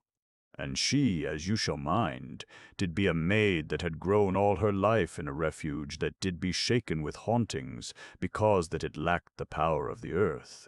great current to protect, and with a people that did be weak conceived through great thousands of years, and where love did bloom something faded even in youth, and youth to have lack of the life, blood of an utter joy, such as did be ours, and likewise to many that did be of the mighty pyramid. Though truly there did go millions then, as now, that did never to know love, though the name did be in their mouths, and they to have belief that the sweet kernel did be in their hearts. But in verity, this to be love, that your life shall bound in you with abundance, and joy dwell round you, and your spirit to live in a natural holiness with the beloved, and your bodies to be a sweet and natural delight that shall never be lost, of a lovely mystery that doth hold a perfect peace each unto the need of the other, and all to be that there go round about you a wonder and a splendor all the days and the nights that you shall be, the man with the woman and shame to be unborn, and all things to go natural and wholesome, out of an utter greatness of understanding, and the man to be an hero and a child before the woman, and the woman to be an holy light of the spirit and an utter companion, and in the same time a glad possession unto the man. And lo, if one to die, then the soul of the other shall fail, and that one never to have full life again in that bitter parting. And this doth be the true human love, and all else that be not like to this with the man and with the woman doth be but a borrowing of the name of love for that quiet desiring which is but an endurance beside love, which doth be between they that be not mated both in their souls and in their bodies. And this telling to take no heed to those base joinings that be made for purposes of wealth or desire or other piteous ends, for in verity these to have no more dealings with the thing that I do tell upon than hath the merchanting of goods or the need of a glutton. But the thing that I do have upon my heart doth be that dear and uplifting power of love, which I to set forth in this mine own story, for in truth I to have known love, and to need death when that I be parted from mine own. Now surely mine own did come twice and thrice unto weeping, as I did tell of this thing and that, which did set her memory backward unto the ways of the lesser redoubt. And presently I did cease from my tellings, because that she did so be gone into pain of her memories. But indeed she then to beg me that I go forward again, for truly she to need in the heart that she know, and to strive to be no more in grief for the telling. And I then to say on, and did tell upon the might and wonder and great olden delight of the underground fields that were below the great redoubt, as you do know. And I told how that they went downward 100 strange miles, that did be dug of the labor of millions and of the years of eternity. And I set out unto mine own concerning that there did be wondrous villages spread through that great and hidden country that did be in the underground, and how that great millions of the peoples did live there, and made a constant labor in those deep lands and countries, that did be truly so monstrous in all as an huge continent. And I showed mine own how that there did be wondrous processes that did be learned in the ages, and how that water did be made in chemistry, and truly she to nod to this, because that she did mind upon the powder that we did use, but truly the powder to have to be made in the first, as you shall think, and we but to advantage ourselves of that which did result, and I to speak to her of the making of the powder, rather than of the way that it afterward to make chemistry with the air, unto way that it afterward to make chemistry with the air. And I told the maid how that there did be mighty underground pipes that went across the night land, and did be, mayhap, oft so much as 20 great miles deep in the world, and did come upward into the seas of the land, and all to have been made secret and hid from the monsters of the land, as I to know from much readings of the histories. And mine own then to tell me that they did lack to have any such great wonders below the lesser redoubt, but that there did be utter monstrous caverns, where that there had been alway a strange and uncouth country of husbandry, and lit from the earth, current, and they also there to bury their dead. and all had been alack through great thousands of years, as she did know of their records, and had grown dim-lit and lonesome, and a land of deepness to starve the spirit with an utter strangeness and discomfort, where that the men went quietly as ghosts through many ages, and all a place in dire want of sound and laughter. Yet this ought to have been surely different. A monstrous age gone, when that the earth current did be a power in the lesser redoubt, and the humans to be in plenty, and of good and natural health and courage of life. And truly to mind upon that place doth alway to set a fresh wonder in me, that mine own did be so lovely and wholesome of spirit and wise, and in knowledge and good force of her being.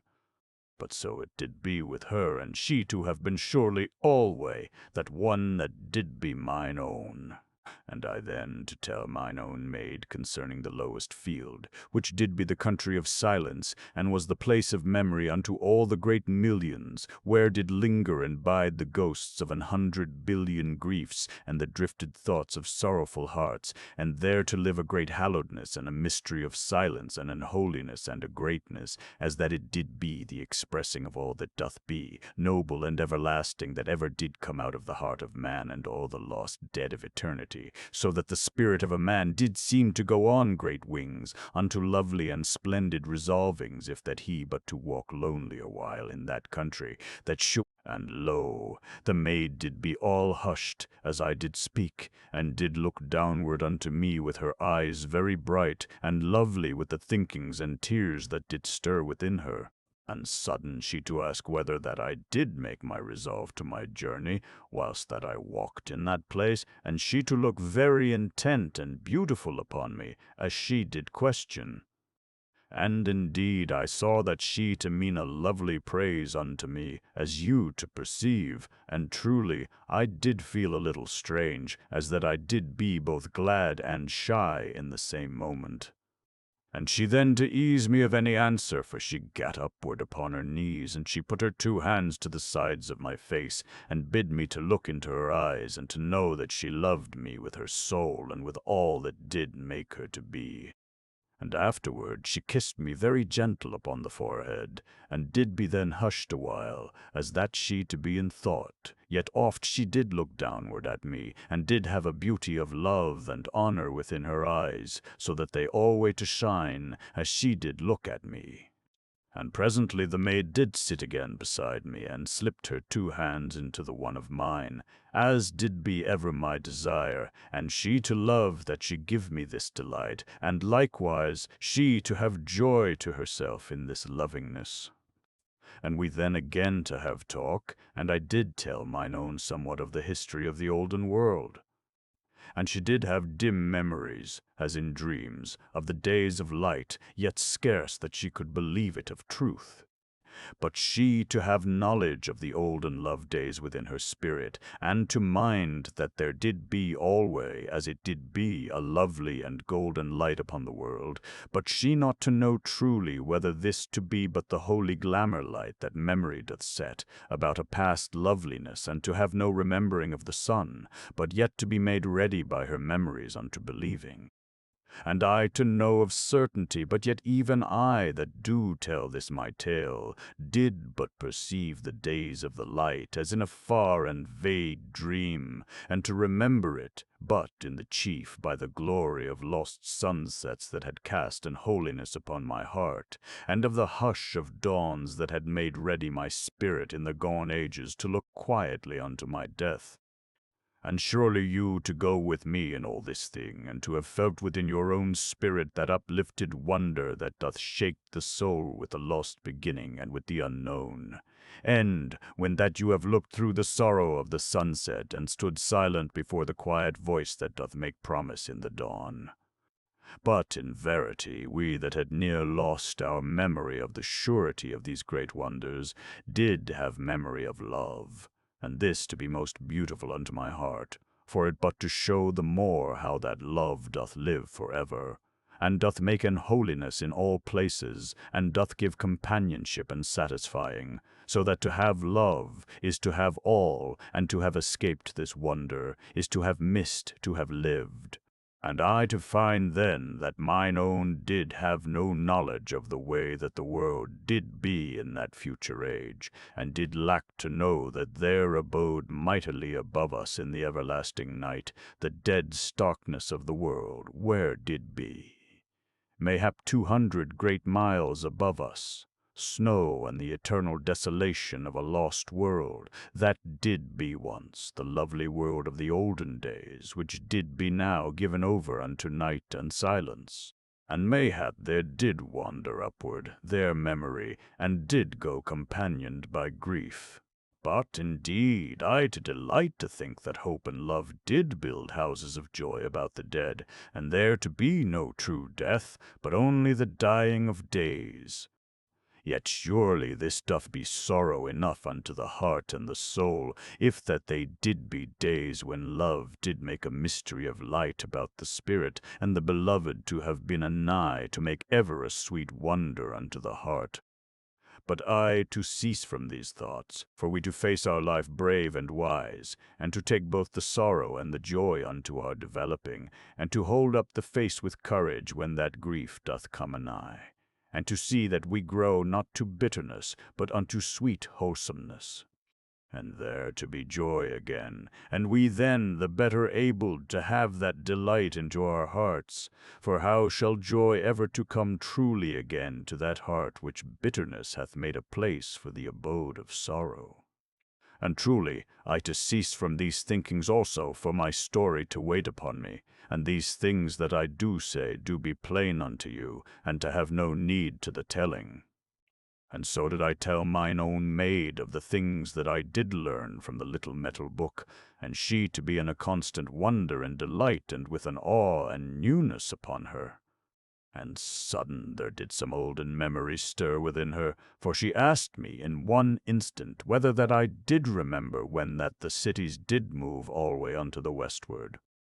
But truly I had no remembering of this thing, and did look at her a while with somewhat of a trouble upon me, for that there should be aught lacking in my memory of those times that we did be together upon this world, was a fear unto me, and a vague sorrow alway, if that I did but to let my thought go that way, though indeed I did ever strive to wiseness, and did have knowledge that there doth be in heart wearing and despair, and needless trouble in vain regrets, but yet these to be natural unto the spirit, if that you to know love, and to be but the complement of the love,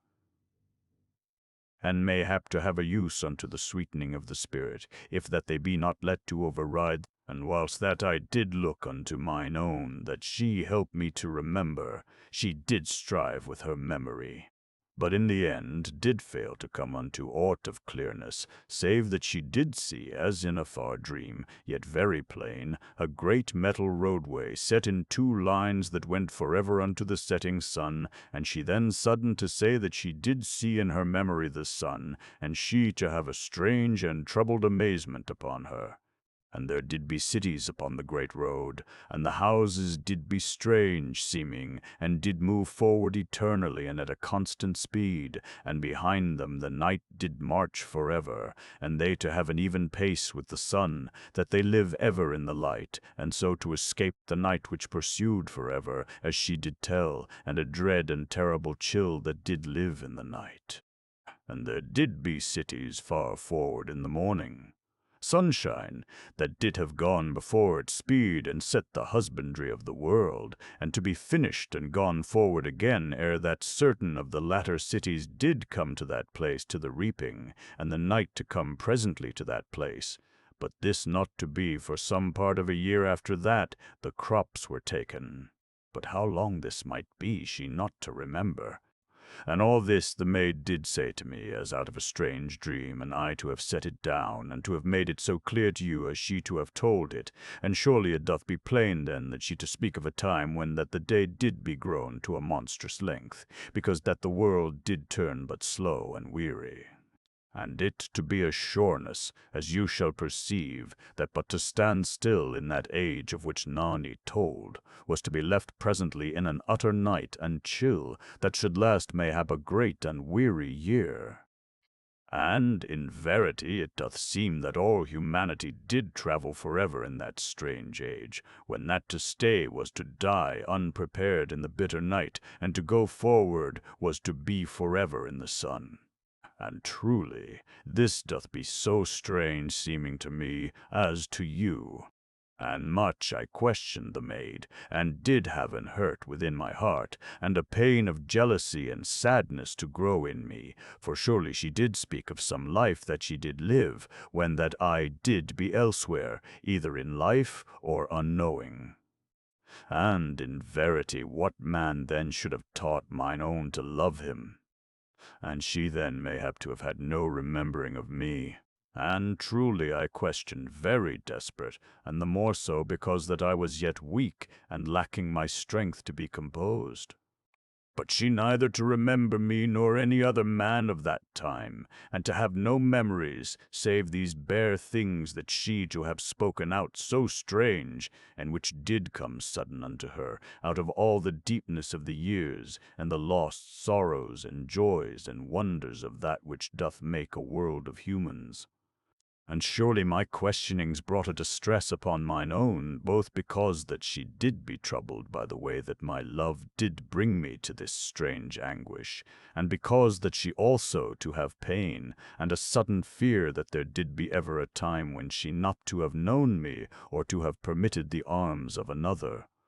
And she did then strive that she be both wise and strong, and to give help unto me, and to take reason unto her own easing.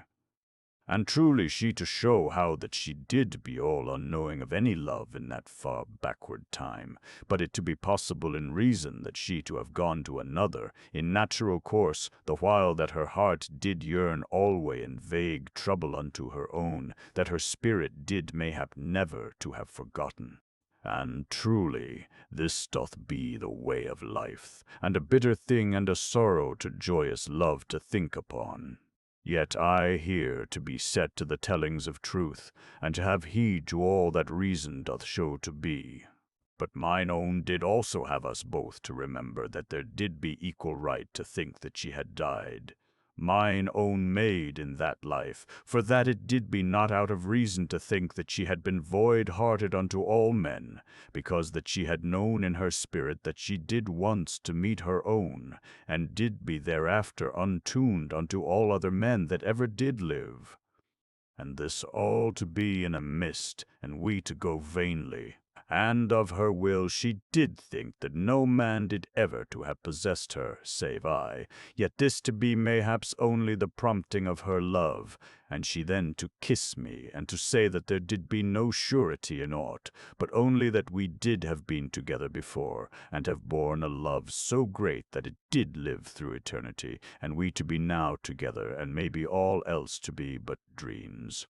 And truly I did have a fierce hope that this be so, and the maid likewise so to hope, yet to be less bitter with rebellion than I, though in pain upon the thought, for she did be so utter and dreadful glad and in happy thankfulness that we did be now, come together again in the end, and did mean that she conquer all that should be like, to set a greyness upon our joy, and to be steadfast unto this end. And I afterward to be likewise in wisdom, when that I was come the more to strength, and to mind that I suffer vainly for that which did have no surety, as I have shown, and moreover I did have no power upon the past, either to learn aught or to mend aught, so that I did go the way of an human, and did shake free from these broodings, and strove unto forgetfulness, which in truth doth be both a terror and a mercifulness, which in truth doth be both a terror and a mercifulness, as doth chance.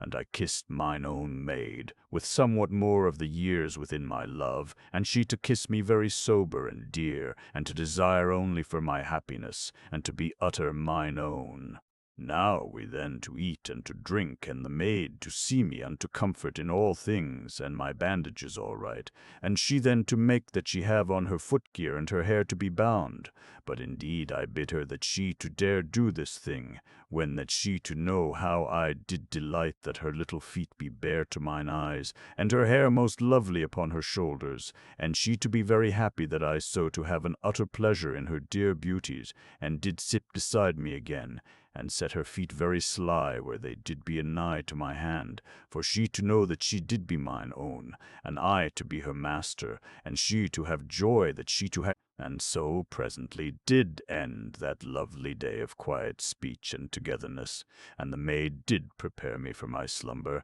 and she then to lie anigh to me, and her head to rest gentle beside me, so that her pretty face did be near unto my breast upon the right side, and she to give me at the first a loving and sober kiss that did be somewise to set a guard upon her tenderness, and afterward did sleep content and gentle, as that she did be in the same moment a child and a woman. And I also to come unto slumbering, yet did know vaguely how that mine own did rise a little upon her elbow, this time and that, and look very loving into my face, that she have assurance of my comfort and well-being. And once I did waken, proper, and looked at her, and she then to kiss me gentle upon mine eyelids, and bid me to sleep, and so did come herself unto her sweet slumber. Now, when that I did come to my proper wakening, I to hear the fizzing of the water, and to know that the maid did be risen a good while, and had made her toilets, as I perceived in a moment when that she came unto me, for her hair did be in a lovely cloud upon her shoulders, all combed and made ready against my waking, and she to have bathed, as I supposed, in some warm pool that did be among the bushes upon the island, and she now to slip her footgear, that her feet be bare unto me, as I did love, and to stand a moment, and her eyes to twinkle gently. And I looked at her with love and honor in mine eyes, as you shall know, and she to have dancing of sweet pleasure in her heart, that I so to look upon her with holiness and with natural love, and surely the last doth be unnatural if that it do lack the first, but my love did burn upward out of my being, so that the flame of my spirit did light the fires of my heart, and my reason to add coals unto that fire that hath lived forever, and doth be as that it shall be, never quenched. And mine own in a moment did kneel beside me, and truly some ways in her deep intenseness unto me, for our love did make all the world holy, and she to be both uplifted, and as that she must give all the humbleness of her heart unto the greatness of my love, and this she to feel, and her deep and utter love, to make it as that she did be all, a passion of humbleness unto me, so that in her soul I did rise in that moment upon the wings of my love, and to seem that I did be all the world and all time and all place and all that ever she did need unto her. And she put out her arms to me, and her eyes did shine with those tears that do never be shed, and lo, in a moment she did be upon my heart, and we two to be hushed together in content, for our need did be in the other. And truly, where there do be two together with love, there doth be neither lack nor need, but eternal fulfillment. And in verity this to be my hope for that which doth come afterward, that all doth be leading unto so glad a joy as this, and that all pain and grief and all that doth make the shaping of life doth be but a process by which we be eternally perfected from living unto living, unto each fulfillment that doth be but the doorway unto greater fulfillment in the beloved. And presently mine own maid did loose herself gentle from me, and washed me and tended me, and very hushed and tender, and something down-ridded of her dear and lovely eyes. And we then to eat and to drink together, and joy so great and quiet did be upon us, that it did be as that we had gone into an eternity of peace and an utter content. And surely, as the thought did stir in me, it did be of beauty that we did be both of us true unto the other in that life, and I never to have kissed a maid until that I kissed mine own, and she to have been likewise, and to have fended all men from her, because that they did be strangers unto her inwardness, and so we two to be so utter together, both in that our spirits did be knit, being each the complement of the other, and because that we had no secret pains of remembered things to set any apartness between our hearts. And in verity I to think back then upon my jealousies that I have told, and to know that mine own did never to have given herself lightly to any, neither to have taken lightly, and her spirit to have been alway mine through all the everlasting, and mayhap this to be how all people shall come to be in the length of time, only that to us had come the great wonder that we did early meet, though this also to bring that utter pain, which doth seem to slay when that once you have known the beloved, and to be parted. And so I to think, and did presently ponder with a great and strange pity upon they that did not yet have met the beloved, and they mayhap not to have kept all for the beloved, but to have been light with that which doth be the treasure, because that love had not come to show them that they did unknowingly squander the strange and holy glory which doth be the possession of they that shall come to the beloved, and say, All that is thine have I kept for thee, and the beloved to know and to have peace in the remembering. But what doth be the peculiar sorrow of they that have gone over lightly, when that they shall meet the beloved? For then shall there be a constant and inward regret as a thorn in the heart, that they not to have observed alway that holy care of all which doth pertain unto love, and they nigh to moan in the spirit, if they had but known, if they had but known. Yet in the end of their pain shall they grow unto all loveliness, if that now they have truly come upon love, and to live with love, for this to be the especial glory of love, that it doth make unto all sweetness and greatness, and doth be a fire burning all littleness, so that did all in this world to have met the beloved, then did wantonness be dead, and there to grow gladness and charity dancing in the years. And there to be yet one thing upon which mayhap I not to have thought sufficient, for it doth be this, that they who did err, as I have shown, shall be the greater for their pain, and let this be to cheer you, if that you have done foolishly, and thought not upon that day when the beloved shall come, for pain is but the voice of development or destruction, and truly you to suffer the first, if that love doth work in you. But truly, the more that you have lacked, the greater shall be your pain, for the more change there doth need be in you. And so would I have you now to think, and to know that the beloved shall come, and so shall you live in glad care of all your being, that you be able to come unto the beloved in that day, and to say with beauty and human joy in your heart, even as I have said, and thus shall you miss that bitter pain. But yet truly you to be like to heed not this until that love doth come upon you, and I therefore to cease from this vain setting of mine inward reasonings. But truly when that day be come, as I have told, you to know how that there went alway with me in this mine own story which I tell, the simplicity of truth, and how that I did be minded only that you to know, and thereby that you have gentle wisdom that you lay not up pain for that day. Yet if you do lack to go with me, you to need that developing which shall then come upon you. And so shall you perceive how my thoughts did go to and fro, as I did eat with mine own. And so in the last I to find that I did think very serious, and I then to cast from me this pondering, and to have that utter joy which did be upon us, and to seem that it did fill all that strange country of seas. And lo, after we did be done of eating and drinking, which did be but a little time, as you shall think, the maid did ease me to an upward sitting, and had my back very nice to an olden stump, which did be light, and she to push unto me. And mine own did sit then beside me, so that mine arm did come most natural about her, and she there to be nestled all gleeful and content, so that my heart did be doubly tender unto her. And I took the abundance of her hair, and set it about my neck and upon my breast, so that it did near to cover me in the upward part, and we both then to laugh as that we did be two children, because that love did make us so utter young in the heart, and our hands to be hid under the beauty of the maid's hair, and I to have her then that she explained just how great she did love me, and you that go with me do know how that this doth be a delight that is never done, neither to be set only into words. And all that day we did be wondrous happy, save once when we saw that there were humped men upon the shore, about the flat-topped rock where did be the fight. But what they did there we not to be able to see, only that presently they went away, and indeed seemed to have no thought unto us, neither any knowledge, and so did be gone again into the forests, and we saw no more of them after that time.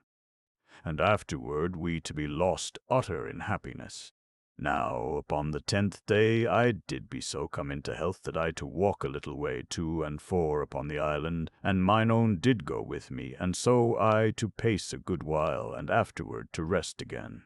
And mine own then to bring mine armor to me, which she had scoured very nice, but truly the armor did be sore broke and bent, and did be jagged inward this place and that with the monstrous strength of the humped men, when that they did strike me with the great sharp stones. And in verity, how I should ever come again to wear this protection, I to be in doubt. Yet truly it had been a wondrous suit of strength that had kept my life within me when that I had been so deadly beset, and I to know that it to be yet like to save both our lives, if that we could some way straighten it, and ease the broken jags from wounding me afresh. And I thought a time, and the maid with me, and afterward we gat that stump upon which I had leant, and had this to be for an anvil, and we found then smooth stones of different sizes, and these to be for hammers, and we wrought all that day with restings upon the armor, and surely we beat it into a very good shape from the inward, and the broken parts we beat smooth, so that they should not wound, and in the end to have mine armor fit to go upon me. And I by now, as you shall think, to be dressed part in my garments, but not all, for there did be yet some of the bandages upon my body, so that for the main I did wear the cloak, that the bandages be easily come at. And all that day did be utter happy, whilst that we worked, for we to be together. And on the morrow, as we do say, which was the 11th wakening upon the island, the maid and I to talk long and oft, whilst that we yet worked upon the armor, and we to ponder the best way that we continue to our journeying. For indeed I was not come to my strength, yet was I very earnest that we go forward early. But in the same time I did fear lest that we meet with aught of danger, and I to be alack because that I was yet weak, And presently the maid and I both to think upon the same thing, for she to cry out concerning the raft, and I to have the same word in my mouth. And in verity this to be a great thought, for then should we be able always to be free of the humped men, and to have frequent rest when that we be weary, and to sleep with an ease in the mind, and indeed I to hope that the labor of oars should be something less than to go upon the feet. And surely we talked upon this a good while, and afterward we left the armor, and went over to the raft, and so to learn whether we should have power to make it something more stable, and that we have some way that we should put a solid matter between our bodies and any monster that should chance to swim under us. And we went then together over all the little island, for I did search for some bush that should have a long tendril in plenty, and supple, and so to suit for binding. But truly there did be no such bush in all the island, and this to put me in trouble, as you shall suppose. Yet was there a sufficient plenty of small and upright trees that did seem very good for any purpose of structure. And when we had gone all about the island, and found naught that should bind, the maid to say with a pretty jesting that we should cut her hair, and plait it to be for cords. And surely, even as the words did come from her, they to set me upon the thing that should supply our need, for I stooped sudden to the grass that did grow oft and plenty in this place and that, and was so tall as my thigh, and to my head in the middle of the dumpings where it did sprout.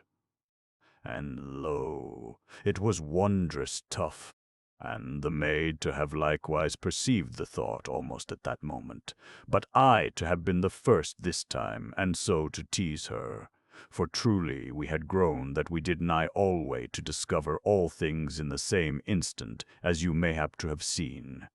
But I did surely be first this time, and must kiss her, as we do kiss little ones, that they be eased in their dismays and disappointments, and she to see how I did mock her, and she to pretend to weep, and surely how could she even to pretend, when that she did not be able to keep her pretty mouth from searching with laughter unto mine, but must be kissed full and plenty in our constant joyfulness.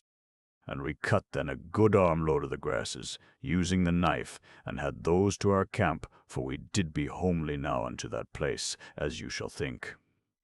And the maid then to show me plaiting, and how that we could work in the grass piece by piece, so that we should plait unto any length that we to need. And all that day we worked, and did be very happy together. But when that we came to the time of our slumber, the maid had done twice and thrice so much as I, and surely she came over to me, and kissed me very grave, that I should be not to fret, even as I did kiss her with gentle mocking concerning the thought about the grass, and so did she make level with me by this impudence and quaint sweetness. And on the next day, which did be the 12th, I took the discourse, and on that day I cut down 6 of the trees, and alway the maid did bring her plaiting, that she be near me, and when I had cut the 6 trees, she had me to cease, lest that I risk to open any wound. And truly they to have healed very wonderful. And afterward we to plait all that day, and did also finish the armor, and did be content and utter happy. And on the 13th day I counted the tablets, and found that we yet to have sufficient, if that we came unto the mighty pyramid within any reasonable time. But I insist that I should eat no more now than did be my usual way, and though mine own did beg and to coax me, and even to try whether that a naughty and loving anger should do aught to shift me, I not to alter from my deciding, which was based upon my reason, and upon my intention that mine own should never to go in hunger danger, whilst that there did be life in my body. And when that the maid did show this dear and pretty anger, I to take her into mine arms, and to tell her how I did reverence and love her, and that she did be all beauty unto me, and I but to love her the more, because that I did know the reason for her dear shaping of anger unto me. And she then to kiss me, and yet to beg again that she have her way in this thing. But presently I did show her that my reasoning was sound in this matter, though I said not that my strongest thought did be unto her own needs. And she to have to agree with me in her brain, even whilst that her heart did ache to feed me. And truly I to love her but the more, as you shall think. And this way shall you ever to manage a dear and sensible woman that doth both love you, and hath reason in her. For the wise man and he that hath an heart unto bigness doth be never hasty to command. But indeed I speak not now of the way that you shall go with a woman that hath the love foolishness upon her, for this to be a different matter, as you do know, and a woman then to require a double wit and tenderness in the governing, but also to need to be commanded, mayhap with sternness, yet with the more love. Now, when that we wakened on our 14th day upon the island, we gat to work, so soon as we had washed and eat and drunk, and mine own to see how my scars did go. And I cut 7 more trees that day, which made 13 in all, and afterward I trimmed the trees very nice. And when this was done, I cut 12 good sapling trees, and 2 more very thin, that I did mean to be for paddling the raft upon the water. And mine own maid did sit near me alway, and never to be ceased from her plaiting. And whilst that the maid did plait and make gentle and happy talk with me, I presently to sit beside her, and had her boat knife to my need, and therewith, when I had cut bark from a tree, I made a 4-foot cross piece of wood, which I did fasten with pegs and some lashing unto the end of one of the paddle shafts. And I took then a piece of the bark, so big mayhap as would cover my thigh, and shaped broad one end and thence to a point, and when I had made holes in the piece of bark, I lashed the broad end to the cross piece, and the end that did be narrowed, I lashed secure to the shaft, and likewise made holes down the length of the bark, and lashed it also thereby to the shaft, and this wise I had a pretty good paddle, that did be about 10 feet long in the clear shaft, and the head to be somewise 2 feet more, mayhap. And when this was done, I shaped the handle so small as might come into the grasp of the maid, and did jest her very loving and gentle that she give me so great a work, because that she have her hands so little.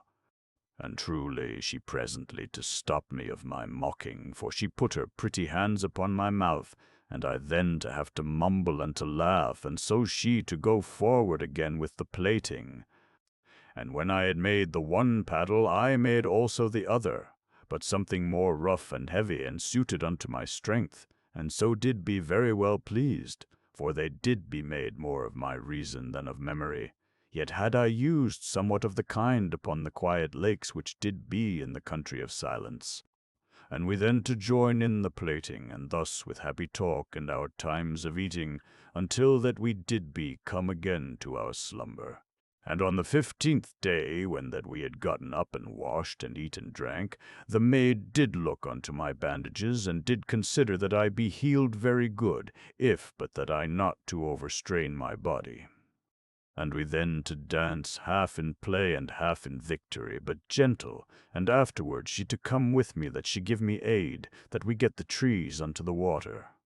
And in 6 hours we rolled the trees down to the shore, and did begin then that I lashed the saplings across the trees, and this wise to hold them secure into a raft.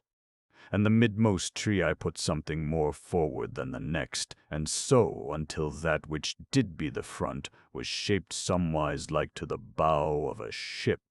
and the saplings to hold the trees this wise, when that I had set the lashings about every sapling and every tree, where the saplings did go across. And all that day I worked pretty constant and steady, until that mine own had me to cease awhile, lest that I bend over much, and so to put strain upon my scars. And I to be reasonable, but yet to go forward again with the work, only that I did rest now this time and that, and so did all to prosper. And on the morrow, which did be the 16th day upon the island, I made an end of lashing the saplings across the raft, and I set up also 2 rests for the paddles, so that we might row if we stood upon the raft, and afterward, being ready, we gat together our gear, and set all upon the raft. And I put the pole that the maid had used also upon the raft, and loosed the straps from that first raft, and had the straps for our requirement, as heretofore. And mine armor we made safe on the raft, but the discourse I had to my hip, as ever, and so did we be ready to leave that little island of refuge, where we had been so near to sorrow, but yet had come utterly upon joy. And surely mine own did take me by the arm, and she to stand a little, and to look with me unto that bed of soft herbage where she had laid me, when that I did be so nigh unto death, and she then to kiss me very sweet and loving and gentle, and all a tremble with the tears and love that did stir in her. And I to set mine arms about her in love, and so we to turn and to put off then in the raft. And so we to turn and to put off then in the raft. 15. Past. The House of Silence. Now it was in the 10th hour of that day that we put off in the raft, and surely we found the paddles to go very easy, and with somewhat of balance in the rests which I had set up, as you do mind, and the raft to go forward with not over much of labor, so that we stood, the maid to the fore paddle, and I did be to the hinder one, and we pushed very steady upon the paddles, and had the raft presently to a speed something less than we should walk over the rough way of the land. And about the 12th hour we stopped and eat and drunk, and went on again with our easy laboring, and truly, when that we get set to the movement, we scarce to wot that we did aught more than rock something fore and back upon our feet, and so the hours to pass, and we to have a constant gentle speech one with the other, and the maid oft to look back unto me with love, and to set her lips that she tempt me, but yet to shake her head most dear when that I would leave my paddle that I go forward unto her. And when that the 18th hour of that day was come, we to draw inward our paddles, and the maid set the cloak very nice to be our bed, and afterward we eat and drank, and so presently to our slumber, and did have sleep, very sound and happy all in a moment, as it to seem. And 8 good hours after, we did waken both of us, together, and lo! We scarce to mind where we did be for a little moment, but afterward to know and to perceive that we did be safe, and not to have come unto us in our sleep. And surely we laughed each in the face of the other, for we did be so joyous to be wakened, each unto the knowledge of the other. And after that we had kissed, we washed somewhat in the water of the sea, and so to our food. And when we had eat and drunk, we made again to the paddling, and went forward thus along the coast, very peaceful and content all that day. Now, in all, that voyaging did take 4 good days of 24 hours each, for we made no great haste or labor, but went easy, that I have time to gather my strength. And naught to happen in all that time, save that once we did see a great beast to come upward lumbersome out of the sea on to the shore, and there did eat and browse upon the herbage in that part, or so it did seem to us, though, truly, we did be over far off to have surety. And this beast not to put us into any horror, but only to make us glad that we be afar off from it. And by this saying I to mean that it did seem unto us a natural thing, and nowise to have an odor of aught monstrous to trouble our spirits.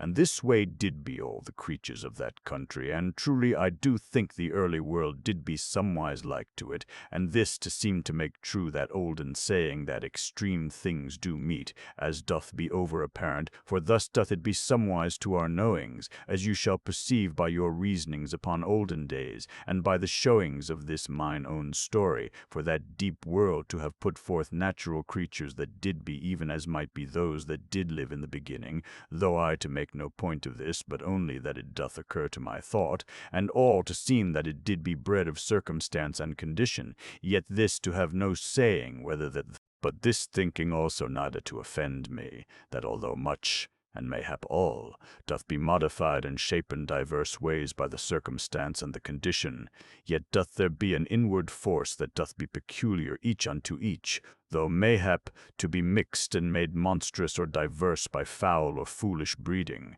as you to have knowledge of in the bodies of those dread monsters that did be both man and beast.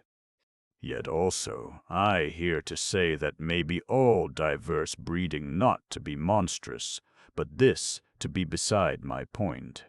For I to be now set to tell, as I have told, that it not to offend me to suppose that there to be this inward force peculiar to each shaping of all bodies that do hold that wondrous quality of life. And if that you ask me that I give example to make clear my thought, I to say that it doth be reasonable to suppose that the force or spirit of the human doth be peculiar to the human, whether that it to be a cause of life, or the result of that which hath been evolved out of a condition. And whether it to be the one way or the other, you to know that where this force or spirit be found untainted, there is man, and I to be not opposed to think that man doth be constant alway in matters of fundament, and neither to have been ever truly different, though something modified in the body, and surely in the there to be no call to these. Yet presently they likewise to come, and to act upon the flesh with refinings. And likewise, mayhap, there to be some act of the flesh upon the spirit, and so to the state of this age, of this our day, and to that far age of which I do tell.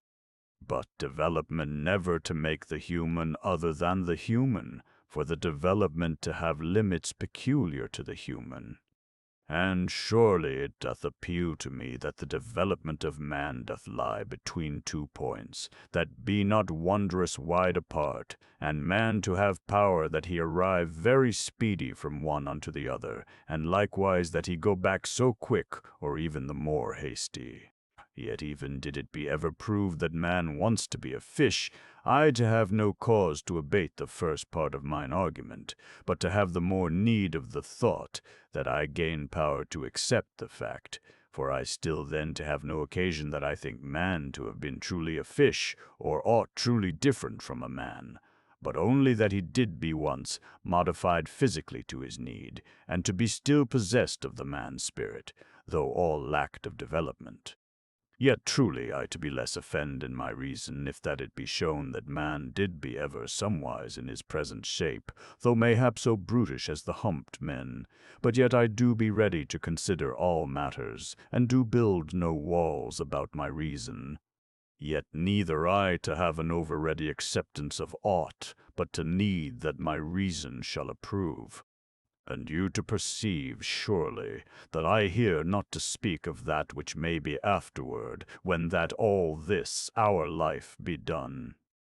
For who shall say how much or how little we then to go forward unto loveliness, and I at this point to tell you that I do have a wondrous hope of beauteous things, and of sweet and mighty uplifting and furtherance unto that glad world which we have beheld the shores of, when that we had stood in holiness with the beloved.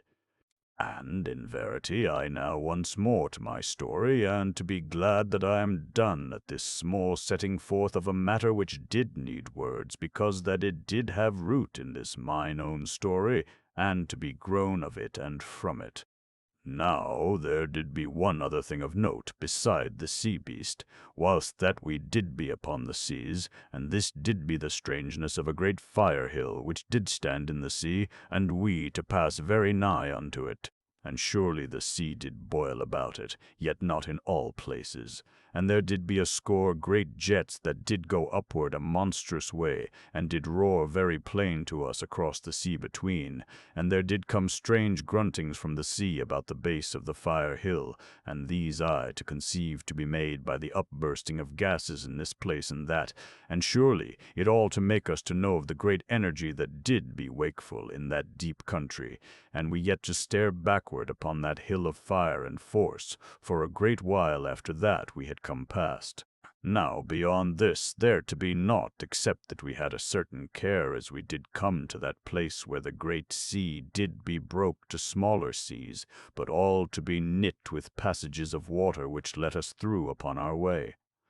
And surely I did show mine own maid those two places where I did sleep when first I was come into that country, and she to be sweet in interest, and alway to have somewhat that she would learn of this and that. And so, when that we did be 4 good days upon the water, as I have told, we to come to the land, upon a flat place of the shore, where the country did slope upward unto the mouth of the first gorge, of which you do mind. And this to be in the 10th hour of that day, and we likewise to have begun that voyage in the 10th hour, as you do remember. And surely it to have been a sweet and peaceful water journey, and I to have been happy, if that all that did be yet before us, to hold so much of pleasantness and safe goings. But indeed, there to be much danger yet to come, as you do know, and we to have our hearts set in courage, and to go forward to conquer, for surely, if that we to conquer, and to come safe into our mighty home, there to be then that we have all our lives together in loveliness, and this to be truly a worthy prize and a glory of the heart, to end and to repay our stress. And surely the maid and I did presently strand the raft, so well as we might, and did then to wonder whether any should ever more to behold it through all eternity. And we looked a little, each at the other, and the maid then to cut free a small piece of the wood of the raft, to be for an after remembrance. And so we to have our gear upon the shore, and the maid then to give me aid that I get once more into mine armor, and so I presently to have the scrip and the pouch again to my back, and the discos in my hand, and all in readiness, and the maid with her bundle, that was now grown small, and her belt about her body that she have her knife unto her hand. And surely the maid then to kneel and to kiss the raft, for memories did gather upon her, and she there to have one more breaking from all that did be the first part of her life, and you to give your understanding, and so to have a quiet sympathy, and to perceive that her heart did be like that, it should stir with a strange trouble of sorrowing in that moment. And surely I stooped then very gentle and loving, and had mine own to her feet, and I led her from the raft, and she to need that she be near me, and so we to go forward, and to make upward unto the dark mouth of the great gorge. And there to be some miles unto our right, that grim and utter huge mountain, whereon afar upward in the monstrousness of the night did be perched those 4 fire hills of which I have told. And below them there to go upward the great hills of ash that had been cast down throughout eternity. And this thing had the maid looked upon for a great time, and did be never done of her wonder, neither I nor any human that ever should have sight of so great a wonder. And so we to have come presently upward into the high mouth of the gorge, and did go onward then into the gloom, a little space, until that we were come to the place where the gorge did bend sharp unto the left into darkness. And lo, we made pause here, and turned again unto the country of seas, that we have a last outward look over all that deep and living land, that did be hid so far downward in the everlasting night of the world. And in verity it did be a solemn thing to know that we, mayhap, to be the last of the olden humans that should ever to look upon that country, and I to wonder in that moment whether that the humped men should ever to develop in some far eternity unto the full sweetness of the spirit of humanity which I did think to be inward of them. And this to be both an odd and a natural thought to have then, as I do see. But at that time I only to think it, and not to wot or to trouble whether that it did be odd or otherwise. And I to think that country did be somewise as the olden time renewed, but truly we to look upon early things with new eyes. And we yet to look awhile, and to be hushed, and to hark in those last moments unto the far mutter of the great fire mountains, and the fire hills, and the noise of life which did go over that land, and we even then to be but a few short pacings off from the silence of the great gorge, which should lead us presently toward the eternal strangeness which did be in the night land. And the maid did hold mine arm very close as we looked our last into the red light of that deep and hid country of the world, where, in verity, we had come so utter nigh to our death. And presently I turned, and the maid slipped her hand into mine, and the tears did go silent down her face, because of all that did be pressed upon her heart, but yet not to be all of sorrow, for there to be both sorrow and happiness, and also there did be somewhat of vague emotion that she never more to look upon that dear island where she had nursed her man again unto life and well-being, and she to be in mind of all those places where she to know that in afterlife her memory to wander, and she to have oft told tales, mayhap, unto her children of that country that they never to see, but only to be for a wonder to them forever. And we passed then round the mighty corner place of the gorge, and went forward, somewhat stumbling, into the gloom. Now we went 16 hours very steady, and with naught save the great darkness to trouble us, and we by this to have been 26 hours since last that we had sleep. And surely this did be a foolishness, because that I to need that I come into my full strength ere we reach the night land, and it to be a folly that I should overtire myself, and the maid to have said so much. All way. And indeed then we came to a safe place for our slumber, and whilst that we eat and drunk we made count from my notings of the outward way, and so did decide that we go no more than 16 hours' journey each day through the gorge, and to sleep alway for 8 good hours. And this we to do both then and until that we did be come out of the great gorge, which did take us in all so much as 5 days this wise.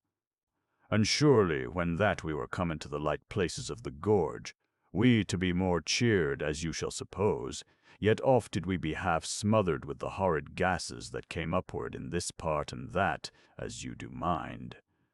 And my strength did grow constant as we journeyed, yet would the maid never suffer that I carry her, but went alway very light and clever, and was grown, in truth, set unto this constant wander.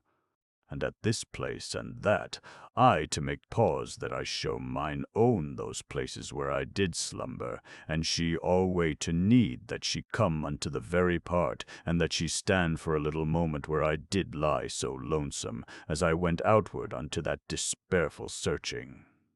And always she then to be utter tender with me, and to be something lacking of speech because of the calling of her heart. And surely mine own did be alway now to ask me when that we should be come unto the Nightland, and to require how far it should be, and to be taken with a growing of excitement very dear and natural, and in verity I to be almost so much so as she, and to wonder what she to think of the mighty redoubt, and of all that strange and monstrous land.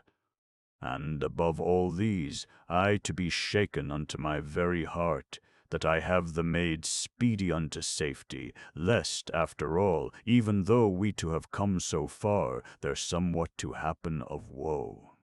And all this did make it a hard thing that we not to begin to race, and to exceed the hours that we did set, but truly we had wisdom in this matter, and slumbered alway after the 16th hour.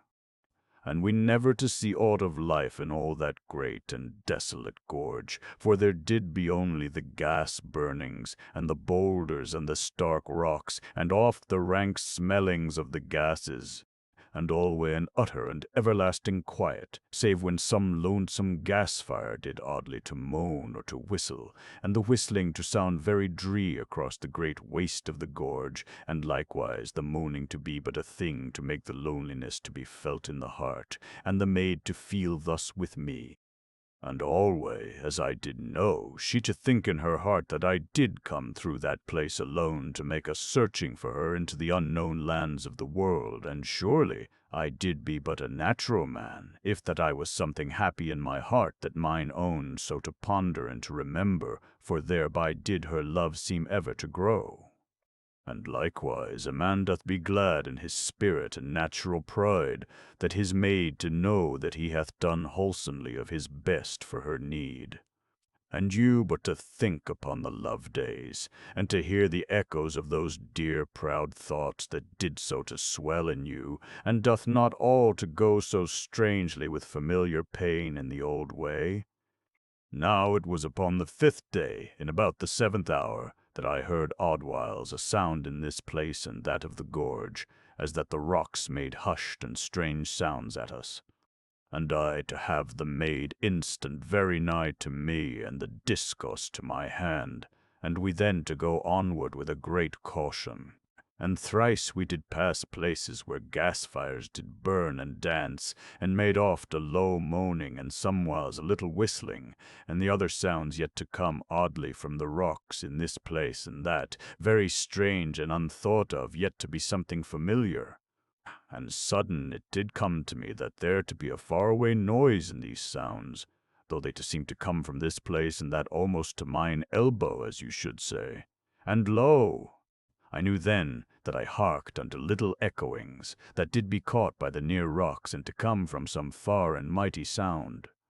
And this should be surely the monstrous piping of the great gas fountain, that you do well mind. And in verity I told mine own in a moment, and she to be all eager with me, because that this did be both a wondrous thing, and to be also a landmark to show that we did be nigh to come out of the gorge, and our journey to come the more near unto an ending. And surely we looked ahead very earnest, and there to be so many strange and leaping fires to our front, that we not to be very sure which did be the far and monstrous dance of the great gas fountain, for truly it to be yet so distant that the near gas fires did make more upon the eye, up all of a weary length of the gorge, than did the great dance of the far-off fire, that was now so small by the distance. And presently, when that we were gone onward something more, we to see that there went a lightning and a darkening afar along the gorge,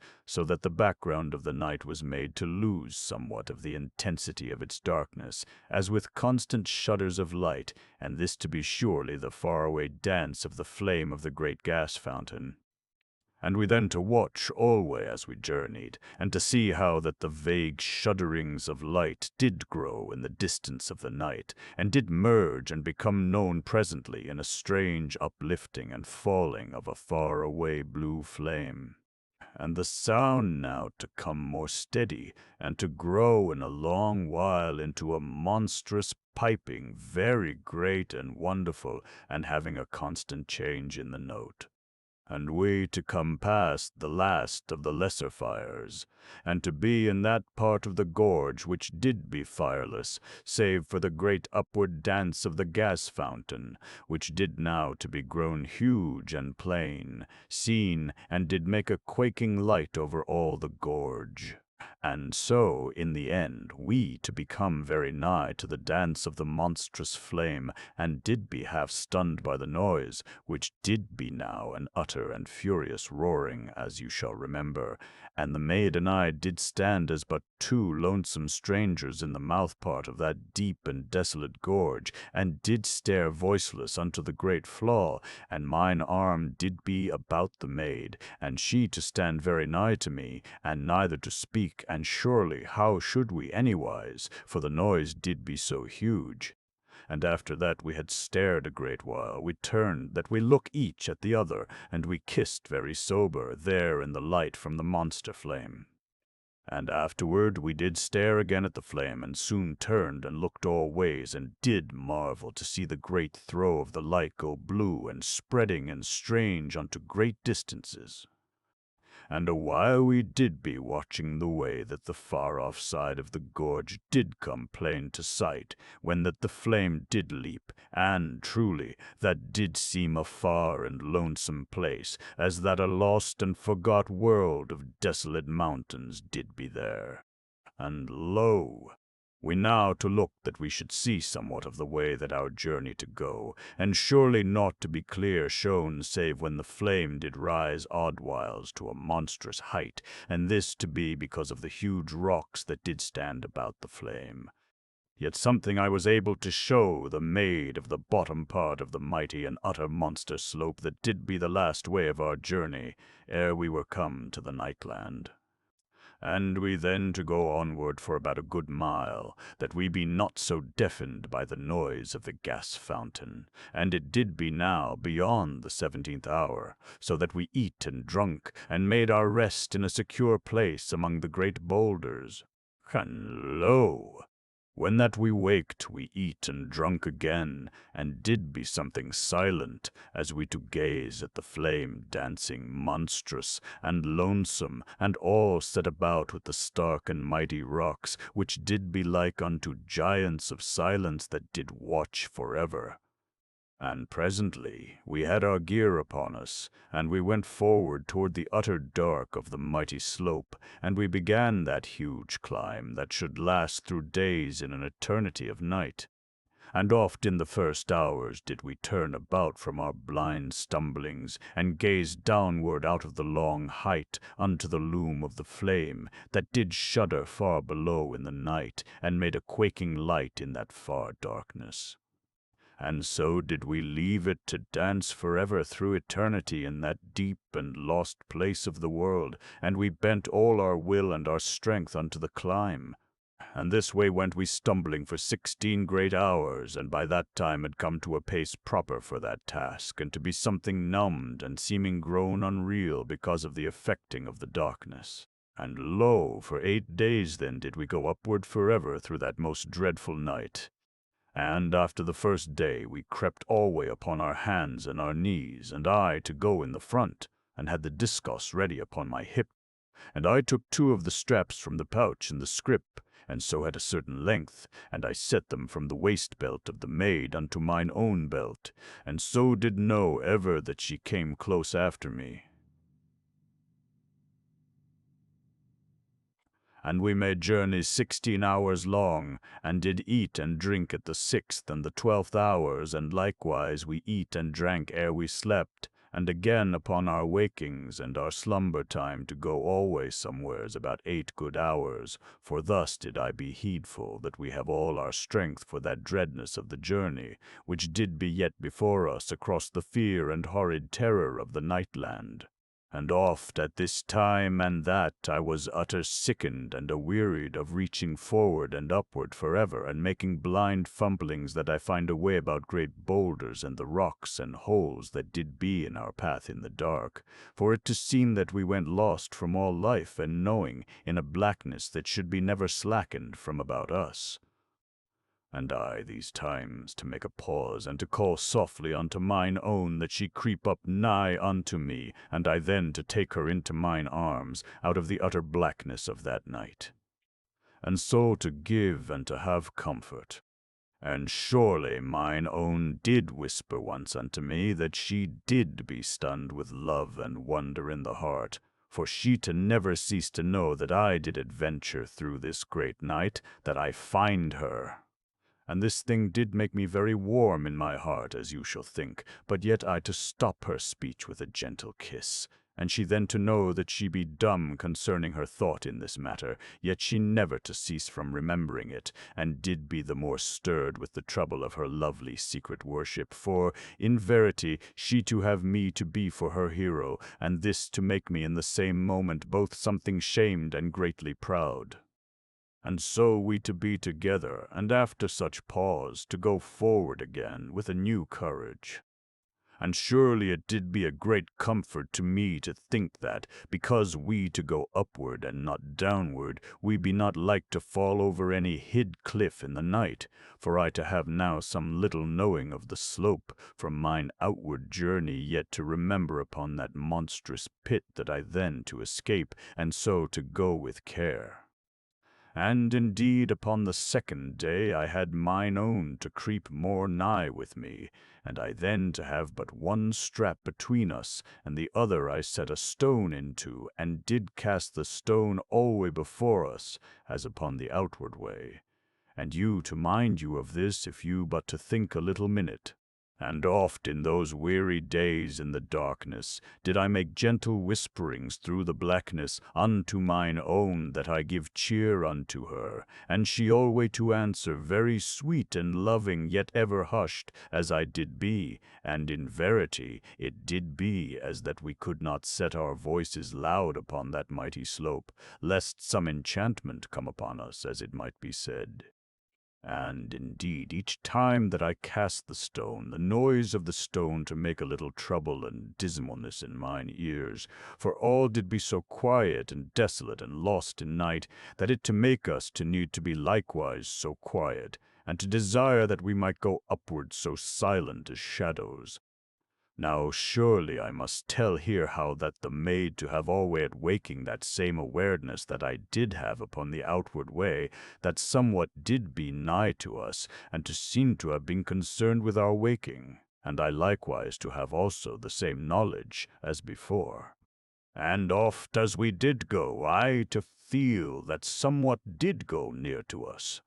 and this to put something of a fear upon me, because that I was ever anxious for mine own, and I to have her to be alway the more nigh to me, and did set the strap from her to me, even when that she slept, so that she not to be touched, and I to lack to know. Yet she to have no fear concerning this thing, but to feel in her spirit that it did be a force that had no evil intent unto us. But more, neither she nor I to know, and I, in truth, to come in the end used to it, save that I did be, as I have told, anxious in all that did concern the life and well-being of my beloved. And so did we go onward through those 8 days, and it soon to be grown cold, so that we both to need the cloak over us in our slumbers, but in the journey hours to need not, for the upward going did surely heat us very well. And there also to become presently a change and a seeming of thinness into the air, and the maid to remark upon this, and likewise that the water powder now to be, that it not to fizz so plentiful. And we went upward, as it did seem forever, and journeyed very hushed and steadfast, and likewise did halt at set times, that we eat and drink, and did always sit then very close and quiet and in love. And so alway to go never beyond 16 hours' journey each day, and very weariful even so much, for it to be a sore and constant labor of climbing. and I to learn the hour alway by a little shining of the discos upon my time-dial, which I have told did be somewise as the watch of this our present age.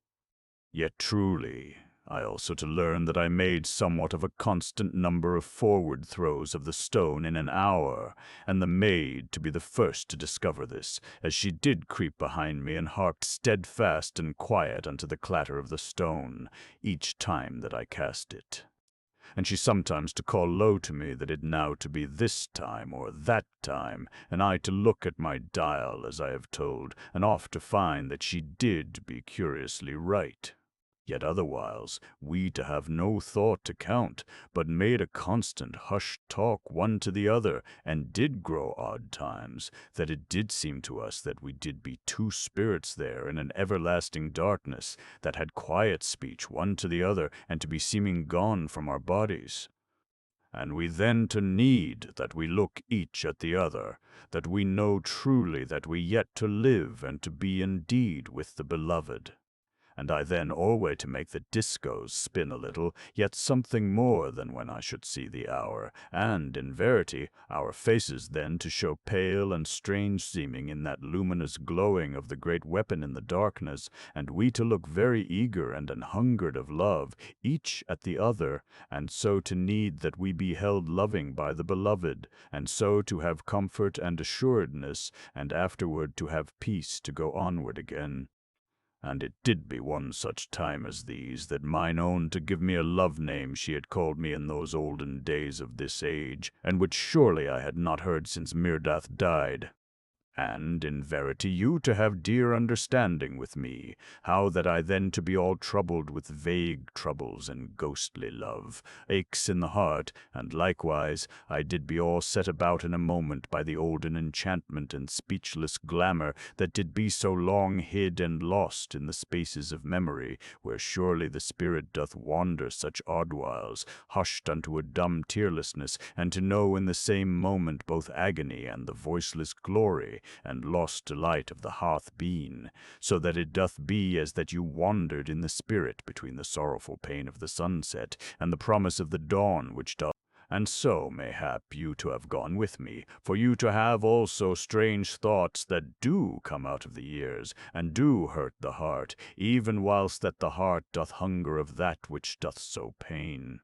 Yet truly mine own did be now with me, as you do know, so that I had joy all about my heart, yet did all the years of my lost delights and of my pain be in the spaces of my memory, and mine own now to have stirred all, so that no words that did be ever shaped of man should help me to have ease in speech.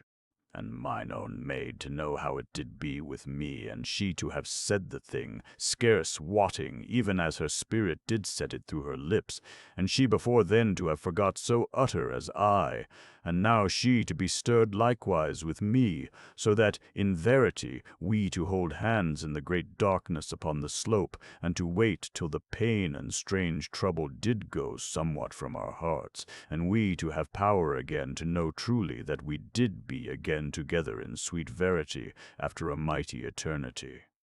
And thus did we go, and even in that strange night to have an everlasting coming together, so that surely our two spirits to be nigh made one somewise, and this to be that sweet and holy thing which I do name love, and it to be my glory and astonishment that love hath come unto me. And with you that have love I am as a brother in holy delight, but with all that have not known love, or to have missed love, I am a mourner, and my heart to pray that they to know this wonder ere they die, for else shall they die so green and bitter as they be born, and to have grown nowise unto ripeness, which doth be charity, the end of life and the crown of humanity. And surely I to go forward again now with my telling. And you to know that on the 8th day upon the slope, about the end of the 9th hour, there to be an upward seeming of light afar before us in the darkness, and did show as a dull and vague sheen above us in the night. And truly I to know that we did become at last a near unto the night land. And we went upward then very eager through the dark, and the dim shine did grow ever, so that we soon to see it very plain as a looming of light afar upward, and we ever to climb and to go onward. And lo, in the 14th hour of that day we came up slowly out of the night upon the slope, and stood at the ending of that strange road where the silent ones walk. And surely it did be as that I was come home, and to have set my feet again upon familiar lands, and this to bring to you how far off I did seem to have gone, and now to be come again to a known place. And we went upward upon the road, until that we did truly have topped the slope, and at last to look out over all the wonder and mystery of that land. And I never to be rid of the utter gladness of knowing that I was come there again, after so strange a journey, and that mine own had I brought with me out of all the unknown world. Yet truly, I also never to have forgetting that this familiar land of strangeness did be the last test and the greatest dreadfulness of our journey, and anxiousness did hang upon me, for I now to have to take the preciousness of mine own among and beyond all that danger of horrid forces and of monstrous things and beast-men and the like. And truly, I did be like to trouble. And in verity I did stare with a fierce eagerness unto the fair-off place in the middle part of the Nightland, where did be the mighty pyramid, and surely it there to shine in the midst of the land, and did be mine, home where never had I dared hope I should return. And I set mine arm very swift and eager about the maid, and pointed, so that she see quickly the wonder and safe mightiness of that which did be our refuge for all our life to come, if but that we to win unto it. And the maid to look with a great and earnest soberness and a lovely gladness and utter soul and heart interest, unto that place that bare me, and where I to have come from, and now to take her. And long she looked, and sudden came round unto me, and set her arms quick about my neck, and burst unto a strange and happy weeping. And I to hold her gentle to me, and let her cry very natural, until that she was something unpent. And lo, when that she was eased, she to stand close beside me, and to look again unto the mighty pyramid, and afterward, as she to steady, she to ask 100 questions, so utter eager, and so to thrill with joy and excitement, as that she did be a glad child. And 100 questions I answered, and showed her new things and wonders uncounted. And of all strangeness that she then to see, there did none so to shake her in the spirit with terror, as did that dreadful and horrid house which did be the house of silence. And it was as that her very being did know and be repulsed of some horror that did concern and be in that house, so that she to want to hide in the bushes that did be anigh to the road, and truly I to think this wise, and to remember and to beware suddenly that we did be indeed come now into the power of monstrosity, which did be utter and forever abroad in that land. And surely we went then in among the bushes that did grow clumped upon the side of the road, as you to remember, and afterward I calmed this new fear that had come so quick upon mine own, and she then to peer forth with me from the bushes, and to have renewed sight over the land, and the house of silence to stand upon that low hill of which you do know, and did not be a very great way off, somewise toward the right. Yet, as you shall have remembering, it did take me some long and bitter hours upon mine outward way, ere I did become from under the shadow of it, as we do say, unto the top part of the mighty slope. But this to have been in the main because of the utter care that I did need to bring me safe past the house, for I to have gone long and weary upon my hands and knees among the bushes, as you remember, and oft to pause, and to be so still as death, lest that the power of the house to have become aware of my passing.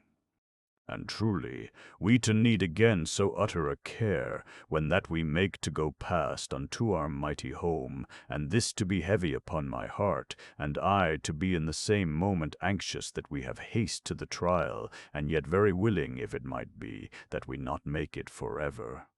And, indeed, after that we had peered a good while from the bushes, I to consider that we do well to eat now, and afterward to have a safe place for our slumber, so that we go fresh to the horrid dangers and dreadfulness that did be before us upon our way. And we then to look about, and soon to find a great boulder that did be set with the bushes. And we made our place for sleep against the boulder, and the bushes went all around, so that we did be complete hid. And in verity we to be very cold, as we had been those 2 past days, whilst that we made toward the top of the mighty slope. And now we to have the full chill of the night land, and did be very glad to have the cloak, so that we eat and drank whilst that we sat together, and the cloak round us. And afterward the maid set the cloak about us for our sleep, and we then to kiss very sober, and I with anxiousness in the heart, but she with less, because she to have rest in me. And so we lay down to our sleep, and the discus ready in my hand, and my spirit wakeful against any terror that should come anigh to us in our slumber, and the maid I warned to be likewise wary. And surely we slept and waked, and there had gone 8 good hours, and naught was come anigh to us to harm us. And we eat and drank, and did hark oft, and looked out from among the bushes, but there did be naught abroad to set dread upon our spirits, and so we did be more content, and well rest and a ready for the further journeying. Now I had the maid to wear the cloak because of the chill of the land, but she in the first to refuse, save I also to have it in my turn. But truly I did feel that it should smother me, and that I need all my freedom of my body, lest there come anything sudden upon us. And all this I showed mine own, and also that we should have weary work, and to creep much, so that I should be warm by my labor of going, and she likewise mayhap. And she then to consent, because she saw that I did be earnest, and to burn with anxiousness, yet had me to promise that I take the cloak, if that the chill of the land gat me anywise bitter. Now we made a pause, when that we have our gear upon us, and we looked well out over the land, and surely alway our eyes did gaze in the ending upon that far wonder of light and safeness, which did be the mighty pyramid, and I to be never ceased from telling mine own this thing and that thing concerning the great refuge, and she to be constant stunned unto silence and delight of wonder, and anon shaken unto a multitude of questionings, so that truly we did be as that we never to have done making known one unto the other. Now, as you have knowledge, the house of silence stood upon a low hill, and the road did bend about the bottom of the hill, and this way did I come, when that I was on mine outward way. Yet now there to be a new plan of journeying come into my mind, for, as you do remember, I did take somewise of 11 great days from the pyramid unto the top part of the mighty slope, because that I had gone diversely and round about to the northwest of the plain of blue fire. And surely, as now I looked, it did seem that we should try a short passage, and thereby become free out of all danger in but a space of 4 or 5 days, if only we to succeed. And I stood a good while very hushed and anxious, and did consider this new way, and did presently point it out to the maid, how that we saw the mighty redoubt straight to the back of the low hill where stood the house of silence, and mayhap we might chance to find a safe going that way, and that I did ponder that wise. For indeed, as you do know, we must go nigh past the house, even did we return by the long journeying, and this to be because that the bushes did make a cover only near to the road, and all to be a country of bare rock beyond the bushes on that side of the road, which did be to the north and west. Now presently I had formed my intention regarding our way, and told all to mine own, and how that we to have alway an utter caution, and the danger I made so plain to her as I did know it, and she then to beware in her heart the need there to be of care and wiseness forever, as we did go. And we then to make forward into the night land, and to be gone from the top part of that great deep, in which there to be hid strange lands, as you do know. And surely it to be like that none should ever to go that way again for an eternity, or maybe forever. And so went we forward with a new caution. And we came out from among the bushes upon the northwest of the road, and crossed unto the eastward side, and here the bushes to grow very plentiful, so that I led on with a cheerfulness of hope within my heart. And alway I went so far to the southeast as the bushes would give us their cover, and this way I made that we should scarce to pass within a great mile of the dread and horrid house, though in verity this to be most dreadful close. And we walked then for 6 hours, and went sometimes creeping, and oft stooped, and ever with a great caution. And in the 6th hour we made a rest, and eat and drank, and afterward went forward again. And in the 10th hour were we come something nigh unto the house, for truly we to be off from the road where the silent ones walk, and so to go more straightly, and alway to save distance. And we kept so far outward from the house as we might, but could pass it not more than a great mile off, because that the bushes did have their margin near upon our left as we went, and there to be bareness of rock beyond, and fire holes in this part and that amid the starkness of the rocky spaces, that should be like to show us very plain, if that we came outward from the bushes. And moreover there went upward into the everlasting night one of those towers of silence which did be in this part and that part of the land, and were thought to hold strange watchers. And the tower stood great and monstrous afar off in the midst of the naked rocks, showing very grey and dim, save when the flare of some great fire did beat upward in the land, and sent huge and monstrous lights upon it. And we to have need alway now to remember this tower, and to keep the more so to the sheltered hiding of the bushes. Yet in verity we to have little thought of aught save of the grim and threatening terror and monstrousness which did stand forever upon that low hill, and did be the house of silence. And in the 11th hour we did go creeping from bush unto bush, and did be as shadows that went in the mixed greyness and odd shinings of that land. And the grim and dreadful house did be now unto our right, and did loom huge and utter silent above us in the night. And the lights of the house did shine steadfast and deathless with a noiseless shining, as that they shone out of the quiet of some drear and unnatural eternity. And there did a seeming of unholiness to brood in the air, and a sense of all and deathly knowledge, so that surely our hiding did seem but a futile thing unto our spirits, for it was to us as that we did be watched quiet and alway by a power, as we slipped gentle from bush unto bush. And when the 12th hour did be nigh, we to begin to draw clear of the house, and surely there to come somewhat of ease into my brain and heart, for it did be as that we should come clear of all harm. And I turned to the maid, that I whispered gentle and loving encouragement unto her, and lo, in that moment mine own gave out a sudden low sobbing, and was gone still upon the earth. And truly my heart did seem to die in me, for I knew that there did be directed a force out of the house of silence, which did be aimed unto the spirit of mine own maid. And I caught the maid instant into mine arms, and I set my body between her body and the dreadness of the house, and surely my spirit to perceive that there beat out at her a dreadful force, which did have in it an utter silence and a bleakness of desolation. And lo, I saw in a moment that the force had no power to slay me, but did surely make to slay the maid.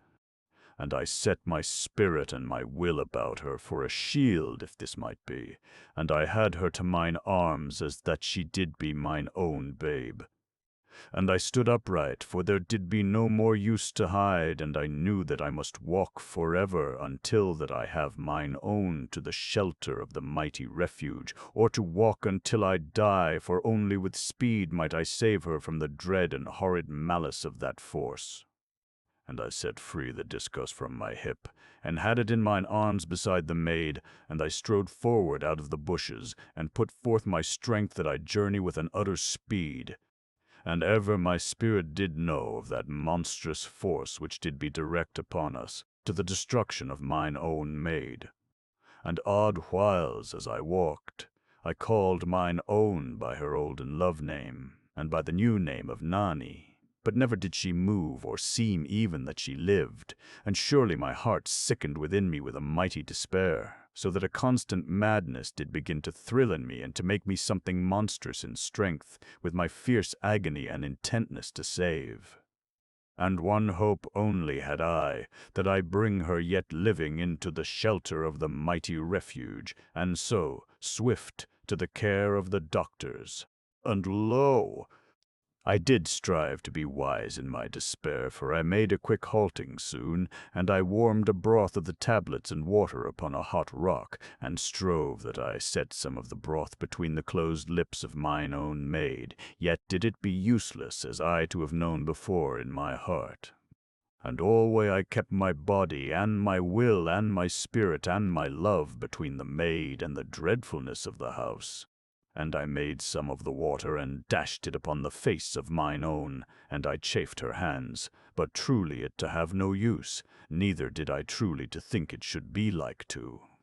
And I wiped her face then, and harked to her dear heart, and surely it did beat very slow and hushed. And afterward I wrapped her in the cloak. And I forced myself then that I eat some of the tablets, and I drank a great lot of the water, for a fever did seem to burn in me, and moreover I to mean that I lack not for strength to my task. And I set my gear upon me very speedy, and I lifted mine own beloved, that did be now so hushed, that once had been so merry and dearly naughty. And surely I nigh choked as the thought upraised in me, but I set it back, and did but go the more furious.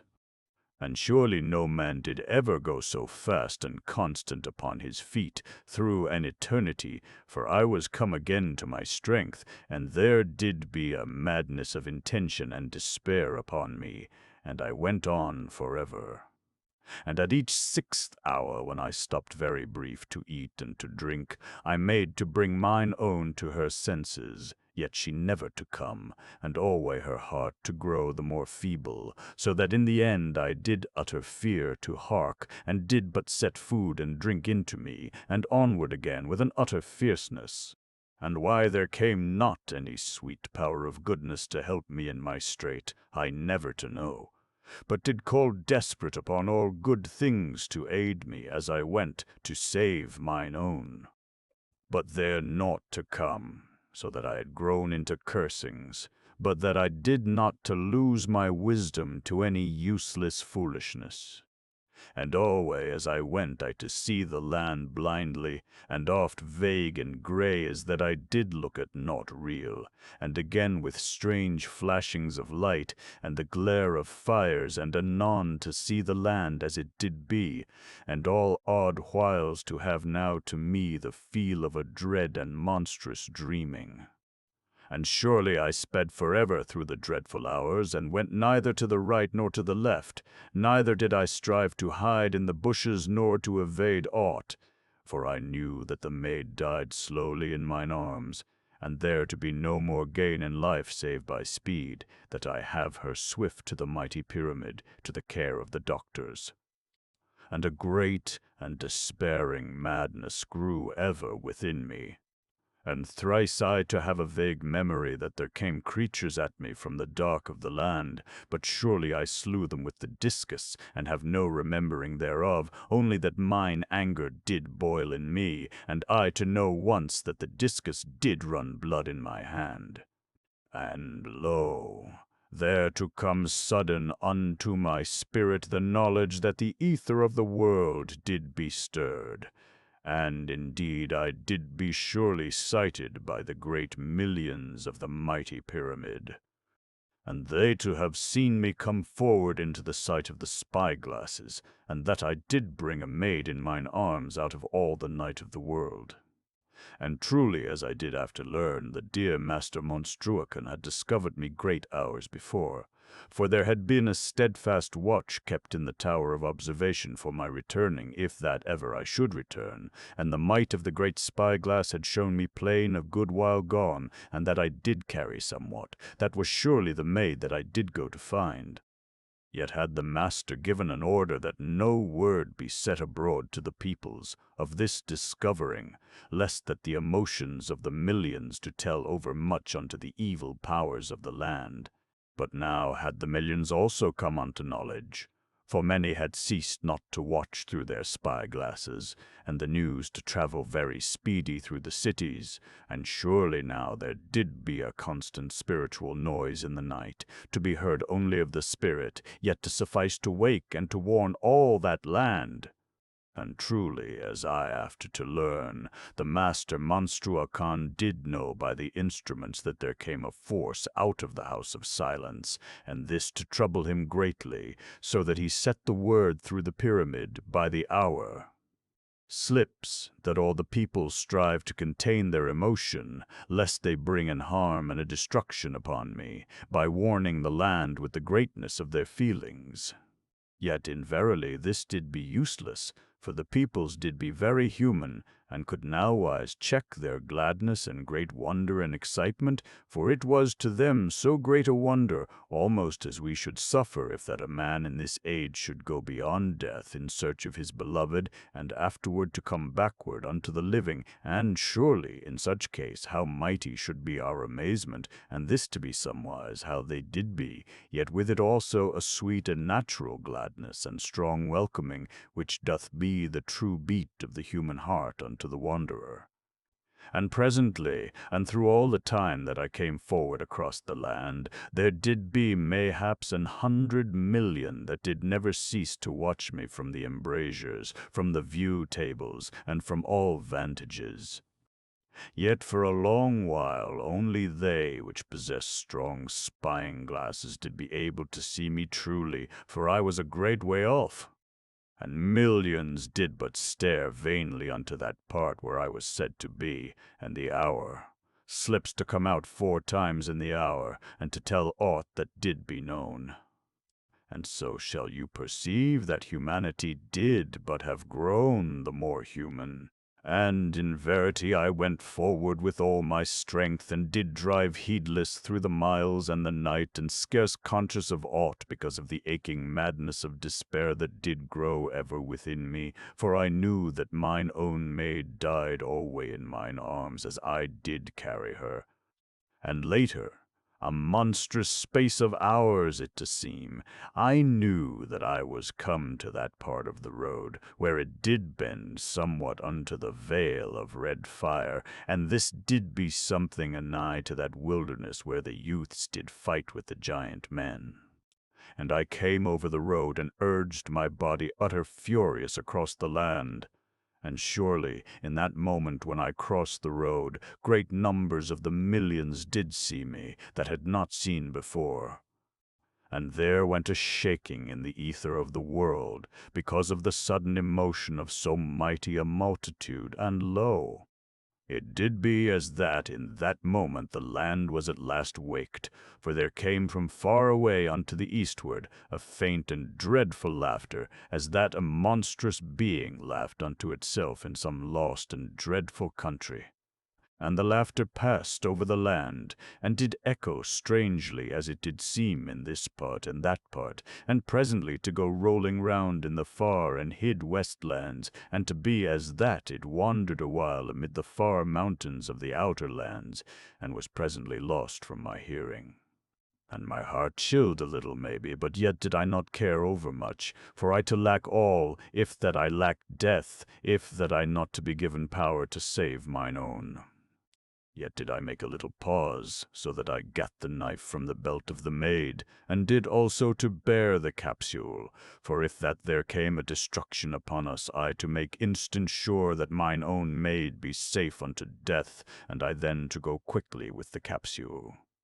And afterward I again upon my way, and ever upon each 6th hour I did stop that I eat and drink, and did onward again, even as a machine, for I commanded myself to this duty of victual, that I lack not my strength unto the saving of the maid. Yet truly I did seem to choke alway as I strove with the tablets. And lo, ever as I went forward did the land awake, and my spirit to know that great forces did be abroad restless. and the monsters to begin wild roamings, because that they also to know of the unrest that did be come into the land, and there to go presently odd roarings across the land from night unto night, and I to go forward the more desperate, and to step neither to the right nor to the left, but to make direct unto my mighty home. And the veil of red fire did be soon afar off unto my right, and the bulk of the watcher of the northeast to be somewise unto my left before me, and the great back to be toward me. And truly I looked at the brute force, and it did be as that I drew nigh unto a mountain of watchfulness, and above it in the everlasting night did be the blue shining of the luminous ring, and the ring shed a light downward over the monster force, and the shoulders did be huge and humped, even as two small hills, and it looked forever from me through eternity unto the pyramid. And this to be plain, though I did be a great way off from it. And sudden as I went there came somewhat out of a bush unto my left, and rose up at me very long and tall, and surely it did be some kind of a man, and came at me.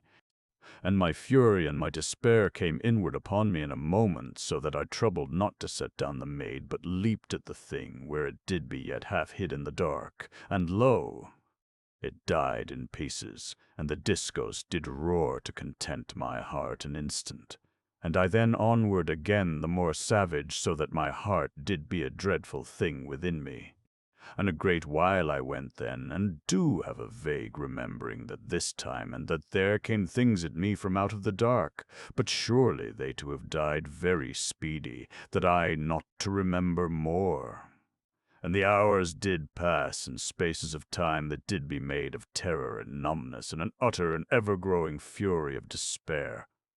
And I did be at last as that I did burn inward with a grim and dreadful energy, and to seem to grow the less tired, and to come over the land with a stronger ease, and somewhat as that I did desire things to come unto me, that I have something to ease my heart, for lo! Mine own maid did be dying in mine arms as I carried her, and I to be in a bleak and sickened dread, so that I lacked all courage now to listen unto her heart, as I have told, and went burning and dry and hot in the eyes. And ever there sounded the roarings across the land, and there did be added presently lower and more horrid and dread noises. And later I heard a far thudding of the earth, and in a little there went past me a great man, running so heavy that he did make a shaking as he passed me, yet, in verity, by a sweet mercy, he saw me not, and was gone onward in a moment, and lost utter into the night. And the ether of the world to be full of the trouble of the peoples, as the man passed me, and afterward there to be a stirring of glad thankfulness. And truly alway my spirit did know strangely as in a dream, that the millions set their sympathy and pity and help about me, and did girt me about with human love and with encouragement and with uplifted thoughts. Yet in verity did all be as water beside the fierce wine of my love and despair, which did urge me onward in a natural lacking of all dread, save for mine own. And truly this doth be the way of love, and shall make fearless the heart of the weakest, and there to be prayers in the night, and all the ether to be surged with the spiritual trouble and callings and cryings of the millions. So that, indeed, if that my spirit so to hear these things, it to be conceived that these do pass outward into the everlasting, and to break upon the shore of eternity in an anguish even as a visible foam of supplication. And surely the unity of love of the millions did make a natural force about me, for, in verity, the force that did come from the house to seem to be somewhat eased from the maid, yet there to be no surety in this, for all did be desperation and turmoil in my heart, and I to have but one thought in my brain, that I bring mine own swift across the land unto the mighty pyramid, and so unto the doctors. And lo, there stow presently from afar the deep and dreadful baying of the hounds, so that I knew we did be surely dead, save that a miracle should happen. And I asked in my heart in a fierce and mad fashion why that they did not to rig one of the olden shooting weapons, that they shoot from the pyramid, and so to give me some aid in mine extremity. And behold, even as I did be so bitter, there went afar upward in the everlasting night, where did shine the last light, the sharp flashings of the set speech, and I did warm in my heart a little with hope, for the master Monstruacan did see that I was now all discovered, and there to be no more use for silence, and did speak straight and helpful unto me. And I made to read the set speech, but mine eyes had been mad and near blinded with lost hope. But in a moment I saw clear. And behold, the dear Master Monstruacan bid me to keep good my courage, for that they did have made ready 3 of the olden weapons, and moreover they to save me, even if that they have to turn loose the earth, current over the land. And he commended me with honor, and that I strive forward yet a little while, for that 100,000 men did be prepared, and did even then go downward in their armor by the lifts. And surely, as you shall think, my heart eased a little in me, and there burned somewhat of a hope in my spirit, that I yet to bring mine own unto the doctors, ere it be too late. And the baying of the hounds did grow nearer in the night, and there to grow ever the roarings over the land, and a sense of evil and monstrousness to be abroad in all the night. And lo! I to have come by this, so that the watcher of the northeast did be backward upon my left, and I looked keen and fearful now at the monster force, and behold, the great bell ear did quiver continually, so that I saw the monster made somewhat known unto all the land. And the monster did look as ever unto the pyramid, and did be a great and silent hill of life that did lean toward the pyramid,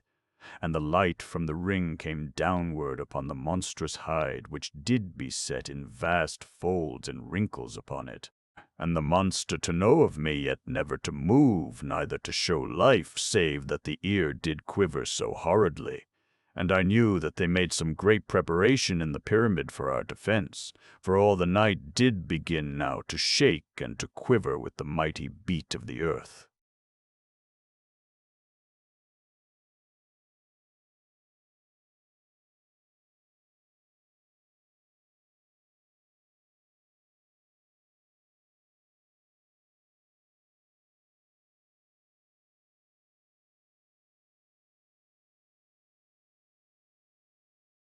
In the country of silence. And lo, I did become something nigh unto the mighty pyramid, and my great home went up vast into the everlasting night, as a very mountain of sweet life and safety, and had surely amazed me afresh with the utter bigness of it, only that despair and weariness did have too grim an hold upon my heart for me to care of aught, save to have mine own made within the safe wonder of the huge refuge. And it did be still afar off from me, and I to go forward across the land with a strong going, and lo, as I passed a hollow place where did burn a fire hole, there came something out of the hollow, and the thing gat upward from crawling, and did be a great and haired man. And the man looked at me, and afterward came unto me, and did put his hands forward very eager as he came. And I did see the hands plain in the light from the fire-hole, and the hands were monstrous, and did be armed brutish with horrid claws, so that the man should have been able to rip aught, even as a wild beast. And I put mine own very swift to the earth, and surely I cared not for life or aught, for this thing did make to delay me, and I to be fierce with despair that aught should halt me. And lo, I leaped very furious and with cold anger at the giant, and I smote at the monstrous brute, but he unto the side in an instant of time, and so escaped the blow. And he flung forth his monstrous arm out of the half-dark of a shadow that did be cast by the dance of the fire-hole, and caught my headpiece and plucked it from me so strong and brutish that he cast me nigh a dozen feet onto my back. Yet I was not harmed in the life, but only sore shaked and bruised, and I to be up in a moment, and came in upon the giant, and the discus did roar and blaze in my hands as I swung the weapon. And I gat the giant above the middle part, and the discos did glut itself, and went through the giant as that he did be naught, though so huge and monstrous and girt with strength. And he to have surely turned his shoulders as he died, for the upper part of the giant man went horrid to the earth, and the legs and the trunk stood plain in the light of the fire-hole, and the blood went upward as a fountain in the night. And I made no pause, but leaped unto the maid, and had her in a moment to mine arms, and onward again past that dead thing, that did only then to fall with an horrid sound. And surely the night did be full of an astonishment and upliftedness of the millions, so that their spiritual cryings did go all about me, and did tell me that they had perceived this thing, and did cast their love and delight unto me, and a vast excitement to be upon them. And lo, I scarce to have gone a great mile more, but there came two vague things out of a dark place, where certain rocks did upstand, and I smote them with the discos, and went onward, but what they did be, I never to know. And surely after that I did seem to go smiting forever, for there to come time and oft strange things out from the bushes and the rocks, as that all the land did be a crawl with foul and monstrous life, and I to go smiting as in a dream, and to speed forward ever with a more fierce despair, for surely the end of our lives did be come, and I not to be given power to save mine own maid. And all the land did be full of grim and monstrous roarings, and odd-wise lower sounds, very deadly. And once I did hear the noise of giants running, and all the night to be evil.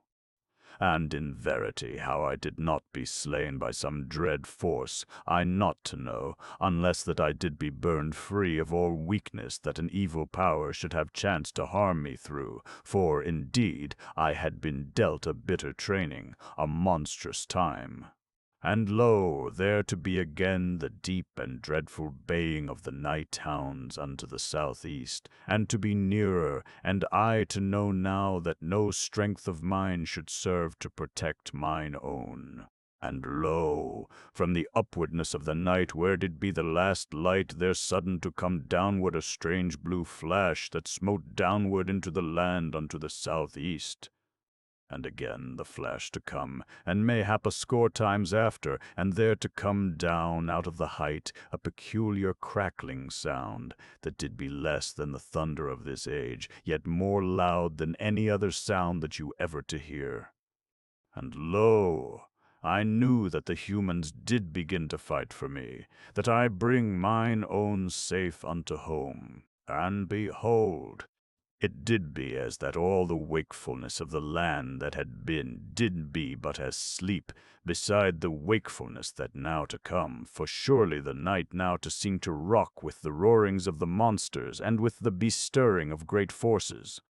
And ever there to go over the land the yowling of that strange and dreadful laughter, which did come from that hid country in the night of the lost East. And lo, there arose constant now the hoarse and dreadful bayings of the hounds, and made known that a mighty pack did be out. And they to seem to be no more, maybe, than a good mile unto the southeast, and I to be all alone, save for the dying maid that I held in mine arms.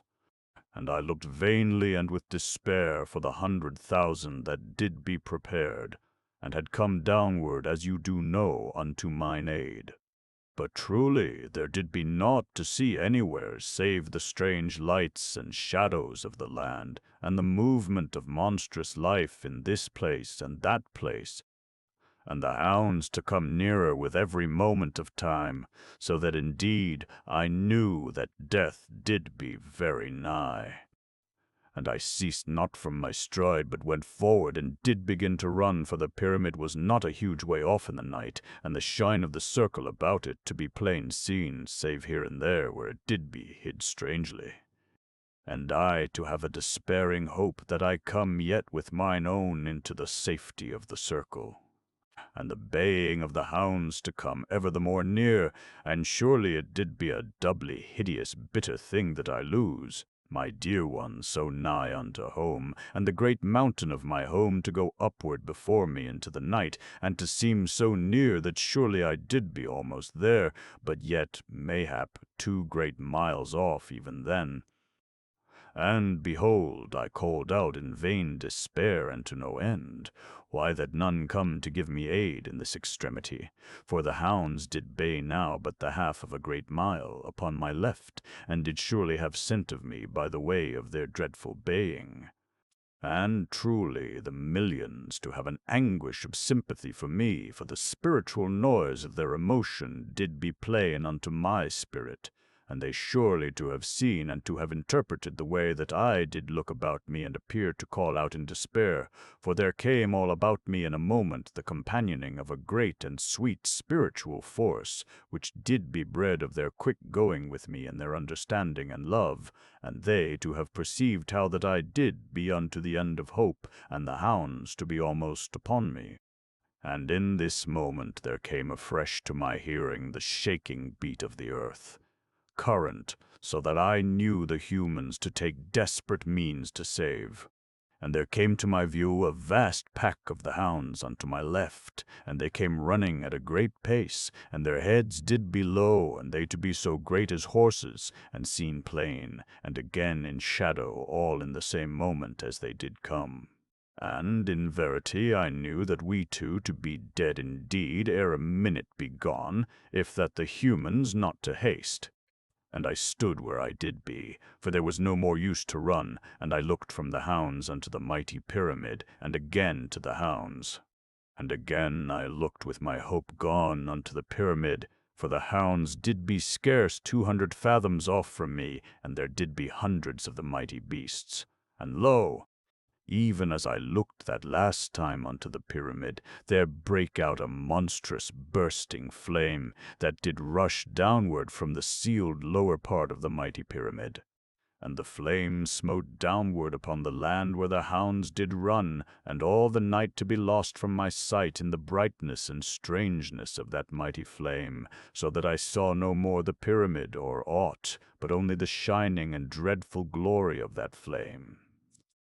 And the flame made a blast in the night, and a hotness that did seem to wither me, even where I did be from it. And I perceived that the humans had truly turned loose, the earth, current upon the hounds, that I be saved. And there went a constant great thundering over the land, because that the earth force did rend and split the air, and did tear up the earth, and the roaring of the monsters did be hushed and lost in that mighty sound, and I to see no place where the hounds did be, but only flames and broken lands where the earth force did strike, and great rocks did be hurled all whithers with a vast noise, and truly it did be a mercy that I was not slain 100 times, if this might be, by the failings and burstings of great rocks and boulders. And lo! In a moment the humans did cut off the earth force, and had it again to their control. And there to seem now a great silence upon the land, and an utter dark, save that flames and noise came from that part where the current did strike. And I very speedy to come free of the dazedness that had me, and made again to my running, for, in truth, it to seem now that I should yet be let to win unto safety with mine own. And mine eyes did grow presently unto their accustomed using, and I to look all ways about me, lest there come somewhat upon me even then to work our deaths. And for a good time there to be naught that I did see anywheres, neither there to be the wakeful sounds of the land, save only the grim and horrid laughter from afar in the dead east. And oft as I did run, I to stare hungry-hearted upward at the mighty pyramid, and surely it alway now to seem to be less bright than before. And in the first I to set this to the count that mine eyes did be yet dazed by the great flame of the earth, force, but soon I to perceive that it did be otherwise, and that there did be truly a less brightness of the light that did shine throughout all the mighty redoubt.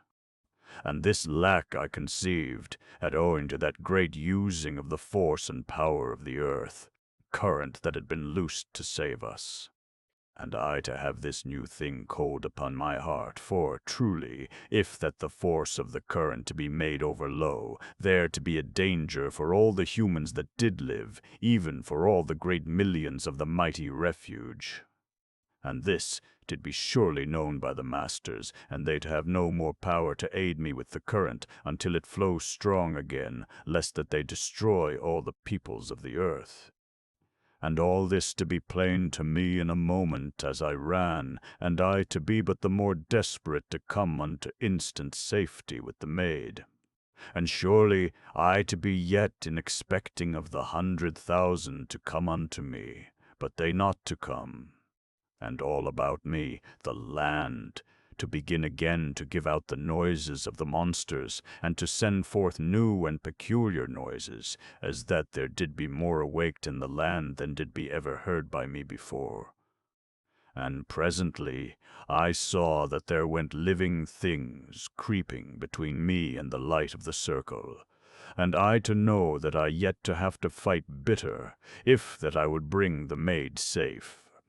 And I swung the discus free and ran on, and sudden my spirit to know that I did be warned of some new peril, and I to look upward into the night, that the master Monstruacon should mayhap to tell me the danger by the set speech. But in truth there came not the quick flashings of the set speech, but only an upward stillness and a dimness of the lights of the mighty pyramid. And afterward I to learn that the dear master Monstruacon made to warn me of danger, but that all the instruments of the tower of observation to fail to work, and likewise all the machinery of the pyramid to cease, even unto the moving of the great lifts, and the moan of the air pumps, and all to have been this way for nigh a great hour, until that the earth current did flow again more full. And surely this doth show that death did nigh to come unto all the millions, because of the great trial that did be made to save us. But truly, my spirit did be warned by the trouble of the millions, and because the master Monstruacon called vaguely with his brain elements, so that I went ever more warily, and did look all ways. And lo, sudden I to stare above me into the night, and there to be a pale circle very quiet and steadfast that did go alway over the twain of us. And I saw that this did be surely one of those sweet powers of holiness, that did stand between our souls and some dread power that came anigh to work our destruction. And I to have no overfear, but did put my trust in the force of holiness, and went forward running warily.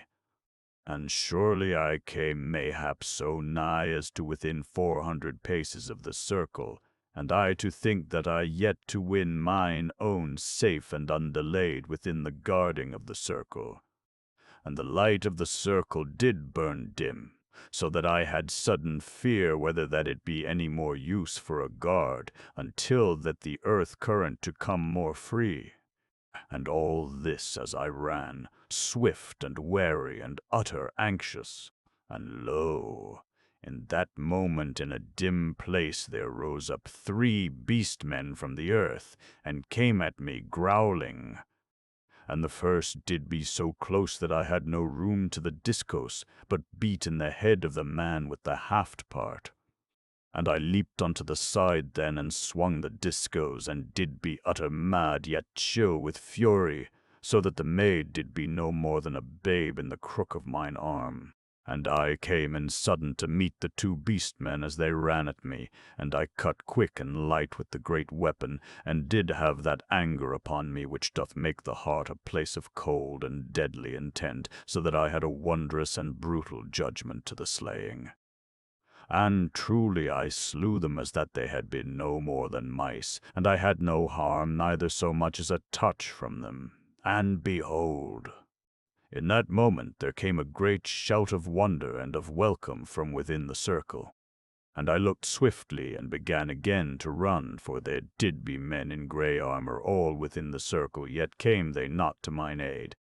And lo, in a moment I knew why that the 100,000 did have held off from me in mine extremity, for, behold, there did be monstrous black mounds all along without of the circle, and did rock and sway with a force of strange life that did set an horror into my soul as I ran, for truly they did be the visible signs of monstrous forces of evil. And did any human have ventured outward beyond the circle, then had that man been destroyed in the spirit and lost utterly, so that none had dared to come, neither had it been of use if any had made themselves to be a sacrifice to aid me, for truly they to have been of no use, when dead, as you shall say. And there came a constant shouting from the 100,000 to me that I haste, and indeed to haste. And truly I did haste with all my strength. And I looked unto the dear circle of holiness that did be above us twain, and it to go steadfast over us, so that I saw we to be surely saved. And lo, I to be no more than 100 paces now from the glowing of the circle. And behold,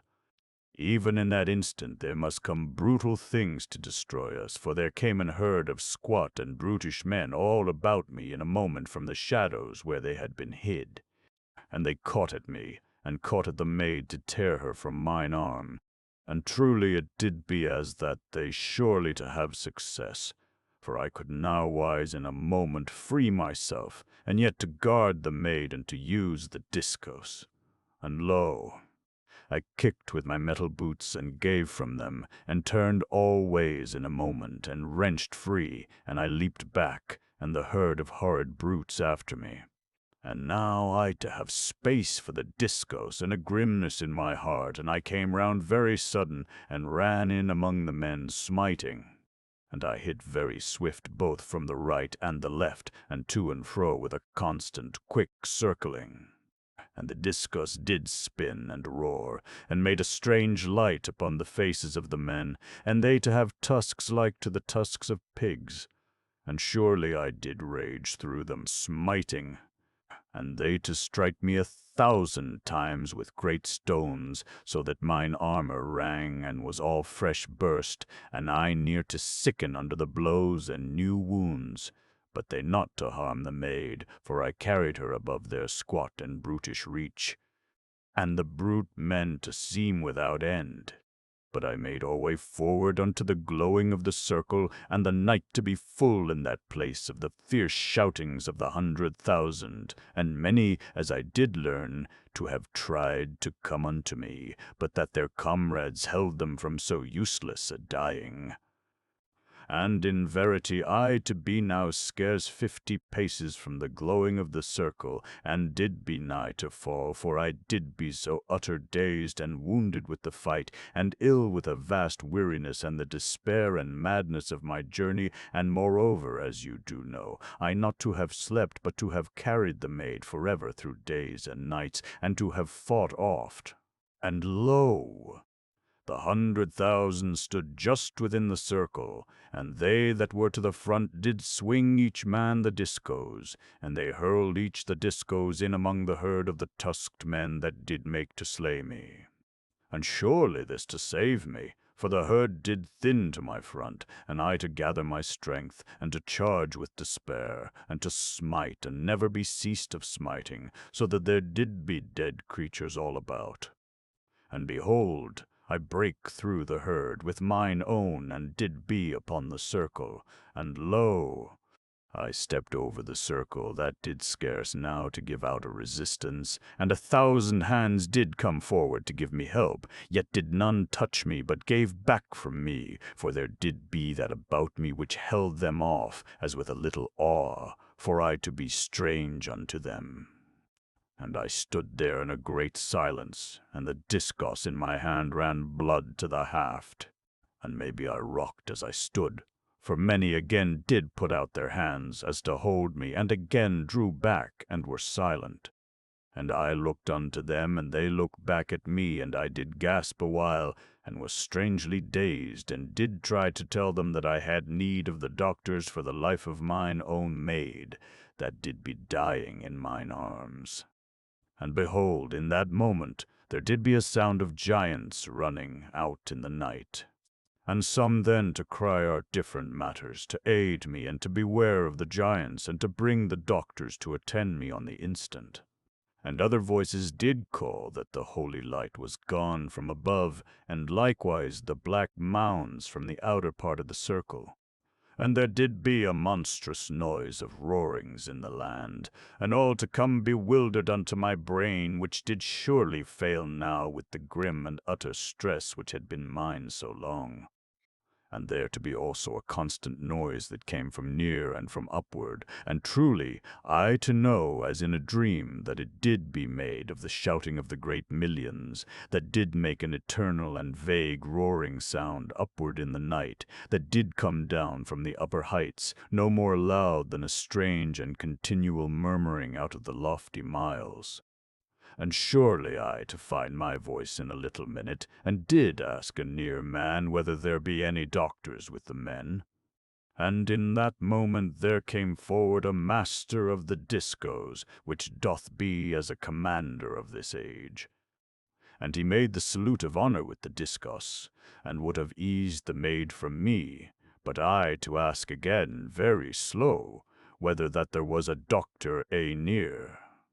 And he on the instant to give an order, and the great thousands to begin to shape, and did make a mighty lane unto the great gateway of the mighty pyramid.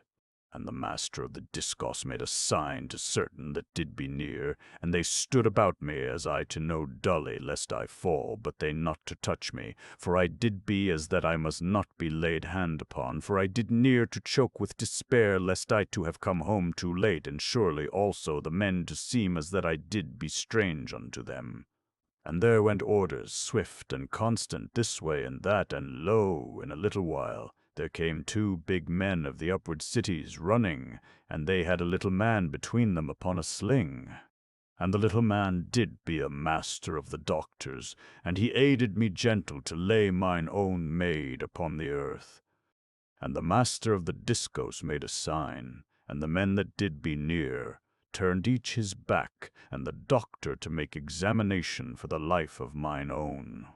And there to come about that time a seeming of silence in the land, and truly the 100,000 did be utter quiet, and a great quiet in the mighty pyramid, for in truth all to know by this that there to be a fear that the maid I did bring out of the night did be slain by the evil forces.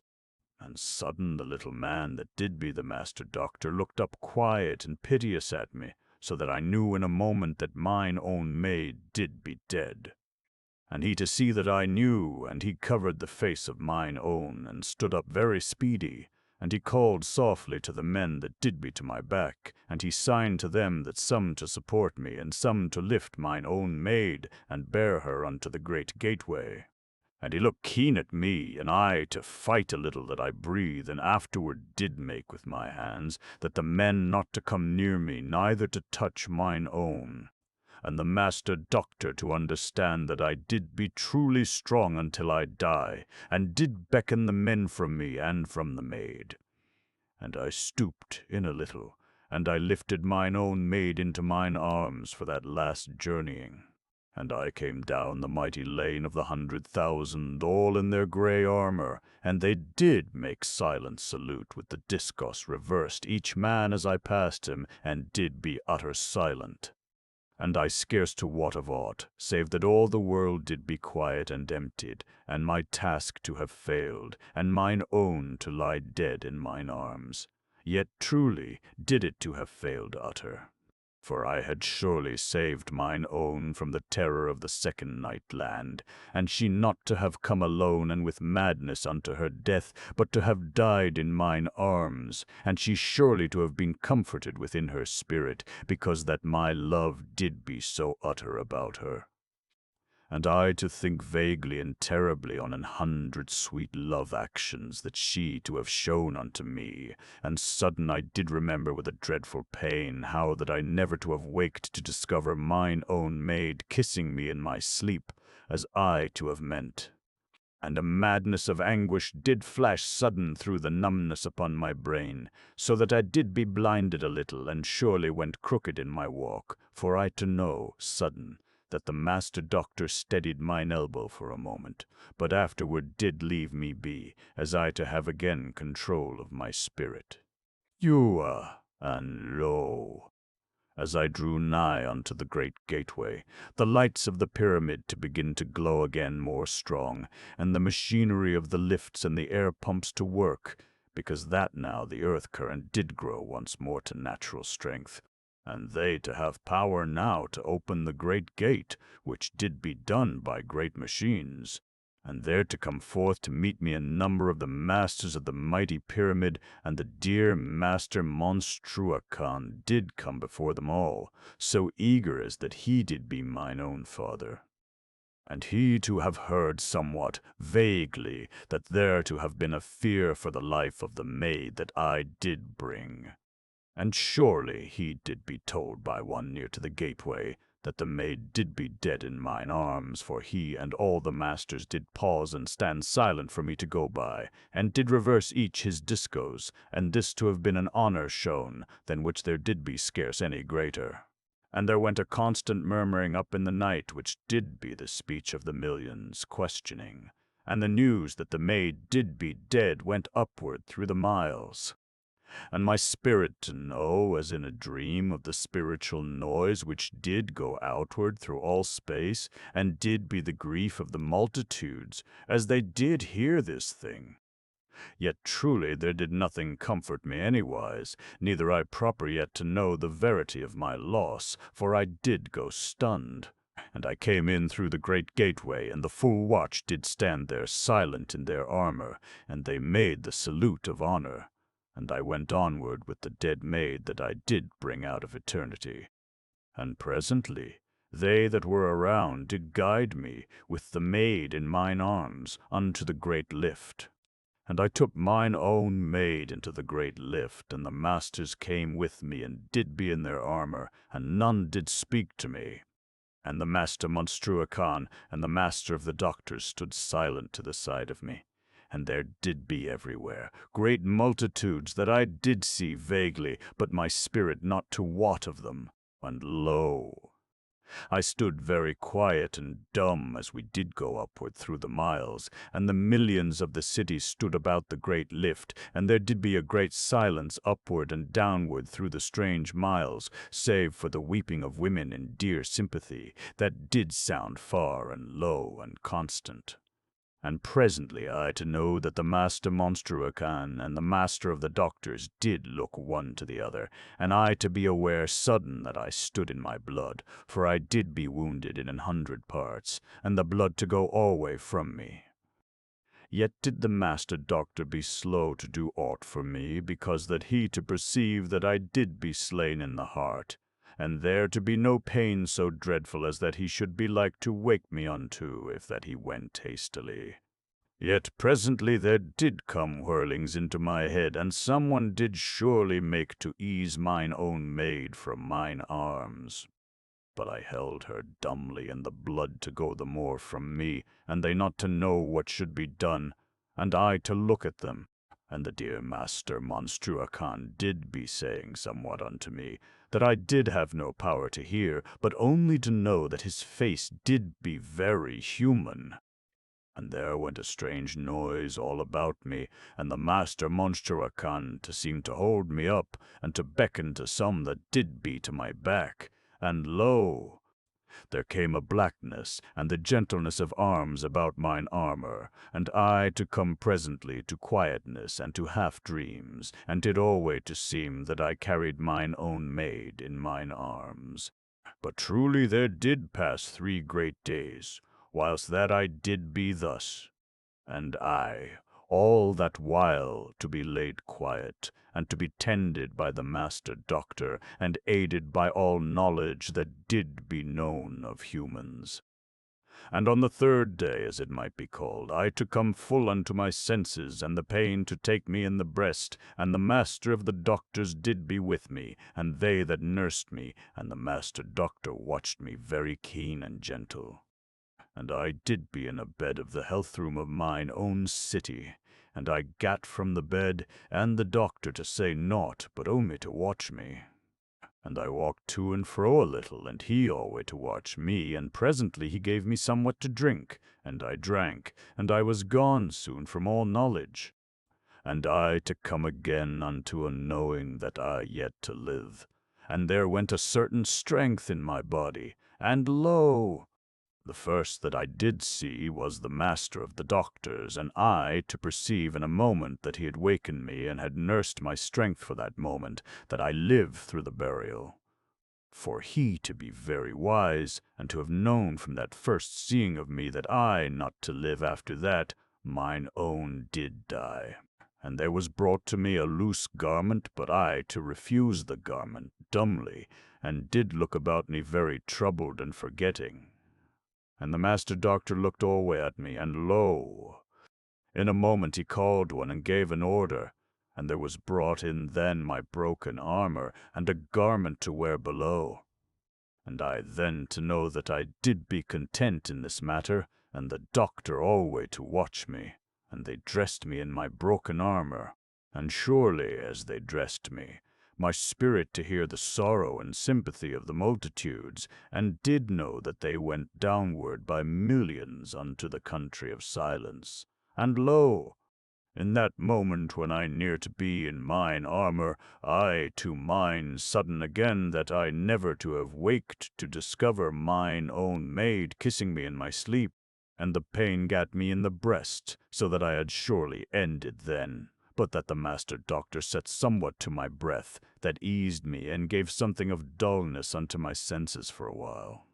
And I did be carried then in a sling unto the great lift, and there did be a bed in the lift, and the doctor to have me to lie upon the bed, and I to know that he also to know that I never to need a bed any more, neither should I ever to come upward again in the lift. And truly the mighty pyramid did be an emptiness, for there did seem to be left only the stress masters that did arrange the moving of the millions. And the stress masters did stand about the lift, as we dropped downward through the great miles unto the underground fields. And we came downward in the last unto the country of silence, which did lie 100 miles deep in the world, and did be 100 miles every way of silence unto the dead. And they that were with me gat me from the lift, and did mean to carry me in the sling unto the last road. But I stood upon my feet, and made that I should walk, and I held out my hand for the discos, which one did carry. And the master doctor signed that they should obey me, as my spirit to know. And I walked very steadfast down the way that did lead unto the last road, and the master doctor walked behind me, a little space off. And surely there did be all the peoples of the world in that great country, and the peoples did be spread out forever, so far as my seeing did go, and they to have sight of me, and all the ether did be stirred with the humanness of their sorrow and their kind sympathy. And there grew a murmur which did be like to a low rolling thunder, and did be the voices of the peoples. And the rolling of that great hushed sound went to and fro across that mighty country of quiet, and there to be afterward an utter silence. And I saw below me the place of the last rest, where did be the beginning of the last road, and there did lie there a little figure covered with a white robe, that did glimmer with the beauteous work of women that had stitched love and honor into that last garment. And surely I to rock upon my feet, and to steady myself with the discos, and the master doctor to be unto my side in a moment, and gave me again something that I breathe. But, indeed, I to refuse, after that I had taken one breath of the drug, for I to be able to bear my pain the little time that I now to have to live, and I to mean that I have no dimness of my senses for those short minutes that I should have yet near unto mine own. And truly the master doctor did not press me anywise, but had a perfect understanding, and went quiet again to the rearward. And I came soon to that place where mine own dead one did lie, and the master Monstruacan stood to her feet, and did be clothed in grey armor, and had the discos reversed, and this to be for an honor unto my dead maid. And there kneeled two maids in white, one to the right and one to the left of mine own, and they to be for faithfulness, and did be maids, because that they watched by a maid, and had likewise been matrons, if that the dead had been wife unto any. And the place at the head of the last rest did be empty, and did be for me, and he that stood to the head did be for love, for it did be the chief, and did hold dominion over, and did make to live both faithfulness and honor. And this to be the way of the burial alway. And lo! I took my courage into my heart, and I stood to the head of mine own maid, and I looked down upon the wondrous white glory of the garment, which did be white because that mine own did be a maid, yet did be worked with yellow flowers of weeping, as we did call them, because that she had died in love. And I to know that no hand had touched that wonderful garment, save the hands of maidens. And behold,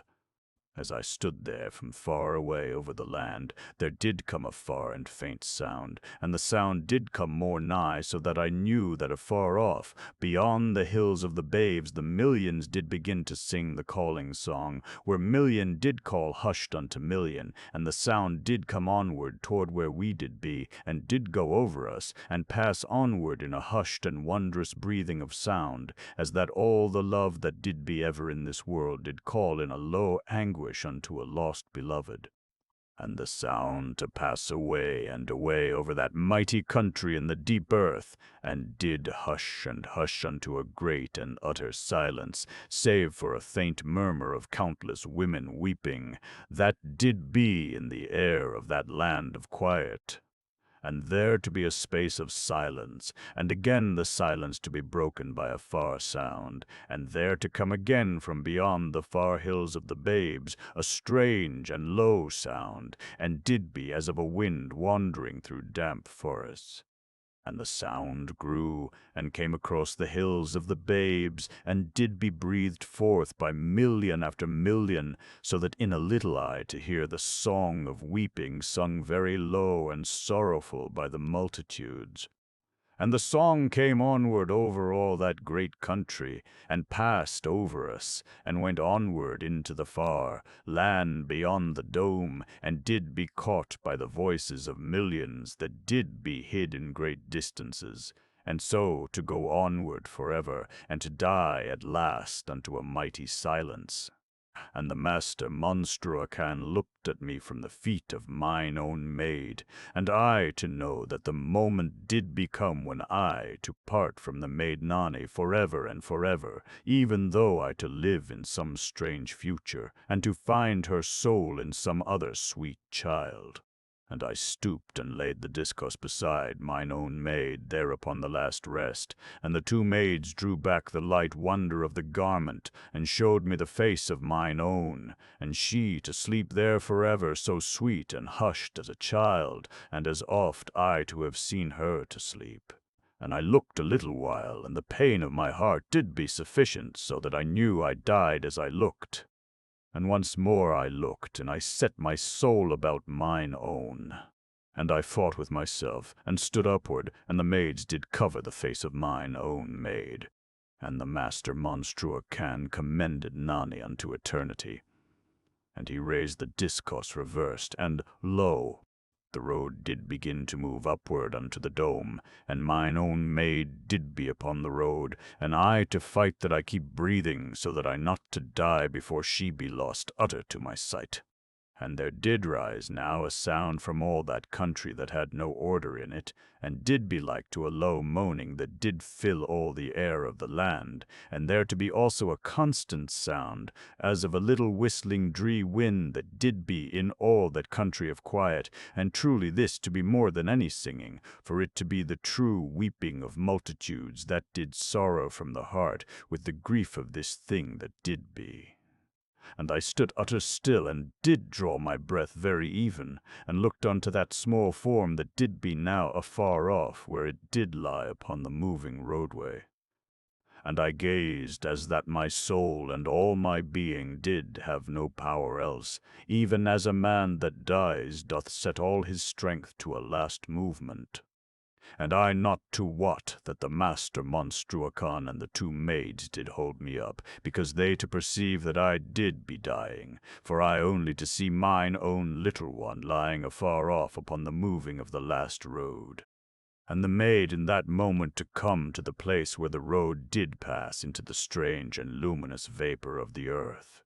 Current which did lie all about the base of the dome, and the vapor to be only as a faint shining smoke, scarce seen, yet to be enough to give something of uncertainty to the dead, when that they did have passed inward of it.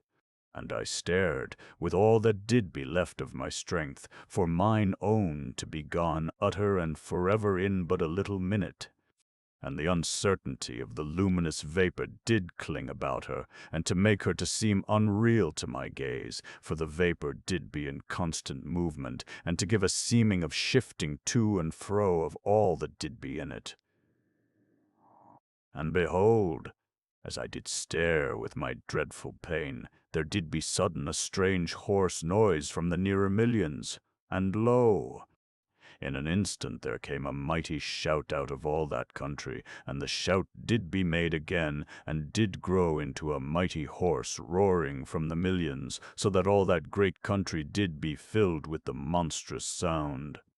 And, in verity, I to have seen the thing likewise, but to have set it to the madness of longing of my heart, and to that desperate and dreadful pain which did make me to be crazed and lost from all sane thinking.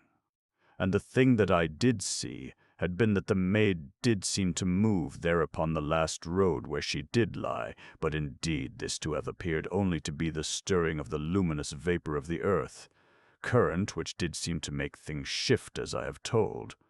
And lo, I now to see truly that the maid did move where she was laid afar off upon the road, and I now to know and to believe that she did indeed live. And my life came into me with a bounding, yet did my heart seem to be a moment stilled in my breast.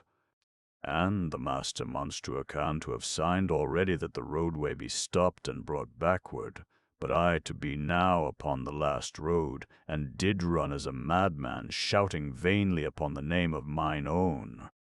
And I to learn afterward that there to have been a dreadful peril, that all the near millions to rush toward the last road, and so, mayhap, to have caused the death of many, and to have been like to have crushed mine own. But this danger to have been eased, because that the watchmaster did act very prompt, and set the great regiments of his men to keep back the millions, and did send a signal abroad over all the country, that there to be calmness, for that the maid should be succored. And alway whilst this to be, I did run staggering most strangely upward of the last road, and surely that great roof did ring and boom with the constant and mighty shoutings of the millions. And there did run others also along the road to my back, but I to have been the first, and to make a good speed, though I did stagger and rock so strange upon my feet, and the road alway to be moving backward under me, and so I to be come wonderful soon unto where the maid did be. And she to be upon her back, and to have pushed the garment from her face, and did be lying with her eyes open, and a look of gentle wonderment upon her dear face. And she then to see me, and her eyes did smile at me, very glad and quiet, for there to be yet an utter weakness upon her. And lo! I came with a falling beside her, and I gat upon my knees and upon my hands, and my heart did shake my lips to dry whisperings. And she to look weak and steadfast unto me, and I to look forever at her, and I did always try to say things unto her, but my mouth to refuse me. And understanding did come into her as a light, and she to know in that instant that she to be truly come into the mighty pyramid, and I to have gate her there somewise, and she to wake sudden in her body, and set her hands forth all a trembling from the garment, and in dreadful trouble. And I to see then that the blood did go from me constant, and the maid to have perceived this thing, so that she was waked the more proper in a moment from her death swoon. And surely I did bleed very dreadful, for all my wounds did be opened with my running. and I to have sudden power with my lips, and did say unto her very simple that I loved her. And she to be all in an haze from me, and I to know that she to have come likewise unto her knees, and did have my head upon her breast, and there to be an utter shaking of the air with some great sound, and a mighty spiritual stirring of the ether of the world. And there to be then the voice of the master monstruacan very dull in mine ears, and the low voice of the master doctor, but I never to hear what they did be saying, and did know only that mine own maid did live, and I not to mean to die, but to fight unto living. And even whilst that I made this resolving, I was gone into an utter blackness. 17. The love days. Now, when that I gat back unto life, I to know that I went upward in the lift, and did be upon that same bed, where I to think I never to need a bed any more, neither to come upward again from out of the country of silence. And I to know vague and strange that there rose up from out of the mighty depths of the world the deep thunder of the underground organs, and did sound as that they made a strange and utter distant music beyond death, and there to go alway a rolling chaunting as that multitudes did sing beyond far mountains, and the sound to be somewhiles as a far blowing wind, low in the deep, and again to come clear, and to be that great olden melody of the song of honor. And I knew, as in a dream, that the millions in that deep country made an honor and a rejoicing over this wonder of joy which did become. But yet all to be faint and half hid from me, and mine eyes to be as that they had no power to open, and I to seem to be lifting alway upon strange waters of unrealness. And there to be sweet and lovely odors, and these to be of reality, and to come from the great fields where the flowers did alway to grow about the passage ways of the lifts, for the lift even then to be going upward through the great miles. And mayhap I moved a little, for there came the voice of the master doctor low and gentle to me, and bid me rest, for that all did be well with the maid. And surely afterward I did be gone into an haze, and there to be then a seeming of days in which I have to live and have to sleep, and to wonder without trouble whether I did be dead. And then there to come days when I lay very quiet, and had no thought of aught, and the master doctor oft to bend over me in this hour and that hour, and to look keen into my face. And in the end, after strange spaces, there bent over me another, and there looked down upon me the dear and lovely face of mine own, and the eyes did speak love into my soul, yet did she be calm and hushed. And I to begin again to live in my body, and I made, mayhap, a little fumbling with my hands for she to take and to hold them, and life to come from her to me, and she to be ever wordless and gentle, and contentment to grow in me, and presently a natural slumber. And there came a day when I did be let rise, and they that tended me carried me to one of the quiet gardens of the pyramid, and they set me there, and did seem to leave me alone. And there came one then around a bush, and looked at me a moment as with an half shyness, only that the love that did shine in her eyes made the shyness to be a little thing. And truly I knew that it did be mine own maid, but I never before to have seen Naani dressed pretty as a maid. And I looked to her, and knew that she did be more dainty than even I to have known. And sudden I made that I rise to come unto her, but she to run quick to me that she stop me of this natural foolishness, and she then to sit beside me, and to take my head against her breast, and she not to deny me her lips, but to be both a maid and a mother to me in the same moment. And afterward she had me to be very still, and we to sit there in an utter dumb happiness, until they that did attend me were come again. And the master of the doctors did be with them, and I to see that there went something of satisfaction in his face. And after that day I saw mine own maid every day, and I gat better unto health with a wondrous quickness, for love did mend me.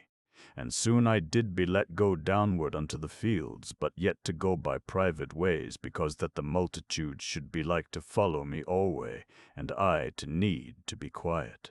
And the maid to be with me, for the master Monstruacan and the master of the doctors did agree upon this matter, and had an officer of marriage to wed us, and we to be married very quiet and simple, for I yet to be over weak for the public marriage, which we to have later, when truly the millions made us a guard of honor 8 miles high, from the top unto the bottom of the mighty pyramid. But this to have been later, as I do tell, and did be a ceremonial of the peoples, because that they not to be denied that they give me an honor. And surely the maid to be with me alway, and did be now my wife, and my strength to come alway upon me, and mine own to grow again unto a perfect health. And in verity, we did be now in the love days which do be the most beauteous, if that the love to be true. And we did wander through the mighty fields at our will, and walked in the love paths of the fields, which did be alway anear to those places where did be the villages. And I to hide our name, lest we to be beset by any, out of natural curiousness and kindliness, for we to need to be utter together and quiet. And we to chose those places for our slumber, where beauty of flowers did be most wondrous, and we to carry somewhat of food with us, but also to eat when we came unto the villages which did be here and there in the fields, which were truly so huge as countries.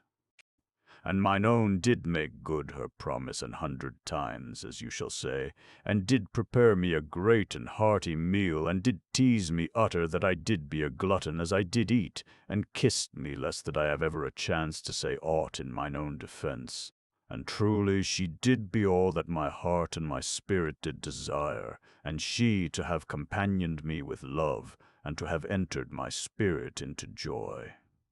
And once we to go downward unto the country of silence, but not to stay very long at that time, because that my memory did return upon me.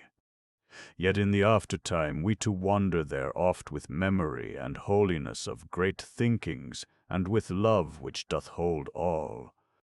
And as we to leave that country, I to tell mine own how that when she had been suspend of her life by the horrid force of the house, I to have minded me with a dreadful pain that I never to have waked to discover her kissing me when that I did sleep. And surely mine own dear one did blush most lovely, and had never known that I did be aware of her sweet naughtiness, and she then to have all thought for mine agony, when that she did be dead ere the vapour of life of the earth, force did set her spirit free of the silence, and she to come unto me in dear understanding. And she then to tell me that the doctors to say that she had been, as it were, stunned and froze of the spirit, and all her being and life suspend, and the great life force of the earth current to have waked her spirit, and her body then to live, and her blood to flow proper again. And the doctors had talked much and searched much of late in the olden records of their work, and they to have found somewhat of one such happening in the olden time, but truly naught such to have been ever through a mighty age of years. And whilst that we to wander and to rest in the fields, I oft to tell mine own of this matter and that matter, and I to know that she had learned somewhat of odd things ere I did be come to health, but not overmuch, for she also to have been utter alack, as you shall think, and to have come from her bed, when that I did lie so still, for the master doctor to have ordained this, because he to fear that I to be going truly to die, if that he not to do somewhat to awaken my spirit. And in verity you shall think upon the deepness of my love as I to know that she did have held my hand so brave and gentle, whilst that she to have scarce power to her feet, and I to say a little holy praise of mine own. And so do I come to mine ending, and have but one more thing that I tell.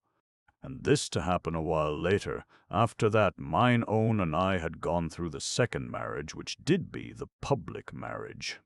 For it did be that one day my wife, that did be mine own, did take me with a sweet cunning unto the hall of honour. And surely when I was come there, I to see that many of the peoples did be in that great hall, and did stand about in a silence, yet as that they had no meaning to do aught, but yet to be that they did wait upon somewhat. And my wife did go forward with me unto the centre place of the hall, and sudden I saw why that she did bring me so cunning sweet. For there did stand in the midst of the hall of honour, in the place of honour, a statue of a man in broken armour, that did carry a maid forever. And I did be dumb. And how of this? Age shall you to know the honour that this to mean in that, for it did be an honour that was given only to the great dead, and I to be but a young man, and did be so utter far off from greatness, save that I to love with all my heart and with all my spirit, and therefore death to be but a little thing before love. And you to know how love doth make sweet and brave the heart, and to have understanding with me in my humbleness and my wonder and my natural pride that there did any so think to honour me. And mine own did be weeping with joy and honest pride of her man beside me, and there to be an utter silence of dear sympathy in all the great hall of honour. And they that did be there to let me go in quietness with mine own, which did be a lovely thing of understanding, and I to go loving and thoughtful with mine own wife, and she to be very nigh to me. And I to have gained honour, yet to have learned that honour doth be but as the ash of life, if that you not to have love. And I to have love, and to have love is to have all, for that which doth be truly love doth mother honour and faithfulness, and they three to build the house.